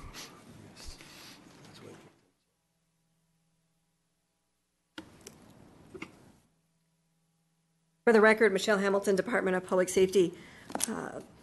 In the past, our office has charged, is allowed up to 10% administrative charge, up to 10% administrative fees for the Justice Assistance Grant, RSET grants, and various other grants that we administer, and we have found that to be adequate. However, and we would go ahead and go with that, and there could be a time if we were expected to travel more than once to do site managing, and there was more burden to us, then at that time we would have to come back and say that. But we would be comfortable with 10%. Okay. Thank you. And Leo, I guess the general drift ought to be, if we do something, we'd encourage you guys to partner with a local agency so we can get around that surcharge. That was my direction on this first round to our field offices, was to get a partner to do that. And maybe somehow in the grant guide we can encourage that or something? Just a suggestion, you might award more points for those types of partnerships. Yeah, any regionalization, partnership, voluntary involvement, sure. Okay, thank you very much. Okay, any other discussion points on this? So do we go back to we leave it alone? Is the commission comfortable with that? Is everyone down in Vegas comfortable with that? Very well. I think we have one of those rare occurrences where we didn't change that. Okay, 17. Any matter or issue on which the grant guide is silent, the Commission will refer to the regulations adopted by the Commission. The regulations will always supersede the rules set forth in the grant guide. Any problem with that statement? Seems to be pretty much the way it is legally, but go ahead, Leo. You might have a little different informed idea on what's going on. For the record, Leo Drum, BLM, I would just suggest striking that last line, since you struck the second line in item 14 that said you were going to create rules and regulations. There just doesn't seem to be any need for that at that point. Very good. All right. We have a little difference of opinion either way, whether we keep it or strike it. So I'll entertain a motion, and we'll go from there. Mr. Lambert. Gary Lambert, for the record. Number 17, my motion would be, any matter or issue on which the grant guide is silent, the Commission will refer to the regulations adopted by the Commission, period. Very good. Do we have a second?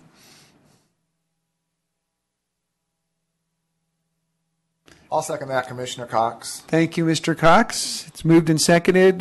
Further discussion. Commissioner Elmore. Commissioner Elmore. I guess I'm curious, what happens if our regulations don't catch it? Right? What happens? We're striving to be perfect, but there are things that the regulations might not. So the regulations might not address. So my question is, could we also add in something to where any matter not addressed within regulations will be addressed on open, in the open meeting law stuff, agendized, discussed, voted on. And I guess maybe that's a question for Mr. Hastings. We assume that we're going to be perfect, but I think that's a false reality.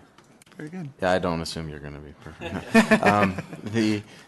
The regulatory process and the rulemaking process is, specifically designated in statute as to how it has to happen, including amendments or additions or things that would need to be fixed or changed, to where it couldn't just happen through agendizing it and putting it on a meeting here, and then the commission just.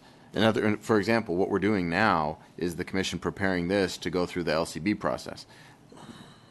So that same process would have to happen for any substantive changes going forward.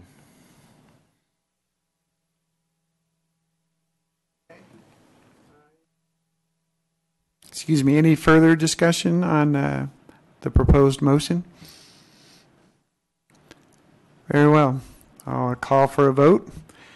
All those in favor say aye. Aye. Aye. Aye. Any opposed? Very well, 17 carries. Thank you.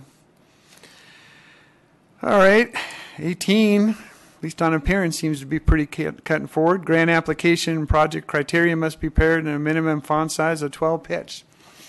Do we have to argue about pitch, or 12 pitch works? Very well. Any objections? Let's not. Okay. Okay. We're getting there. All right. 18 is approved. It was not amended. 19, any grant cannot be used as a match for another grant. Okay. I think we'll have a little discussion on that. You want to comment first, Mr. Lambert? There are cases, particularly with RTP and with other agencies, where us giving them 5 to 10% is the only way projects can get done. And anytime we can buy 90% of the free money by issuing 10, I'm greatly opposed to that line. Okay, good comment. Any other commissioner comment? Mr. Dro? Commissioner Dro for the record. Yeah, I have to agree with Gary. Anytime that we can, get our hands on outside money, even if it was a 50-50, that's still doubling our money. So I'd like to at least have, instead of cannot, possibly have something that it goes before the commission to where we can make an informed decision. Sure. Commissioner Lambert? And then I motion to strike 19. all right, we have a motion on the floor. Do we have a second? For purposes of discussion, I'll at least. second. Okay, for purposes of discussion. Leo, would you like to comment on that? For the record, Leo Drum, BLM. Striking it would probably work, but I have a suggestion for the change would be any grant received from the commission cannot be used as a match for another grant from the commission. And that leaves it open for matching from other grant sources. We don't require matches. Or leveraging however you want to. Let's go ahead and strike it. Striking it seems to work just as well. Okay. Did we have a second? We did. We did. Cool. Okay. All right. So we basically have a motion to strike 19. Any further discussion? If not, I'll call for a vote. Very well. I'll call for a vote. All those in favor say aye. Aye. Aye. Aye. Aye. Any opposed? Very good. It is struck. 20, volunteer labor directly engaged in the project work on the ground is an eligible match. The volunteer labor rate to be used is $22 per hour. Any discussion? Go ahead, Commissioner Lambert. This is an item that comes up a lot in these grants, and it's appropriate at the $22. It's even rather generous for unskilled labor. It is? It is inappropriate for project managers, engineers, and others. The norm is market rate for people like that, and $22 an hour for field workers. Operators are usually paid union scale because it's just part of that nasty system we have. So I would like to provide a motion that volunteer labor directly engaged with the project work on the ground is an eligible match.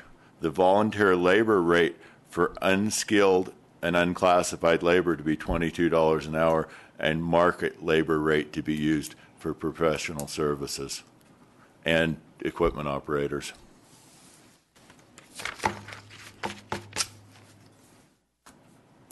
Very good. Do we have a second?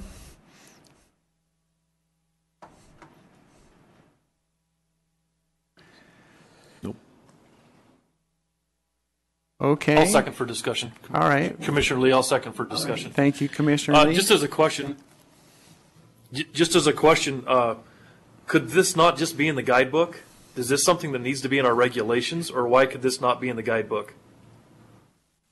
Just as a question, I just don't know. I mean, to me, it's easier for us to change the guidebook than it is to change regulations. And if this is something that changes from year to year or has a potential to change year to year, it would make more sense to me to have it in the guidebook and not in the regulation.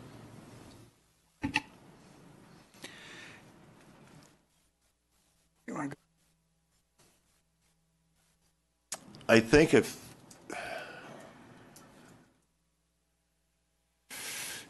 so, would your amendment to my motion, if it stands, be to strike it? I mean, are you asking me to remove my motion? Is that what you'd like?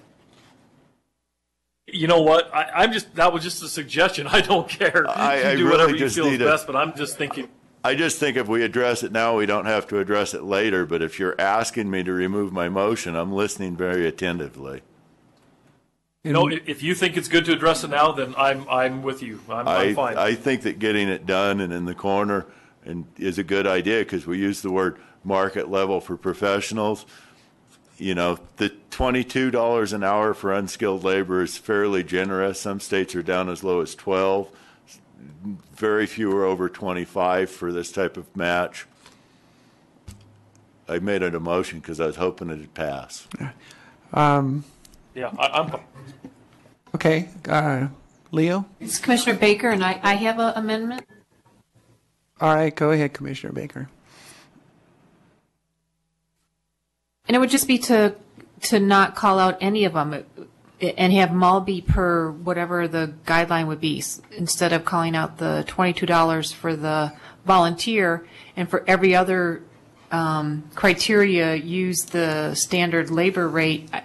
It seems like everything should be standard. That way, even if the volunteer rate changes, we don't have to go back in and change the regulations. And I don't know what the name of that Davis-Bacon Act? prevailing rate thing, but because it wouldn't be for a volunteer, but if there is a guideline pricing. Prevailing wages, Davis-Bacon Act.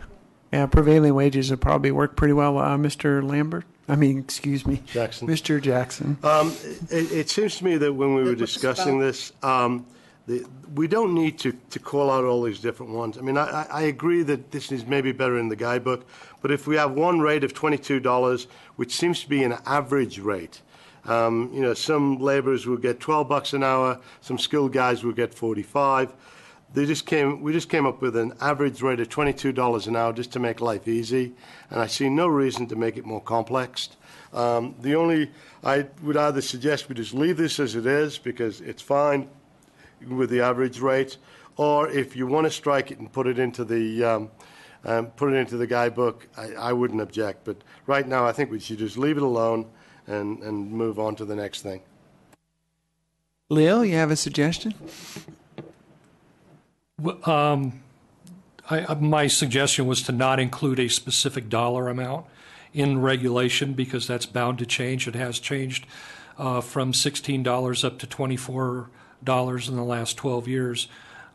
So that was just put that specific dollar amount in the guidebook, but don't put that in regulation. Just make the provision in regulation that volunteer labor rates will be paid at the prevailing current rates. Thank you. Mr. Lambert? I'm going to change my motion due to the general tone here. And I will withdraw what was said and incur the motion would be to address labor and prevailing wages in the guidebook. So the motion is to strike 20 and replace it with wages, and Davis-Bacon wages will be spelled out in the guidebook. Wouldn't it be just easier just to put prevailing wage?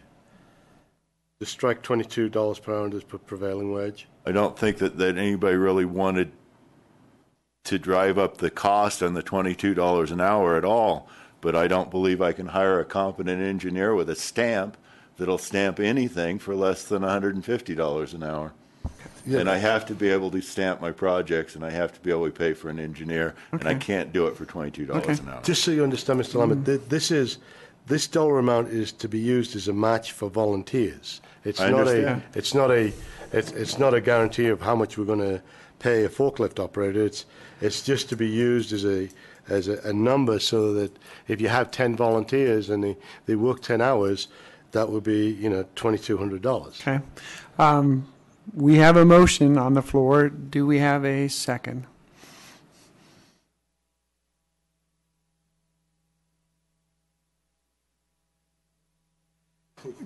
Can you restate it one more time, Gary, just for clarification? Sure. Item 20 to be replaced with the guidebook. The guidebook will be the guide for wages and contributions, period.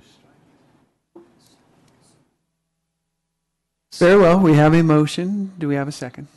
I'll second for discussion. Okay. And we're back to discussion. Mr. Jackson? Then it would just be easier to just go ahead and strike it. I mean, that would be the easiest thing. Either strike it or change it to prevailing wage. Any further comment? Mr. Cox? As Mr. Jackson pointed out earlier, we put this in regulations as a guide for volunteer labor rate, something we can fall back on,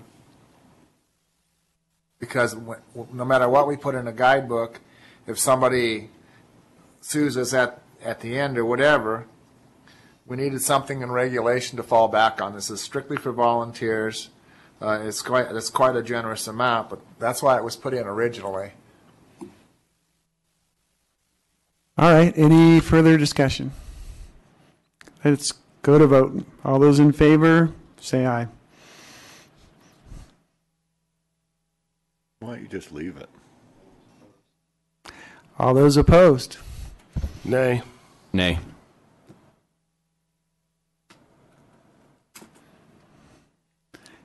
Okay. We have a few that are still thinking, huh? Can somebody restate the motion?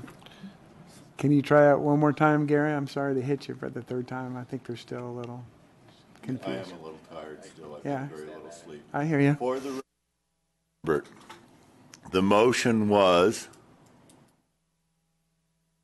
let's make this easy. Let's strike it. I remove my motion. New motion is to strike line item 20.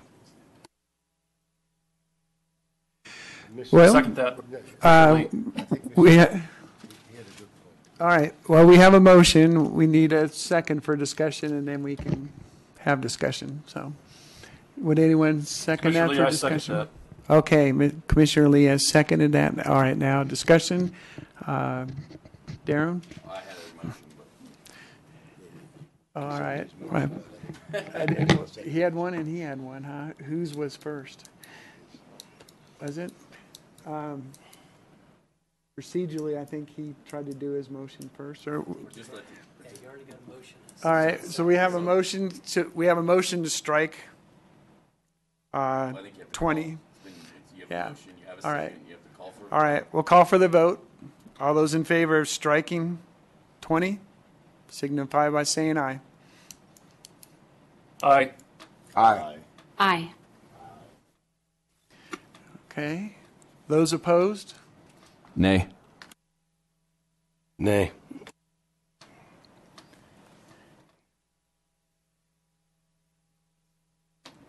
Okay.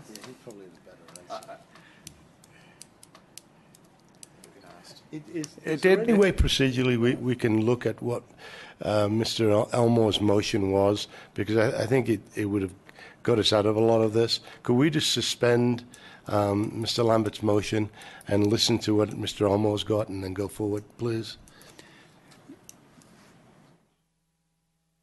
Do you have a solution? I believe I do. Good. Let's second vote. So, Go ahead, Darren. Can you if present it helps, yours? I'll remove it. Mr. Lambert, if you'll allow, I'd like to make a friendly amendment to your motion. Sure. No, it's suspended. Okay. Do your motion, and then Go ahead. yours doesn't pass, All right. his does. Go ahead. I propose that number 20 would read, volunteer labor directly engaged in the project work on the ground is an eligible match. The volunteer labor rates will be published in the guidebook. Or the volunteer labor rates to be used will be published in the guidebook. I would second that motion. Moved and seconded. Any discussion?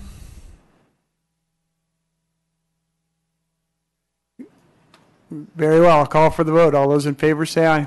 Aye. Aye. Aye. Aye. Any opposed? Thank you. All right. 21, no grant will be awarded that exceeds the maximum amount as defined as NRS 490.069. That should, at least in my eyes, be fairly straightforward. It's part of the statute, so. Any problem with that with anyone? Public Work Commission? Very well.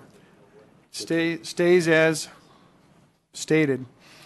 22, all funds do not have to be awarded by grants. Some funds may be directly spent by the Commission as defined by NRS 490.069, 3 and 4, not to exceed 5% of any given category. Given instead of give. Well, just to edit there. Excluding administrative category. Does any commissioner have a problem with that sentence?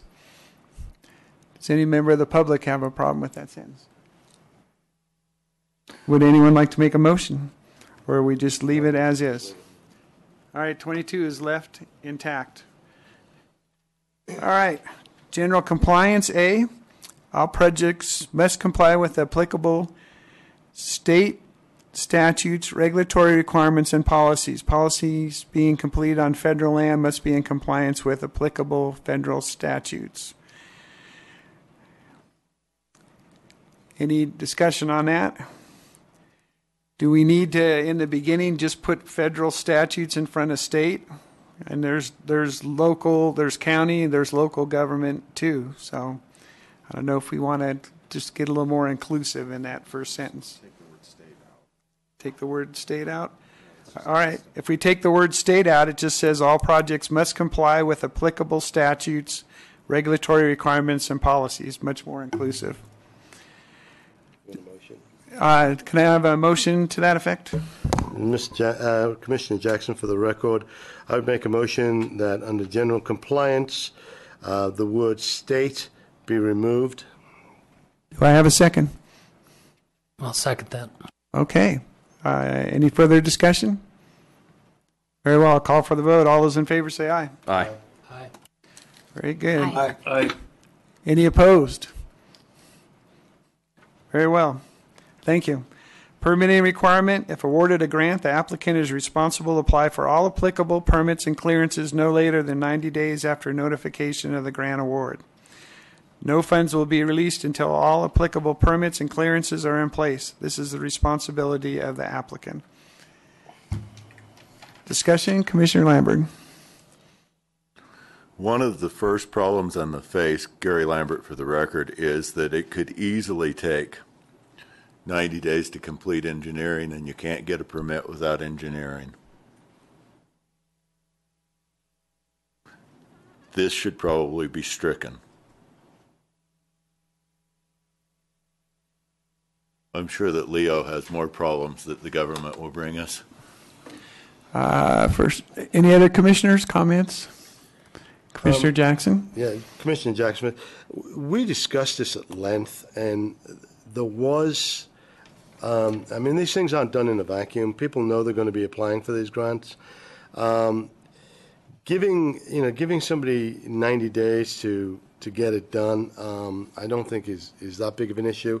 If we do want to satisfy Mr. Lambert, if we want to add a line, says something to the effect of may be extended with approval from the commission.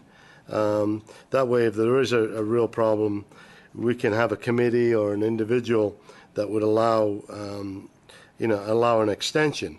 But again, we can't make it infinitum. I mean, there's got to be a deadline somewhere along the line. So 90 days, I think, is reasonable. But again, I would be more than happy to have, an approval to extend. Chair. Commissioner Dro? Commissioner Dro, for the record. And this isn't one of my expertise, but isn't this just an application? That doesn't mean you have to have a completed permit. You just have to apply. So I was about to suggest that we begin the application process, because to actually apply for the application, the engineering has to be complete. The BLM probably has to sign that engineering off.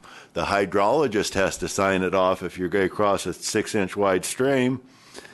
It took me a year to get through the hydrologist on something my notebook would span on the top of Peavine. Technically, I'm not required to have a building permit because it's on federal land. It's just a big pit hole. That's all. Okay. Leo?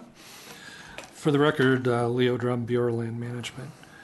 The way I read this, it says, if awarded a grant, the applicant is responsible to apply for all applicable permits and no later than 90 days. If you're going to award money and then they're going to apply to a federal agency for whatever permits are required, that could take up to 2 years, and you've just kind of shot your funding for that year. My suggestion would be is that if they're awarded a grant, that they have 90 days to provide the permits that were required. They needed to have done this a long time ago. If they're proposing to build a trail on public land, there's going to be NEPA involved. That's probably going to take 6 months to a year to complete. Depending on where it is, there could be other consultations that are required.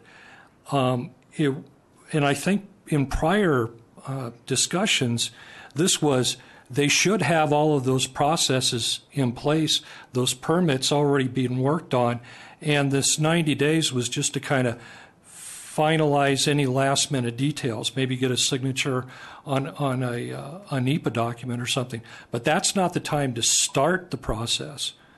So my suggestion would be is to strike apply for and put provide, that they, after a grant's been awarded, they have 90 days to provide that documentation to the commission.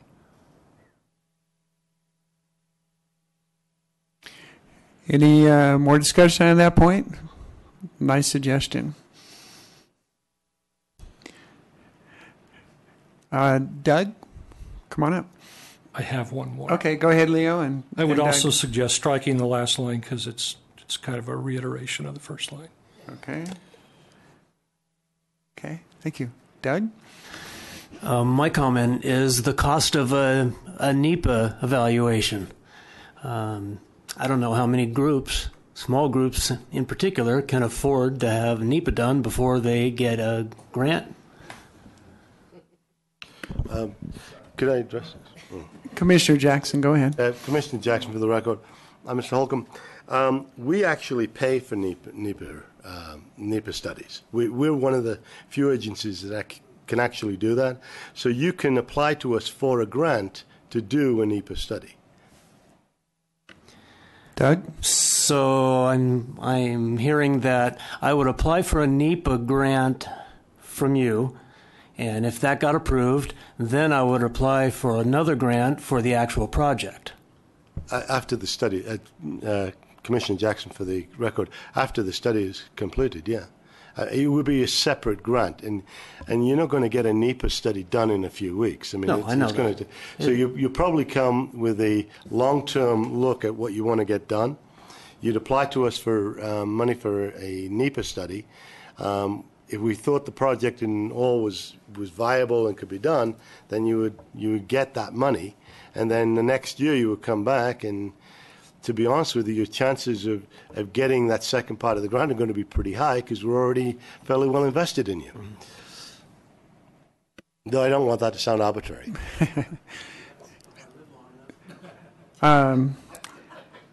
Very good. Some good suggestions there. Anybody willing to put those ideas in the form of a motion? Yeah. Yeah, I think. Yeah, if we wanted to take Leo's, I'll try and read the language and somebody can make the motion. If awarded a grant, the applicant's responsible to provide all applicable permits and clearances no later than 90 days after the notification of the grant award. No funds will be released until all the applicable permits and clearances are in place, and we struck the last line. Okay, Commissioner Jackson, for the record, I would make a motion that under permitting requirements, the first line, middle of the first line, we strike the word apply and replace it with the word provide. This is Commissioner Lee. I think we're striking provide or apply for, both words. Apply for and provide, and changing. Pardon me, those Commissioner. Provide, right? Yes. Pardon me, you are correct. We will be striking apply for and replacing it with provide. All right. Do we have a second? Commissioner Elmer will I'll second that. Okay. Darren beat you to the punch there, Kerry. Moved and seconded. Any further discussion? Hearing none, I call for the vote. All those in favor say aye. Aye. Aye. Aye. Aye. Aye. Any opposed? Motion carries. Thank you. Grant categories. Chair. Yes, go ahead, Darren. I have a 3 o'clock conference call I have to attend, so I need to duck out. Okay. Thank you. All right, grant categories. 2 lines. The first one being the grantee will notify the commission when the scope of work of the grant is completed, and a majority vote of the commission will determine if the performance of the work is acceptable. Does anyone have a problem with that line? Hearing none, I think we'll stand as written. Next line is the guidebook shall award points for volunteerism and in-kind matches along with cash matches. Any problems with that line? Hearing none. We'll move forward. I'll read this important dates thing. We've discussed it before. Hopefully that's not subject to too much change. Upon a call for grants, the call for grants will be open for 60 days. At the close of the call for grants, the grants will be published on the website for public review. 30 days after the grants are published on the website, the commission in whole will have a meeting scheduled to score the grants. The scored grants scoring and proposed awards will be published on the website for 15 days, allowing an appeals process and a time for review. At that point, with no appeals present, the awards may be issued. Should the issuance of any grant be appealed or an appeal made for a grant not issued, the grants within that category will be held until the appeal is settled. All other grants will be funded. In the event that the grant which is being appealed, there are monies which not have been allocated in the fund available, then all grants shall be funded and the appeal grant shall be held until a final decision is made by the committee as a whole within 30 days. Any comments by the commission?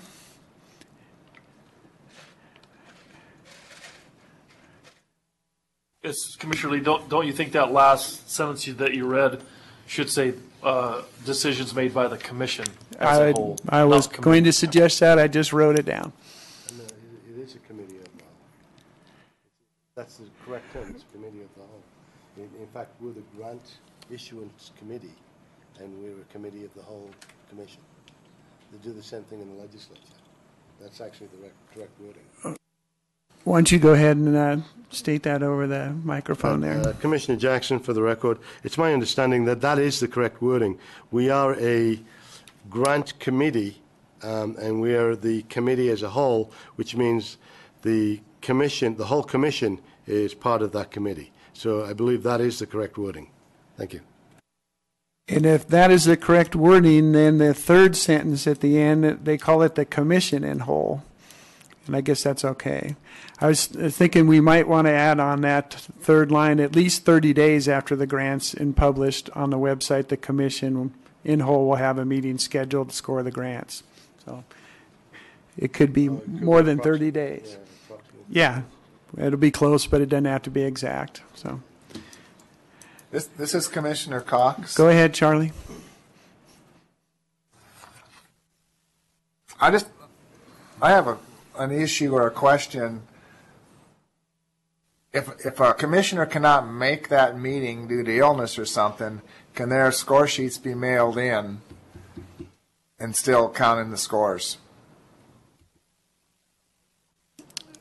I wouldn't see why not. He may not be available to change his score due to, a presentation that he misses also, but I'd say his original scores could be submitted as his scores. Any other opinions? I think that to be true, but I think it should be in regulations so it doesn't come up later. I don't know where the appropriate place to put it in this document is, but since we're talking about scoring. All right. So you're proposing we add a line in the regulations that a commissioner can mail in his score sheet, and that will be his scores for the particular grant? Yes. Okay. But then, Commissioner Jackson, that also raises an issue. What if more than 50% of the commissioners decide to mail them in and we don't have a quorum? Do we count it as a quorum because they are mailed in? Do those score sheets count to our quorum? Does that make us whole because of that or not? I mean, it's just a question. No, apparently not. Okay. Now, the meeting at which scoring would be done would be an open meeting that would have normal open meeting law quorum requirements. So I don't. What's that? We haven't talked about their vote, just their score sheet. Oh, I guess I assumed that what we were talking about was a scenario where they were sending in their score sheet in lieu of their attending at all. You're correct. Commissioner Jackson, for the record, Chair. Go ahead. It comes down to if they're not present for the oral presentation, and we are putting a lot of weight behind the oral presentation in that the score maybe go up or go down based on the oral presentation. Is it a disadvantage to people who, is it a disadvantage to that particular applicant if a commissioner is not present for the oral, because the oral presentation might boost their score by 20%. And if that particular commissioner isn't there and only uses the score from the technical score from what he saw in writing, that might put that particular person or those particular people at a disadvantage.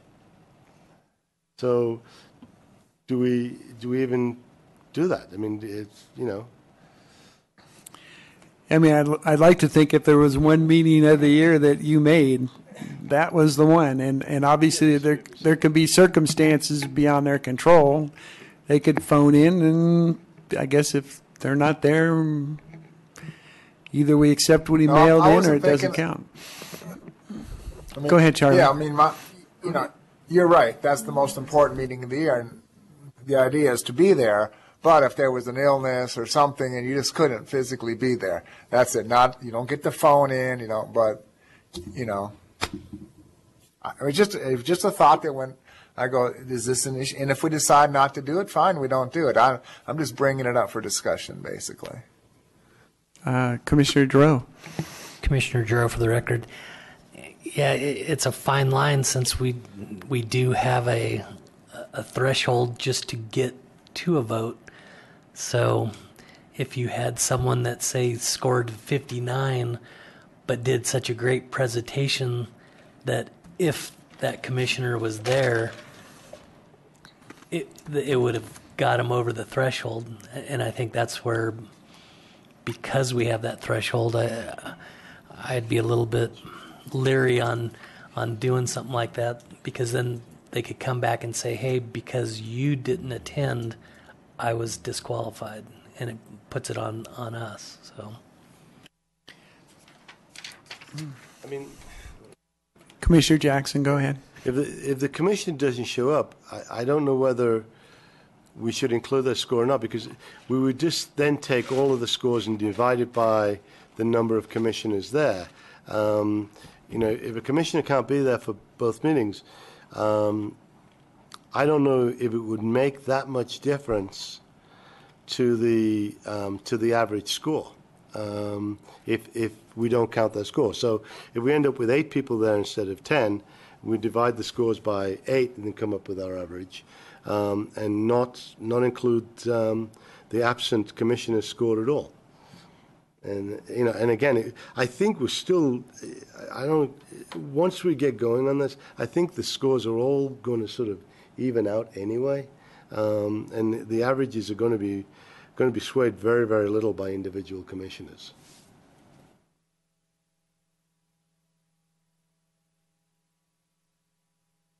Any further comments?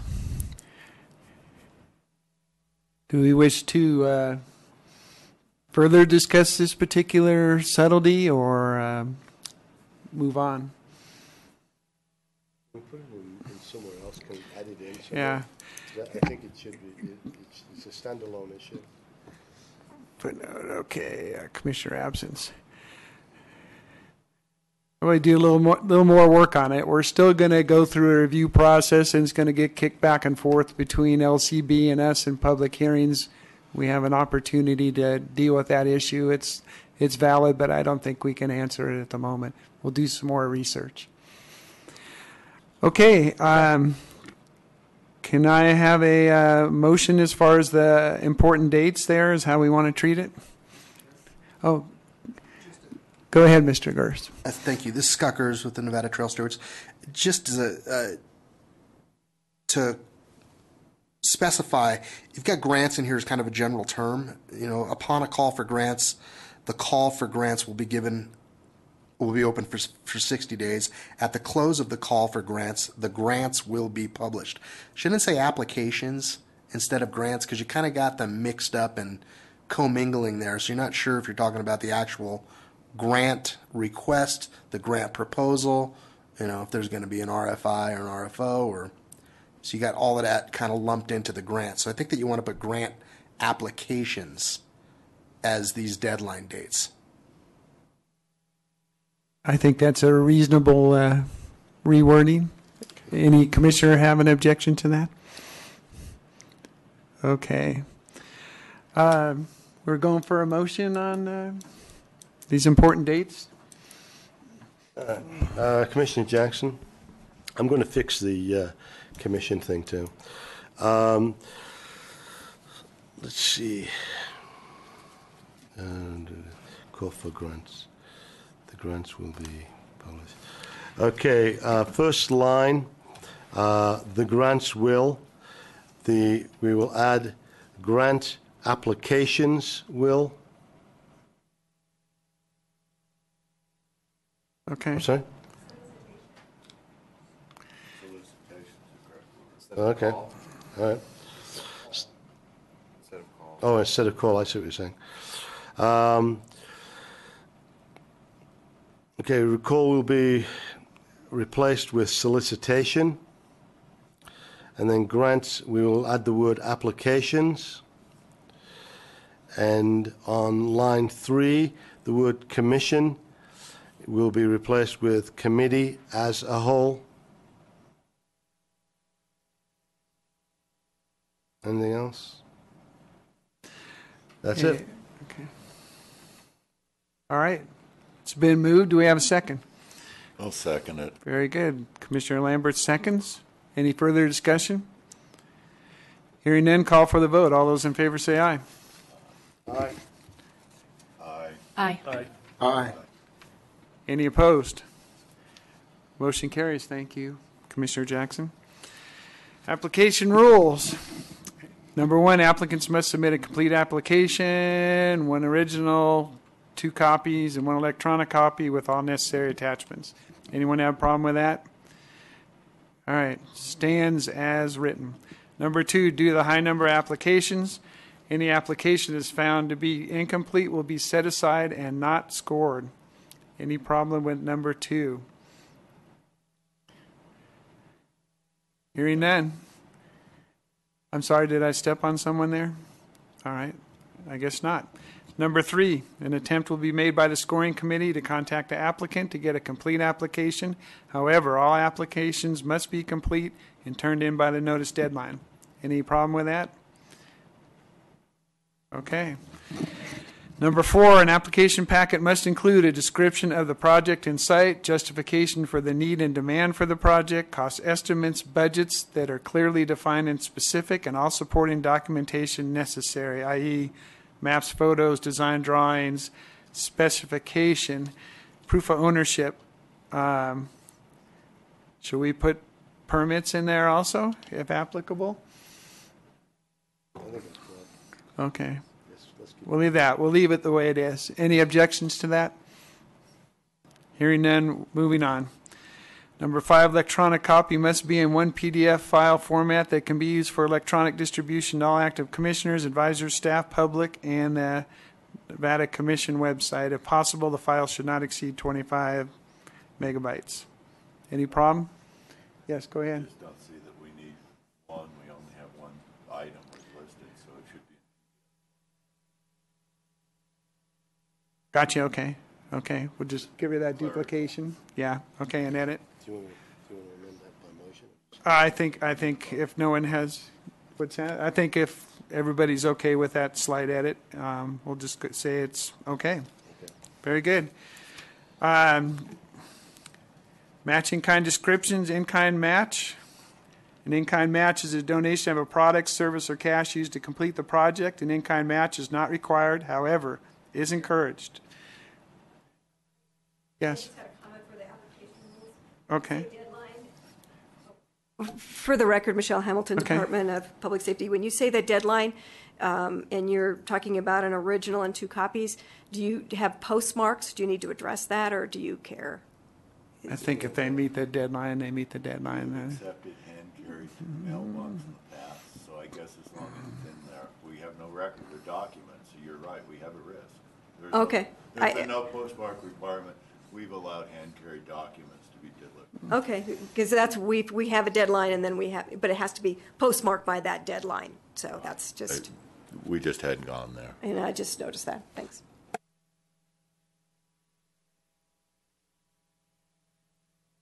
Very well. Back to in-kind match.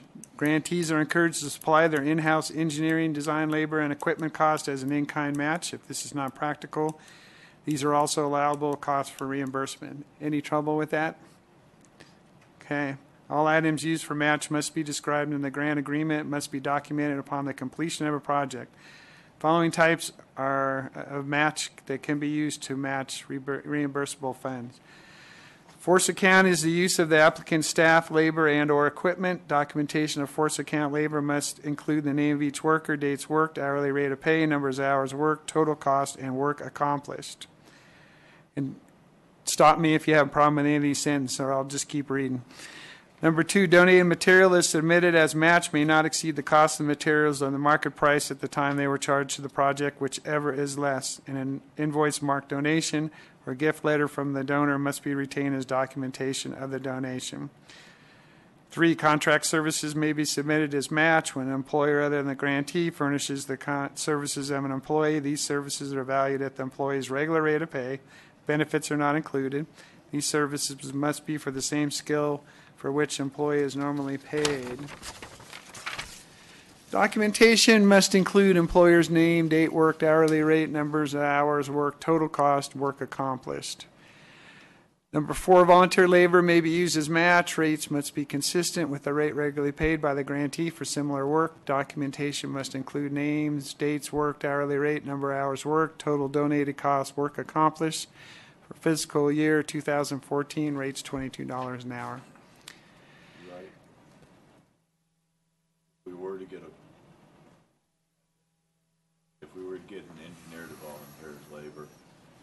guess $22 an hour is all we count. That's No, fine. I think It's volunteer. I think in the earlier part, it covers that at the normal rate. It's contract services force account. I remember reading it just a minute ago. I'm fine with it. Keep going. Okay. It's Commissioner Lee. Commissioner Lee, go ahead. That very last sentence, I think, can be stricken, or it can be put that those volunteer rates as set forth in the guidebook. Yeah, I think it's a better idea. I think that's a great idea. Is that a form of a motion? Sure. And do I have a second? Second. Any further discussion? Call for the vote. All those in favor say aye. Aye. Aye. Any opposed? Very well. We struck the last sentence of number 4.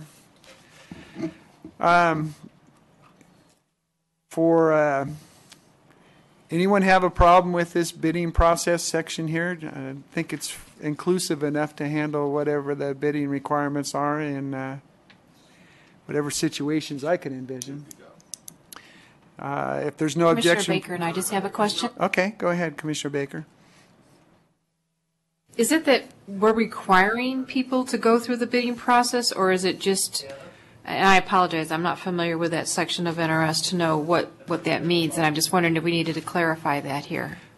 I believe. And the other part of that is, in the purchasing process, remember from before, we were requiring it to be purchased within the state of Nevada and only allowed, and so I didn't know if we should include that in here. That's what all this is. Okay. That's a stipulation we've already. Have we covered that? Yes, because we were allowed to make stipulations. And Okay. So we'll make that a stipulation of the grant award that it will be. Yeah. Okay.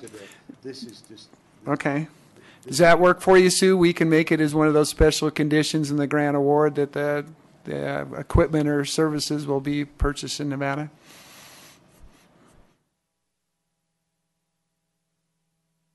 Or do you think we should have it in the regulation? Well, I'm okay if we put it as a stipulation on each one. You know, we might forget, and that way when they're writing the grant, they know they have to. But I'm okay with not including it if nobody else wants to. I just don't want to lose sight of that. Yeah. Commissioner Jackson. Commissioner Jackson, for the record, the problem with doing that and not doing it by a case-by-case basis, the equipment they need or the service they need or the product they need may not be available in our state.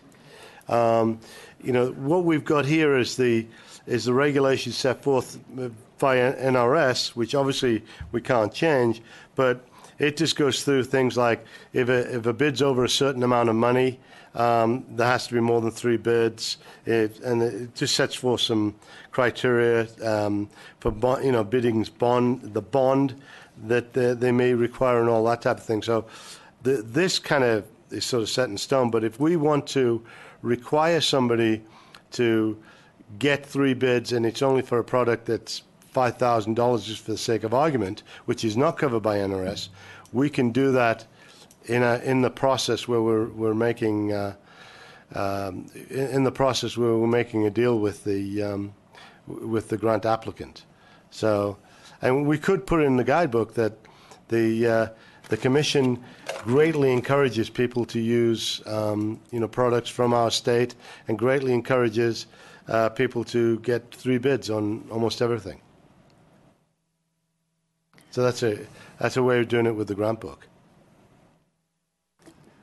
Okay. So I take it the bidding process and a list of state statutes that outline that are acceptable to the commission?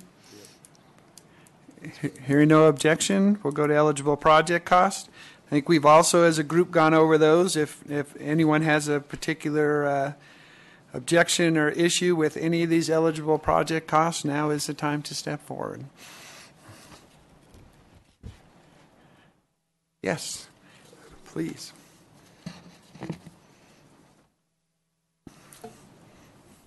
Michelle Hamilton, Department of Public Safety, and maybe I just didn't get down to this part. And I looked through all the eligible equipment, and several of the grants had put in for ATVs as a necessary equipment for public safety, and I don't see where that would fall under this. It's just a note. Not a bad one at that, actually. It just doesn't spell it out there, and I just looked and I didn't see Sheriff Lee there, and I don't know if he'd caught that. Law enforcement items as necessary for the mission of public safety or something. Yeah, I'm just wondering if law enforcement items is it. I know, they have equipment for snow trail grooming, but, do we want to just put equipment as eligible? How about equipment and vehicles? Equipment and vehicles? Just, sorry here. Go ahead, Nathan. Nathan Hastings for the record. I'm looking at what appears to be like the 6th or 7th item on the list where it says supplies, materials and tools for the grant project. Maybe if you just added a couple items and commas and said, supplies, materials and tools, or even said, equipment, vehicles, and law enforcement items. There you go. Something like that. Just adding that works. Actually, to this one, right here, the 6th line, equipment, vehicles, and law enforcement items.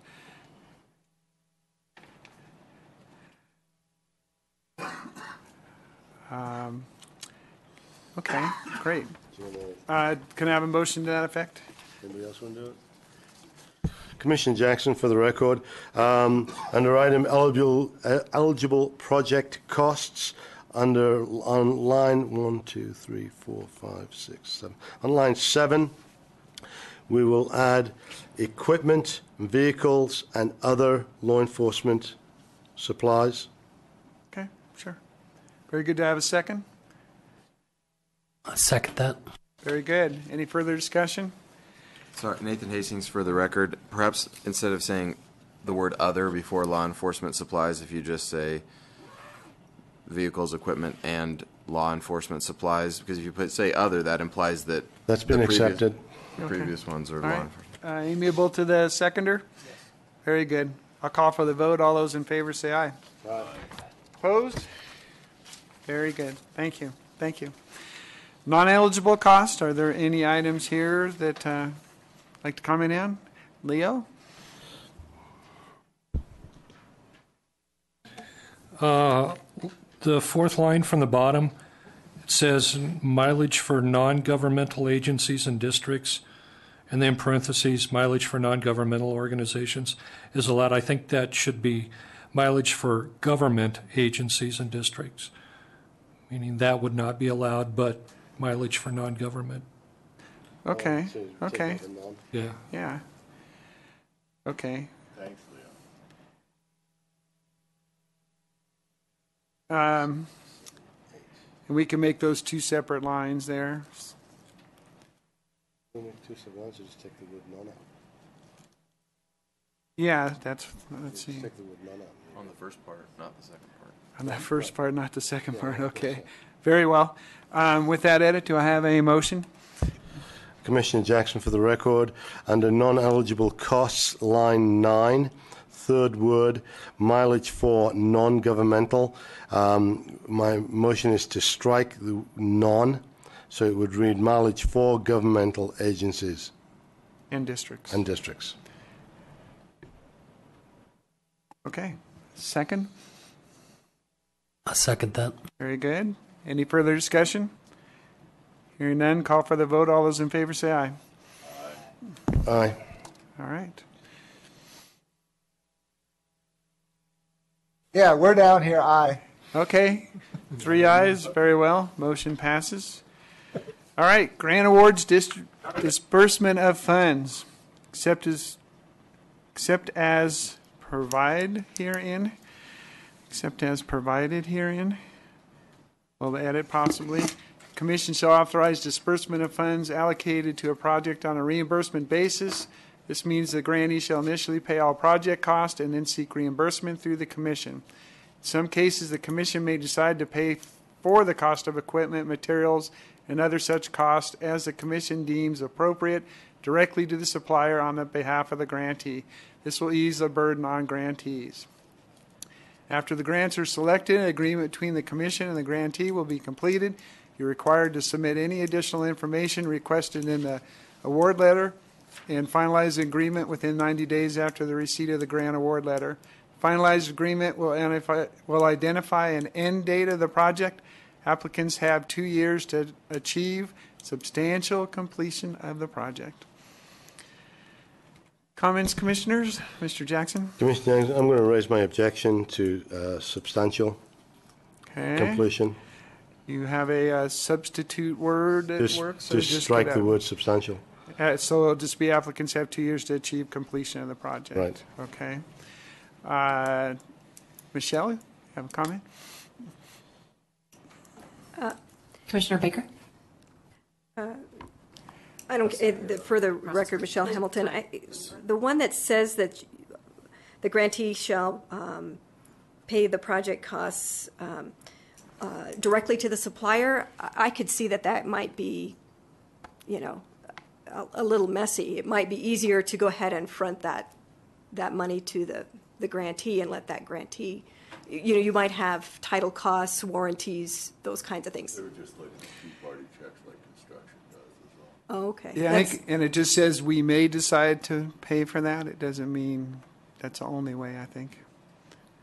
Okay. Yeah, but good point. That is a good point. Yeah, because it just says we're either a reimbursement or directly to the supplier, and it doesn't really say anything about you may front the money to somebody. We had talked earlier about some of the nonprofits that would be difficult for them to do. So I just wanted to throw that out because I know it was a discussion at the grant committee. All right. Is there some discussion how to make that a little better sentence? Commissioner Jackson? Or excuse me, Commissioner Baker, I made you wait for a little bit. Do you want to go ahead? Oh, my comment, I wasn't on that. It was just that we wanted to embed something for clarification of the process for applying for an extension of time, and that might fit underneath this. I just don't want to lose sight of that. No, it's an excellent point here. What would you want to put as an extension? That the commission could provide an extension of time if appropriate, or the commission would provide a process in the grant application. Okay. Would that work? All right. Can sure try. Commissioner Jackson, for the record, the grant award distribution of funds, a line will be added that the commission will create a process for extension of any grants or any grant completions. This process will be contained in the guidebook. Also, I would move that we, on the final, next to the bottom line, we strike the word substantial.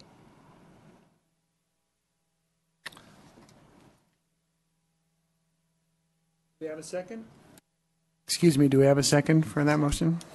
Okay, we have a second. Further discussion?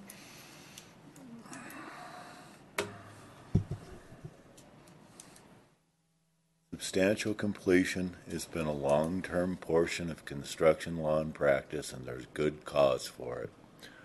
I will vote against anything that removes that.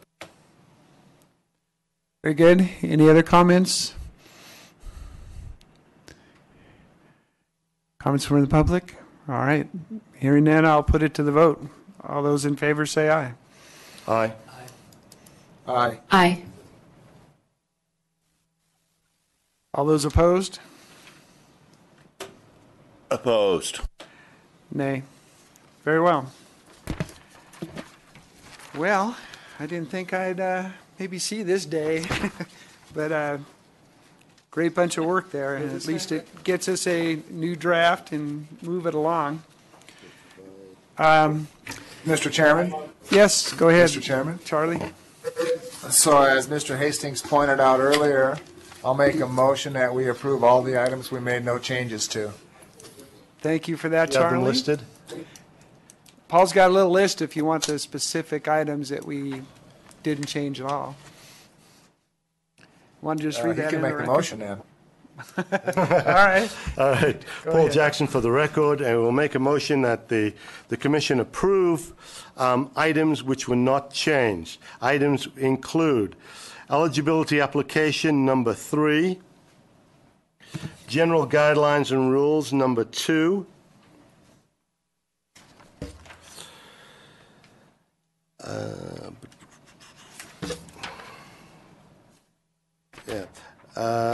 let's see, I'm sorry. General guidelines and rules number 2, number 16, number 18, number 21, and number 22. Permit requirements, grant categories. Both of those were approved. Both of those stand unchanged. Thank you. Thank you. Do I have a second? Very good. Moved and seconded. I've got another motion yet. What's that again? I've got another one too. Okay. Do we do this one first? Or, Yeah, okay. All those in favor say aye. Aye. Aye. Opposed? Very good. Thank you very much. Commissioner Jackson, for the record, I move that all foregoing parts of the regulations which were not changed be approved. Application rules number 1, number 2, number 3, number 4, and number 5.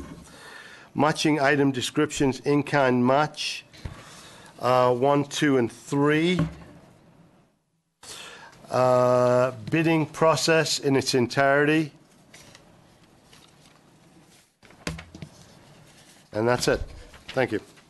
Do we have a second? I'll second that. Okay, moved and seconded. Any discussion? Hearing none, call for the vote. All those in favor say aye. Aye. Aye. Aye. Aye. Very good. I think that concludes number 7. One more motion, sir? Although Mr. Cox? Oh, hang on one sec. Nathan Hastings, for the record, it says that possible action may also include decision to forward regulatory language to the LCB for drafting purposes and scheduling a public workshop. We should, if the commission, if that is its pleasure, should take that action.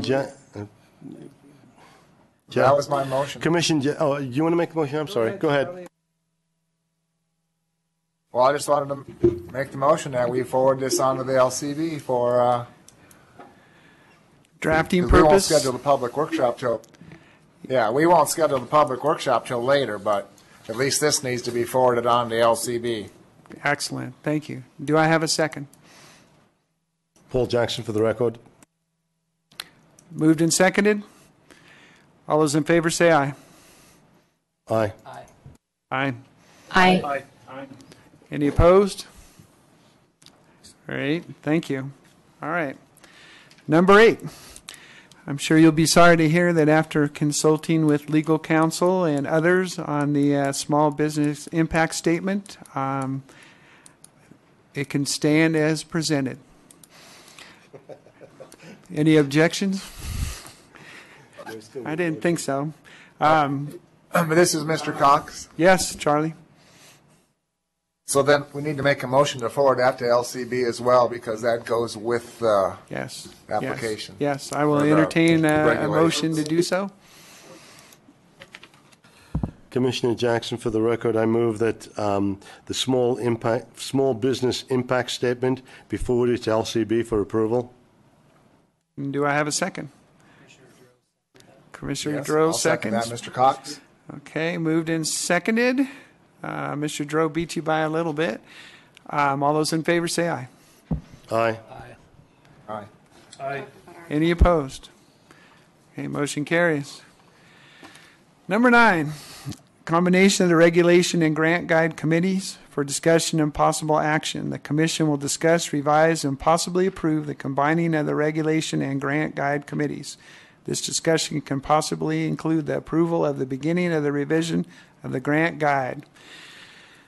I think basically the same people that have been working on this regulations and the grant guide are virtually identical individuals. Anyway, I would like to combine them and repopulate that so that we can begin the revision of the grant guide, at least the initial phases from the regulations we propose and the feedback we get back from the LCB. I have a question. Okay, and we'll just open it up for discussion. Commissioner Jackson. Commissioner, Chair, I would like to be appointed to that committee, please. All right, thank you for your comment. Any other comments? Okay. At present, I'd like to populate this Commissioner Lee as chairman, Commissioner Griggs, Commissioner Cox, Commissioner Baker, Commissioner Lambert, and myself in the coordination factory. That's my decision at the moment, and we'll move forward. I can accept it, though. All right. Treasurer's report. I know the commission will discuss and review the treasurer's report from Charlie. Okay. Oh, okay. I guess I'll have to, excuse me, as a point of order, I need to have a motion to the effect of my repopulating the committee, and it's rolling, getting the grant guide in sync with the I don't regulations. believe you need a motion for that. That's your jurisdiction and province. We've had motion. We did it as a motion Okay. in the past, and it says action. Doesn't say. I don't believe that's true. We have done it in the past because we did vote in it. I hear you talking. Okay, hang on. I think I'll step in the middle. Nathan, is it your understanding that it is the chairman's discretion on how he populates and manages that committee? Honestly, I don't know how that works, right. but it was let's see here. It was agendized as an action item. Okay. And Okay. so All right. it should be handled that way. I don't think it's a problem, as Mr. Jackson suggested. I'd entertain a motion to that effect. I have a motion to support the chairman's choice and call for population of the committee. And do I have a second? Do we first have to combine the committees? Don't we first have to make a motion to combine the two committees?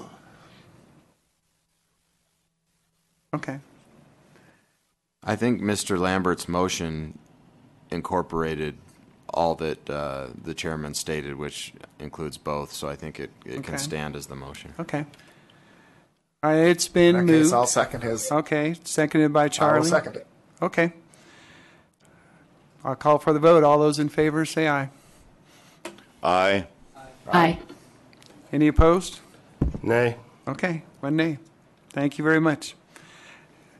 I just wanted to say for the record that Commissioner Lee had to leave. There's 2 huge fires going on, and so he got called out. All right. Thank you for that, Commissioner Baker.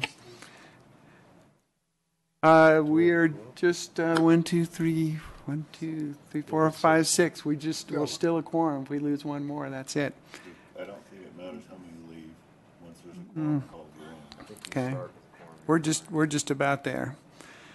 Like I said, treasurer's report. We're just in the transition right now. Okay. Charlie, I don't know if it's appropriate. Well, I can give you the treasurer's report as of the end of June, and then I don't know if Mr. Lambert would have anything else to add to it. The good news is that the last deposit we got from the state, we get 2 deposits a month from the state, and so this last deposit we just got on June 23rd was for $31,195, which is the biggest deposit we've ever gotten. So we started out the year roughly receiving about $28,000 a month, and it has steadily gone up month by month from the 28s to the 33, 35, 40. So in June, with this deposit, that brings us to $59,195.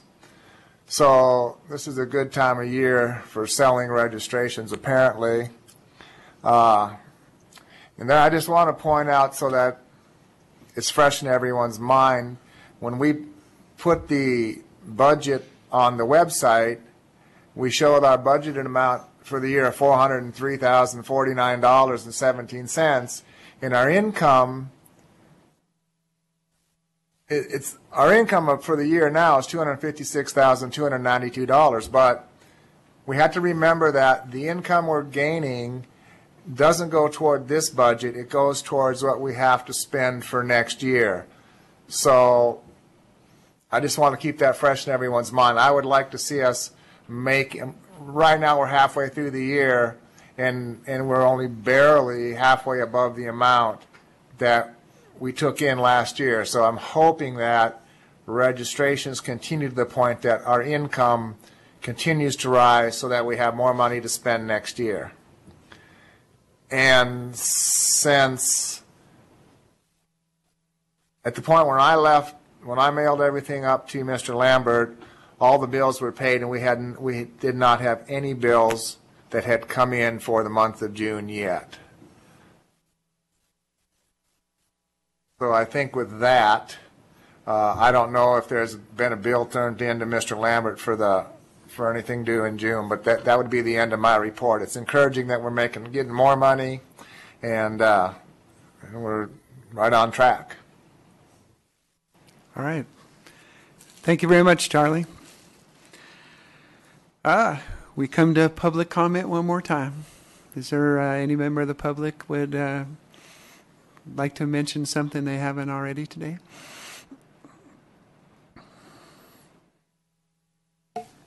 Scott Gers with the Nevada Trail Stewards. I'd like to thank the commission for a great meeting and spending almost your entire day out here in Carson. Looks like a lot was accomplished. Look forward to finishing this up. Thanks. Thank you very much. Commissioner Baker? Yes, Commissioner Baker. Just wanted to mention two things I'd like to see for the next agenda, if everyone would agree. And one of them is, I don't know up north, but for the south, I'd like to work with Kim and the DMV to get the mailing address of all of the dealerships that are authorized to register and have a meeting with them. And I don't know if that needs to be public or if that can be private, but to just discuss the challenges that they see the owners of the off-highway vehicles having in trying to get things registered, and trying to work through some of those things either through the DMV or taking note of what might need to be legislative changes.